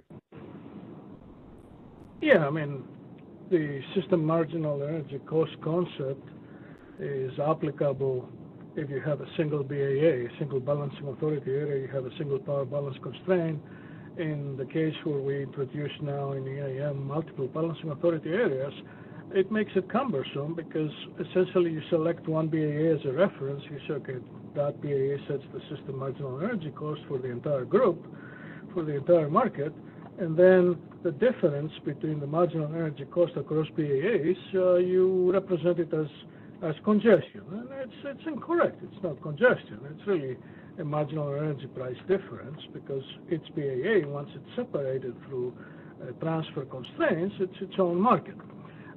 So it was a cumbersome, model. We continue using it because we had certain process for the market power mitigation at the BAA level for EIM BAAs, and it was compatible with that. We didn't want to change that, but at some point we have to evolve and do things, what makes sense. And what makes sense here is to have a marginal energy cost for each BAA, and then any differences across BAAs on the marginal energy cost now becomes transfer revenue. So we're making that transition. Thank you. Thank you, George.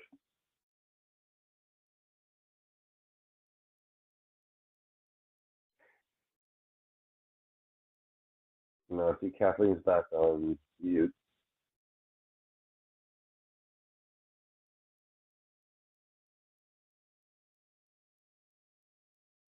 James, can you hear me now? Yes. Okay, great. Sorry, yeah, I had just some technical difficulties. No, I really appreciate the background, and I've appreciated your explanations in the past about the problem, which is why I wanted to frame my question the way I did, which is we have this problem that's legitimate that you're trying to address, and there's multiple different ways to approach solving a problem. And so I understand that this is the direction you're on right now.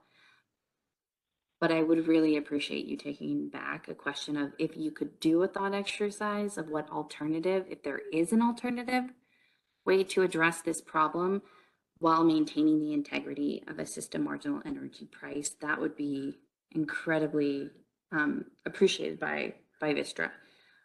We don't think it makes sense to have a SMEC that varies across regions, and we are very worried it introduces risks to this effort across the board.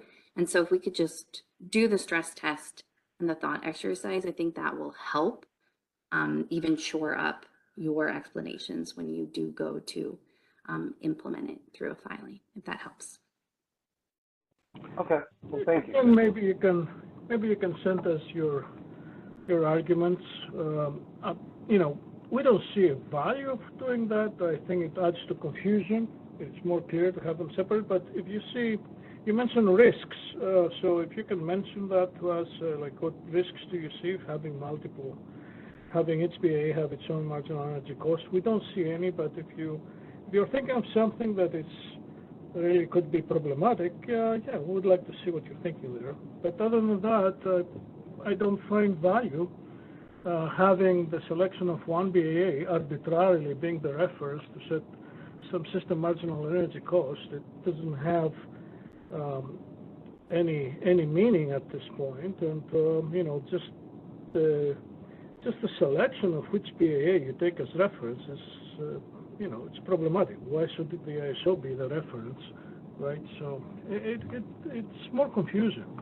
But if you have any specific risks that you're referring to, yeah, please let us know.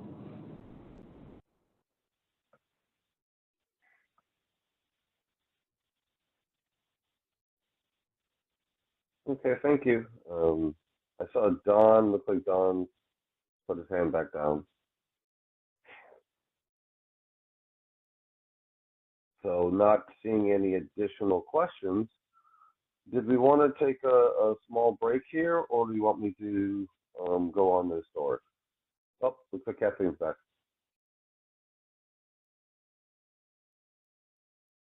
Yeah, no, and thank you for your patience, James. Kathleen from Vistra. Just a quick clarification on the idea of where the reference is for the load. So I don't recall, I believe this has been provided to the CAISO in written comments from entities, but I'd have to scrub all the comments. But my recollection in the last year or so is we've brought up, and myself, others, that it is our expectation that in an EDAM that the reference would be distributed across the EDAM footprint, and it would not be located within a single BAA. But these are more of implementation conversations that had been deferred. And so my process question is getting at, you know, when are we going to start having these super fun, detailed conversations? Because I do have a vision in my mind of the reference. I don't see it in the BAA, and it is across the EDAM footprint so that the SMEC is more appropriately determined. Okay, but as George put it, please, if you can, either add a reference in your comments to where you believe it's been specified before, or add comments again, Kathleen. I really appreciate that. Alva, looks like you have your hands raised.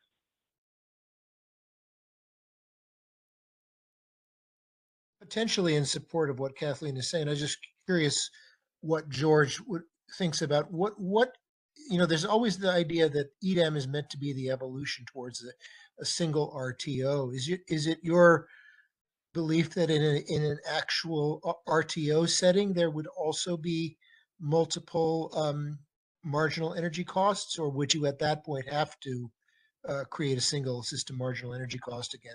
And is there an issue with the transition that might be of concern here? No, it's the model, right, Alva? So if you have an RTO, then you have a power balance constraint for the RTO, single power balance constraint. So now you have a system marginal energy cost, right? And what we call here as transfer revenue simply becomes congestion revenue now, right? But if you have independent balancing authority areas that are, you have power balance constraint for each of them independently, which leads to have transfer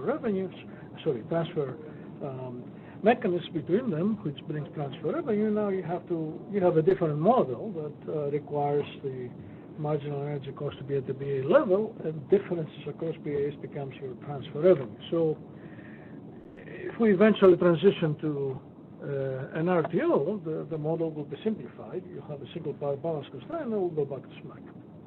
Right. I think there's always the question about, in these kinds of transitions, is the transition really a big bump, or is it sort of a situation in which these values are going to kind of be converging so that you're getting closer to the RTO solution over time? That was the reason I sort of thought there was some validity to the idea that Kathleen was bringing up. These prices actually do have meaning. So yeah, and there is the other aspect of it, and George kind of touched on it, Alba, is that if we are still going toward the RTO, the footprint expands, and I'm not having to settle by BA by BA. I'm not going to have to deal with that neutrality issue, and so that's why transfer revenue can roll into just simply congestion revenue.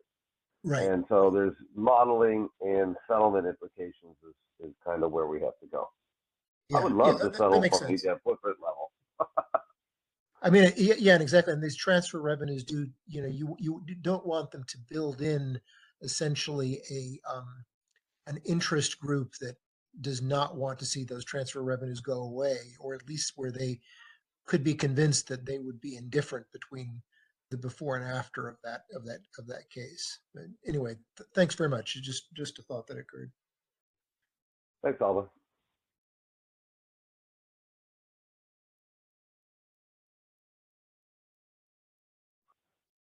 Well, I know we've been going straight since 12:30. Isabella, do we want to take a few minute break, or do you want me just to keep going? Yeah, no, we're ahead of schedule, so we can take a break. Although I did see Callie pop into the queue if we want to take Callie's question first. I keep on trying to give everybody a break, but someone keeps coming in. Go ahead, Callie. Hi, it's Callie Wells with WPTF. I'll make it quick so everyone can go take a break. But George had mentioned, he just made a comment that I kind of wanted to dial in on a little bit more. So he mentioned that having a single SMAC would be a simpler model. So I guess I'm trying to figure out what is the difference or distinction between the EDAM model that you guys are envisioning and a full RTO model that is requiring us to start with the more complicated model? Or if there really is no material difference between how they would be modeled, then I guess my question is, why not start with the simplified model that, if this is an interim step, would also be the final model? Kelly, fundamentally, it's very different, right? So if you have an RTO, as James said earlier, and I said that too, you really have one market footprint that is unified. You don't separate BAAs and have different power balance constraints or transfers. Now it's all one market, one neutrality for the entire market footprint. There are no transfer revenues. It's all congestion revenue, and actually you could even go to the point of only having physical congestion inside the market footprint. You won't even have scheduling limits. Why would you have those? All of the transmission capacity is available, and you're only constrained physically by the physical capability of the transmission network. There are no transmission rights, everything is released. Yeah, you can have point-to-point, TORs or legacy rights, fine, but not on specific interface with MBAs, it's all of it released. You can have point-to-point, could be going across BAs, but you have one, essentially one entity for the entire market and there you don't observe power balance constraints separately for each BAA. So that's a fundamentally different model, the RTO, from what we have in EDAM, where we have individual BAAs. We have to recognize that there are transfers between them, which leads to the different constraint for power balance for each BAA separately. So the RTO model is on the face of it is much simpler than the EDAM model that has to recognize the salient features of the different BAAs because everything is merged into one market actually. So it's fair to say that our EDAM design is not really looking to be compatible with the RTO model. When we get to an RTO model, we'll have to fundamentally simplify the EDAM design to remove the BAA boundaries. So yes, the RTO is a simpler model, but I don't see the point of trying to design the EDAM model with a vision going towards RTO. When we make the transition, yes, we'll have to change the market design fundamentally. Yeah, I'm sorry. I get that they are fundamentally different. I guess maybe let me rephrase my question a little bit. If having a single power balance constraint is easier than having multiple power balance constraints, is it the existence of transfers that's preventing us from being able to do that today, or is there something else that's preventing us? Yes, that's it. Yes, that's it. The only reason you model transfers, and to do that, you require to have different power balance constraints for each BAA. The only reason you model the transfers is because those transfers, they have specific rights that are released for use by the market, and we have to observe scheduling limits on them. On an RTO, you can ask the question, do we need to have that? And we'll probably ask this question when we make the transition. And one answer is no, you don't need to have that. All the transmission capacity is released to the market. You're not observing any scheduling limits, only physical limits. So that's one way to go. And if you go that way, all the power balance constraints merge to a single power balance constraint for the entire market footprint. Now you have a SMAC, right? Okay. Yeah, we'll think about that a little bit more. But yeah, I think I'll echo Kathleen's ask that if you guys can think about if there is a way in the EDAM design to have a single power balance constraint and one single SMAC, and that's easier from what I heard, at least from a settlements perspective, then if we can think that through, I think that would be very useful. But that is all. I will let James, you can kick off the break.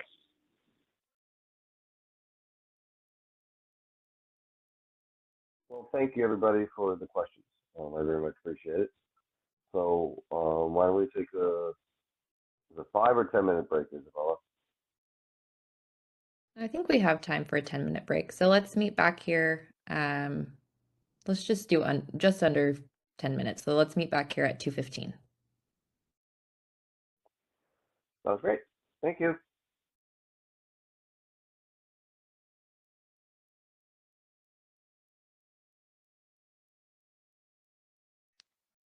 All right, everyone, it is 2:16. So we are going to start back up again. I hope you all had a nice quick break.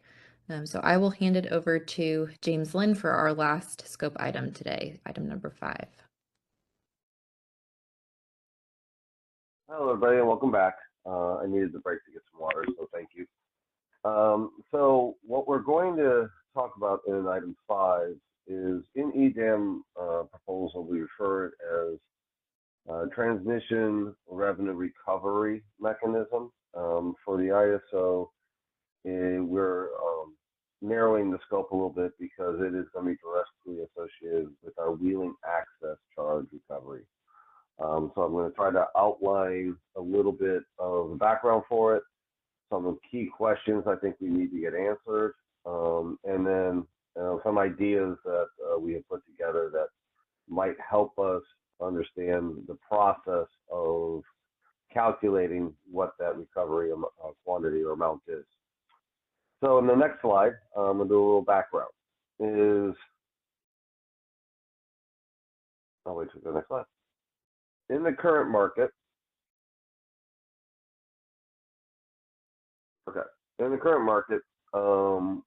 participants who are participating the day ahead will either submit self-schedules or economic bids.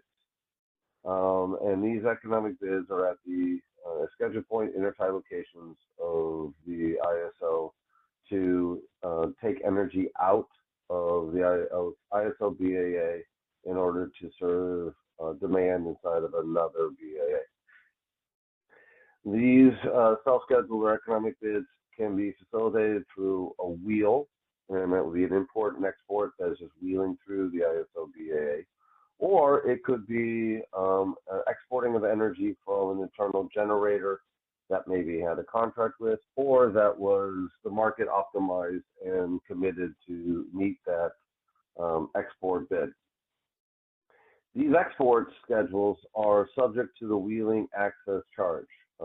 That is, except those imports and export of wheeling transactions or wheel out transactions are associated with an existing transmission customer or transition ownership rights. They are exempt from the wheeling access charge because they are using their rights to get that energy from inside the ISO or through the ISO to their balancing authority area. These wheeling access charges are then distributed to the relevant participating transmission owners, or PTOs, based upon entitlement rights. It could be explicit rights at an intertie location, or it could be rights associated with a TAC area or across the entire ISO footprint. It just depends upon the intertie and depends upon the rights that PTOs have for that intertie location. With the introduction of the extended day-ahead market, instead of receiving export schedules or export bids, we are going to use the market will determine a transfer capability or transfer energy schedules between the ISO BAA and other EDAM BAAs at specific transfer locations. And so what's happening is that these intertie locations are being converted into transfer locations. And then these transfer schedules that the market is optimized for are not subject to the wheeling access charge. This is a mechanism that's carried over from the Western Imbalanced Energy Market, Energy Imbalance Market, sorry. And we believe that it's still appropriate to apply it for the extended day-ahead market. So as part of the extended day-ahead market, we came up with a proposed transfer revenue recovery mechanism, or for the ISO is a wheeling access charge recovery mechanism. What it's designed to do is to address recovery of foregone wheeling access revenue, or access charge revenue, recovery of foregone wheeling access potential revenue for new transmission that supports increased transfer capability. This could be at existing interties or new interties, which are being brought into the ISO balancing authority area. And it also addresses when there's additional wheeling through volumes because of EDAM, across EDAM BAAs, including the ISO, that is exceeding their total import and export schedules. Now, this is based upon a report that the market performance group put out, and we're going to try and simulate that report, but we will have to discuss the level of granularity which we're going to calculate this value. And lastly, it is called the true-up mechanism. And this is a true-up mechanism that's designed for when what you're estimating to be foregone wheeling access revenue as compared to what you actually collected from the market. Where is that? Is it, did you overcollect, did you undercollect? And then based upon your actual collection, you will make potential adjustments to your next year's recovery revenue, or even potentially to the TRBAA. So we go to the next slide. So based upon this new mechanism, I had some very key questions that we need to I think need to be answered. First off is who determines what the value is?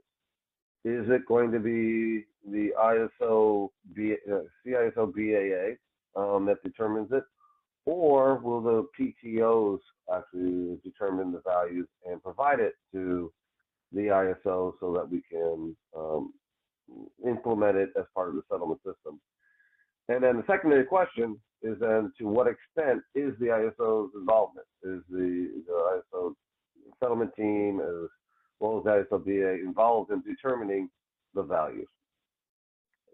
And then the next set of questions is, how do you go about determining the wheeling excess revenue values, recovery values, foregone values?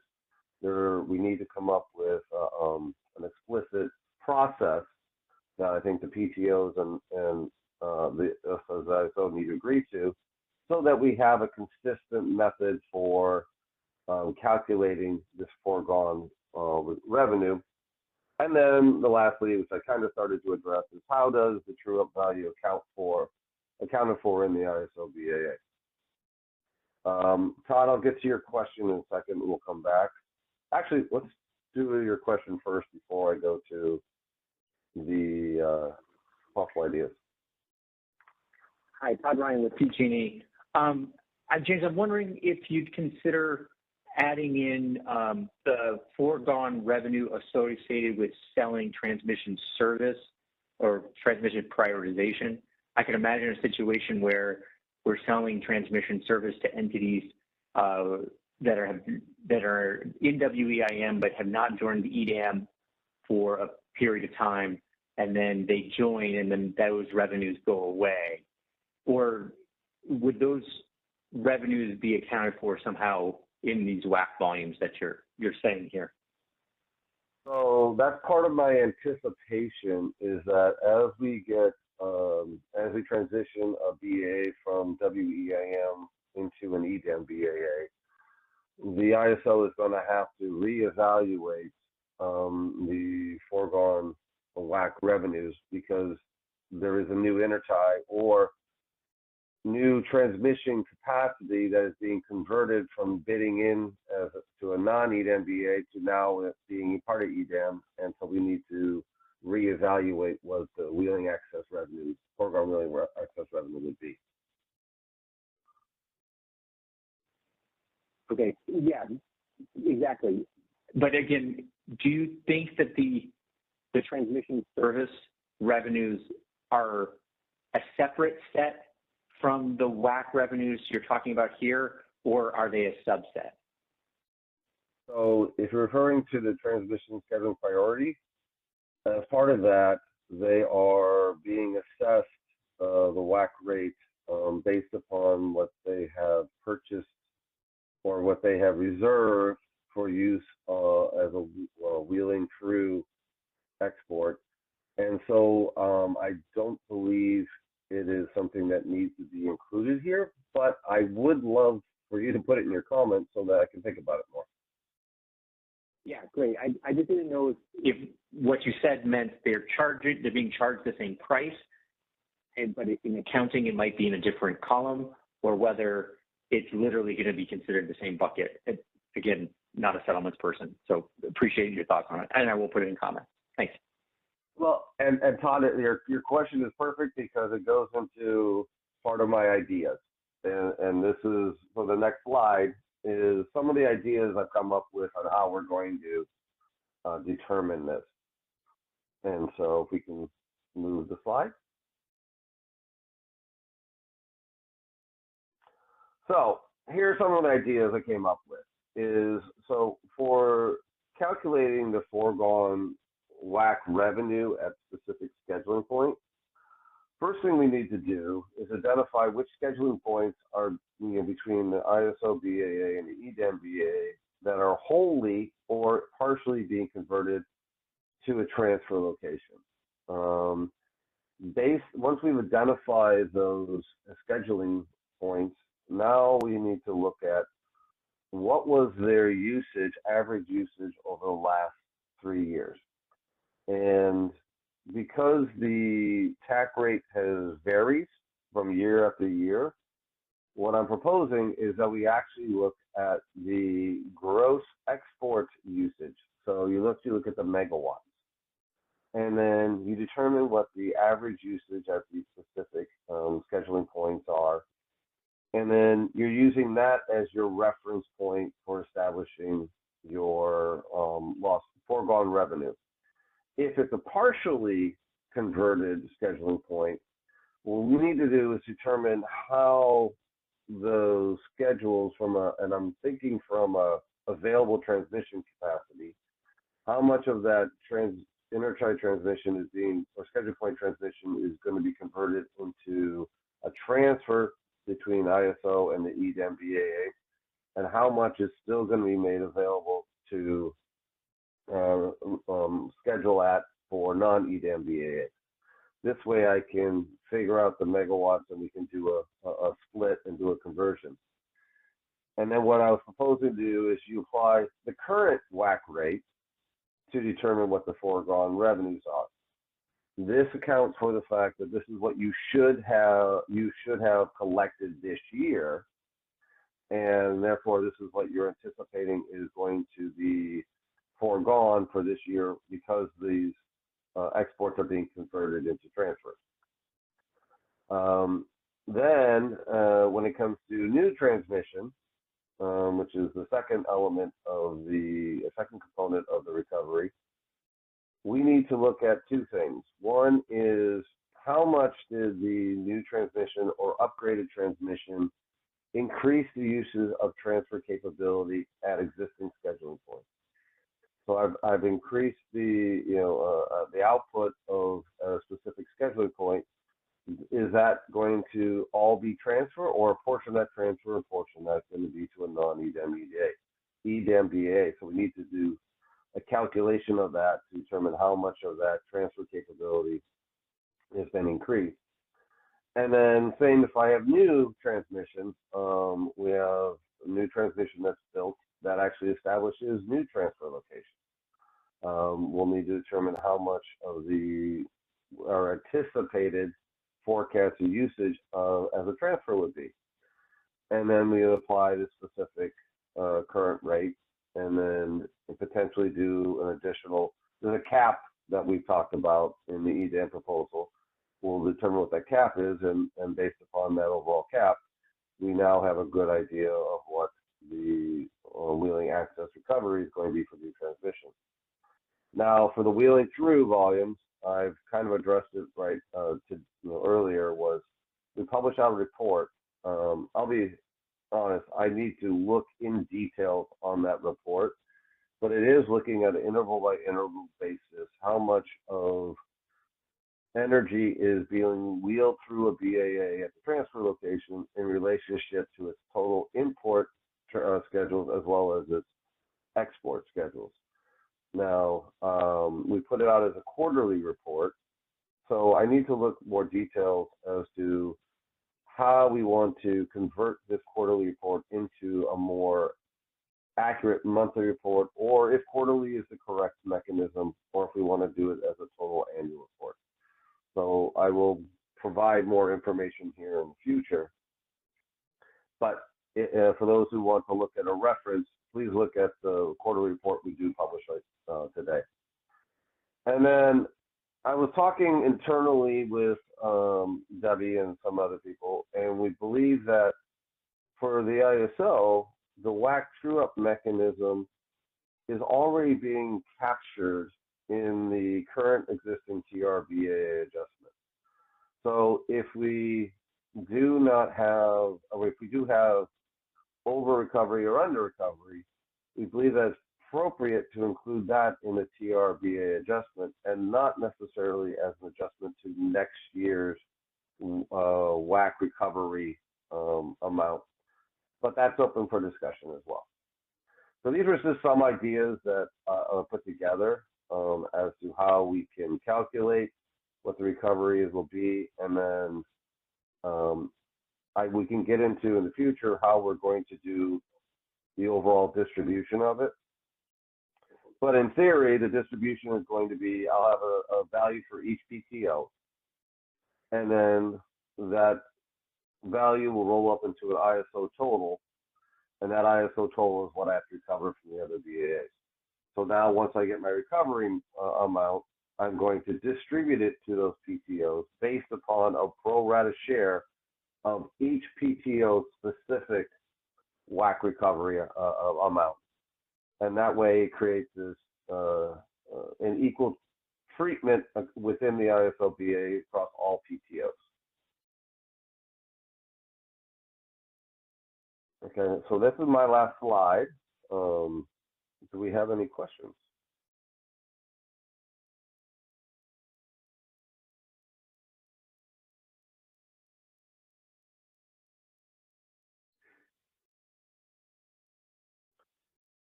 Do we have any questions on the phone? There are no questions on the phone line at this time. So I appreciate everybody listening. I know it's going to take time. Oh, there's Jeff. Hi, Jeff. Jeff Nelson, please.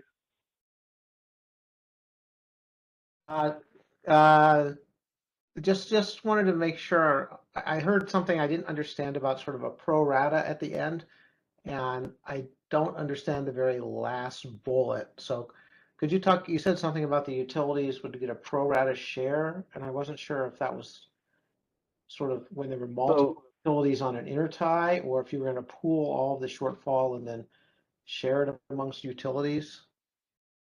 Yeah, Jeff. So the current mechanism doesn't collect the foregone recovery by intertie. We're collecting it as the BAA's recovery.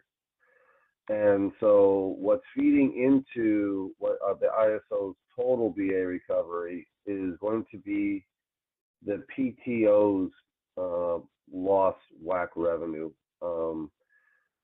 So I was proposing it to do it where, because we might have specific interties that have impact one PTO more than another. So Yeah, you could imagine. Yeah, go on. Yeah, go ahead, Jeff. No, I was just saying, what if, let's just for example, hypothetically, only Nevada joined EDAM? It would only be the utilities that even connected to Nevada that would have a shortfall. Correct. So I was trying to do calculation by PTO and let that roll up into an ISO total. And then we'll use the ISO total to calculate rates for every other BAA for collection. And then so now that I have the collected value, instead of distributing to all the PTOs, I distribute to those PTOs that are impacted. Okay, I understood what you were saying there now. Okay, thank you for the clarification. And then the existing TRBAA adjustment. So we could talk more, but we know what to do with current revenues that we get from wheeling. All the accounting works in all of our rate making. Would this just be sort of going through those same accounts, this sort of, I don't know what you can call it, true up factor? Yes. So that's my proposal, but yeah, I do want input on this. I'll take it back. We just want to make sure that there's no new accounting or anything we need to change in any of our tariffs as a result. So I'll take this back. Okay, yeah, and so Jeff, that's part of this proposal was trying not to impact those tariffs, so as much as possible. Yeah, sounds good. Okay, thank you for the clarification. Appreciate it. You got it. Looks like Josh Arnold has raised his hand. Hey James, Josh Arnold, PG&E. Just want to say, as Jeff was saying, I actually do appreciate that we're not changing a lot of the tariff stuff or the accounting process stuff. This makes sense to me. So long as you can get the accurate total per PTO, then that makes perfect sense. I think it's a decent calculation to start with anyway. Yep. So I'm expecting that a lot of the discussion is really going to come on the first three sub-bullets, how we come up with the accurate accounting. Exactly. And so, Josh, I appreciate that. Yeah, I think we're on the same page on that as well. So we're good there. Thanks. Thank you.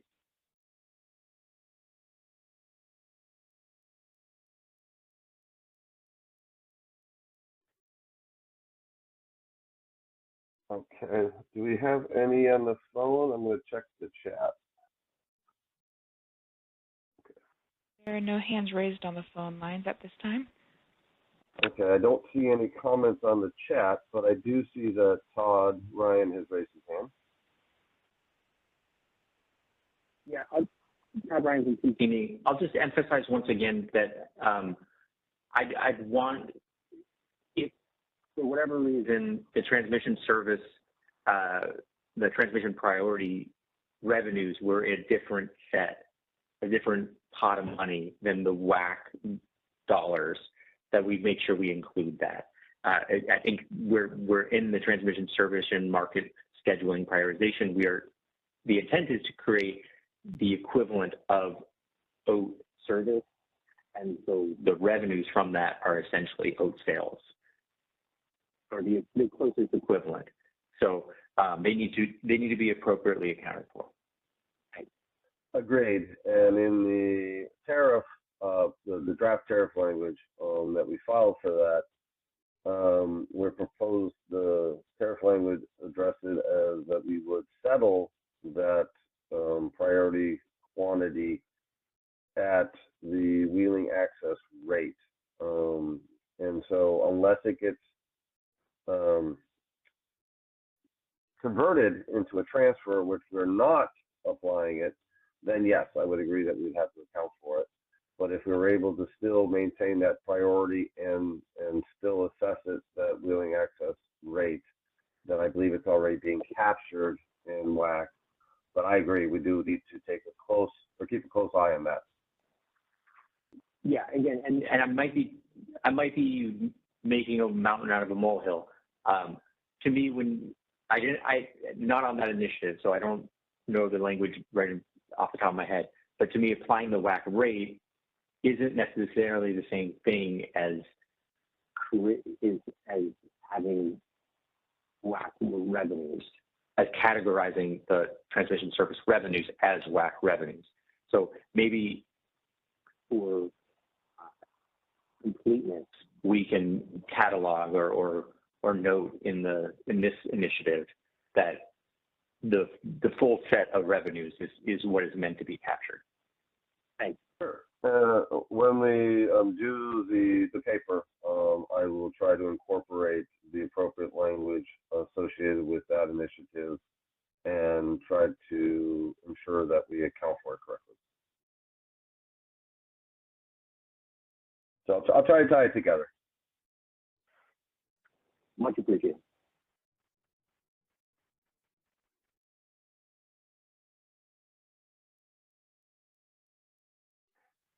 All right. Any other questions, comments?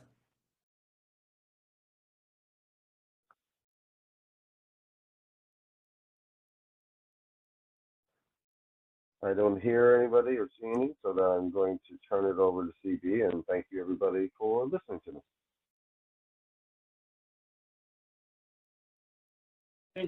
Fantastic. Thank you, James. Okay, great. So I think we've got some good time for kind of an open stakeholder forum here. So just having gone through, the deep dives on these 5 topics, we just wanted to open it up and see if there are additional comments, questions about any of the issues we discussed today. Now that we've kind of gotten through it.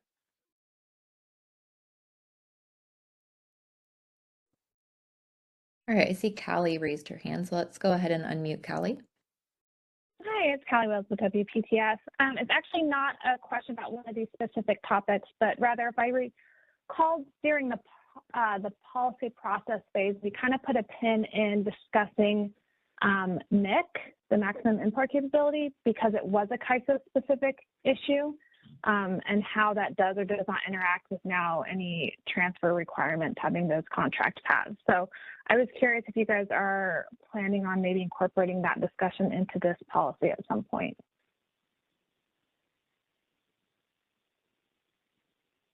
Sorry, Kelly, can you just elaborate just a little bit more on that?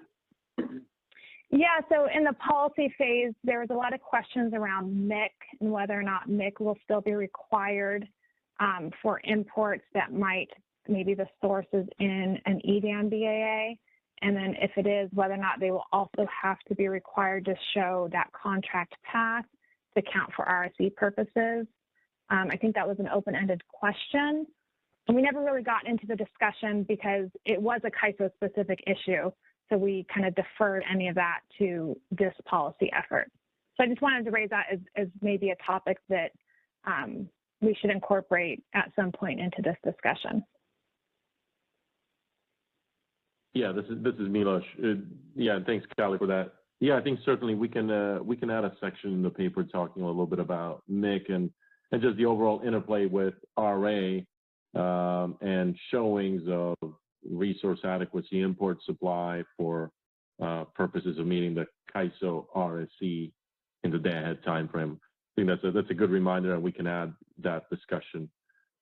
We can have a section that just talks about that aspect of and other RA supply as well. I think we can capture it within the how does the ISO meet and count supply that's under RA and other supply to meet the RSE, and we can focus on that interplay as well. So thanks for pointing that out. All right, great, thank you.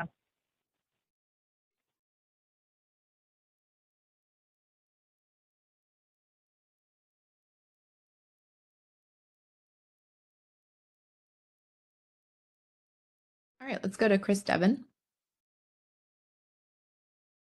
Hi, this is Chris Devon with Customized Energy Solutions. Can you hear me all right? Chris. Hey, CB. Thanks for the opportunity. I did want to build a little bit on that last discussion with Callie from WPTF and the RA piece, because I just wanted to see if CAISO maybe could think about in that RA section. I do appreciate, Milos, the point about having some discussion there on how it interacts with RSE and the MIC aspect of it. But I think maybe going back to those discussions previously that Callie was mentioning, there was also some questions in my mind about interplays with the intertie bidding, the kind of day ahead market, intertie bidding, and HASP market, and maybe how the non-resource specific imports have to bid specifically under the CPUC rules, and then maybe some of that, how the intertie bidding structure would still work under this model. I think all those kind of things all still come to mind. So maybe a little bit more, even broader than just MIC and the RSE, if that's appropriate for this discussion. I think those were still some open questions that I had after listening to some of the prior EDAM meetings where some of those items were deferred. So just to try to get a better sense of that, I just wanted to flag those. And I think that, it was still a little bit confusing, at least to me, about how that would still work. And then, some of these things that James just brought up in his last presentation about, some of these areas where the intertie points would go away or potentially go away partially. How would we still facilitate those non-resource specific import intertie bids and the rules that the PUC has associated with those to bidding at $0 of self-scheduling, and if those would be now considered transfers, and just some discussion on that sort of thing. That's kind of all I'm looking for. Maybe just flag that might be worth a little bit of ink in the paper. Thank you.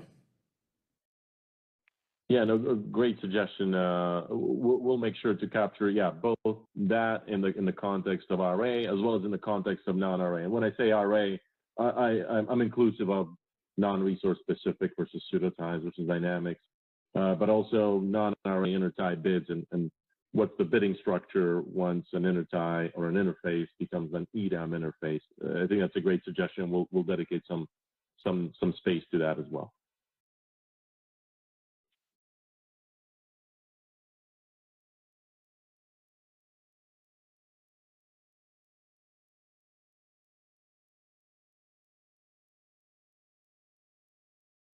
Is there anyone else in queue?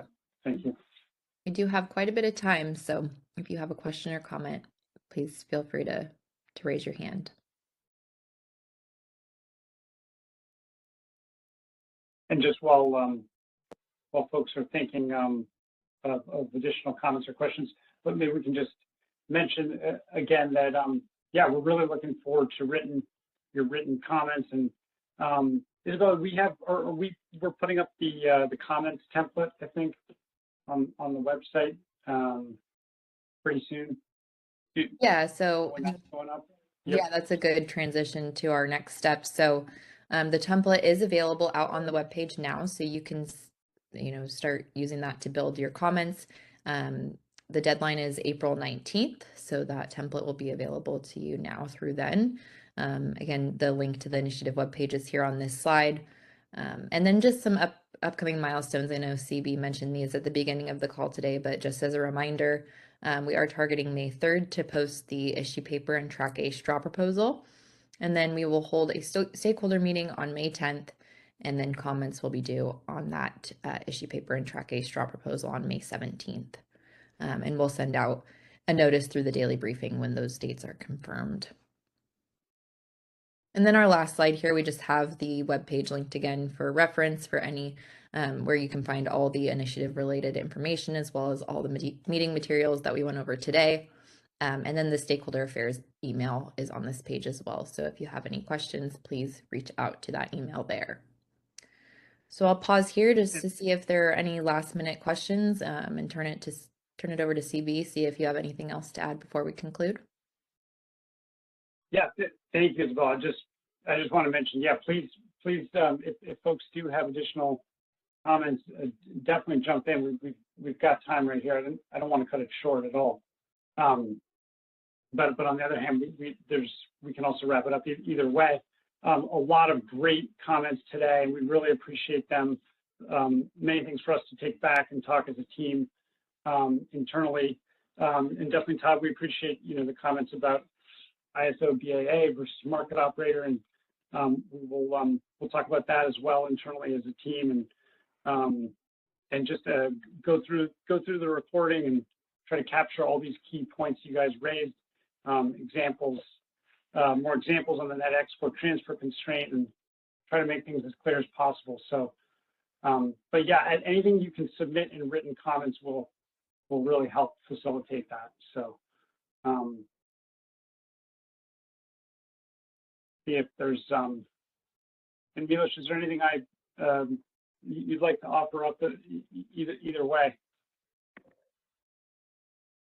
No, I think you captured it. Just maybe you can lay out for folks when to expect the paper that's coming up. But otherwise, feel free to reach out to us offline if you have questions, clarifications ahead of your submission of comments on this workshop.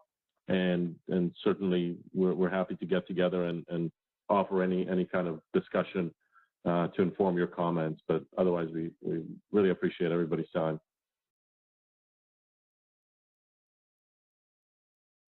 All right, well, I'm not seeing any other hands, and I don't think we have any in the phone queue. So we will conclude if there's no other comments or questions. But thank you all for your participation and engagement today, and we look forward to your comments.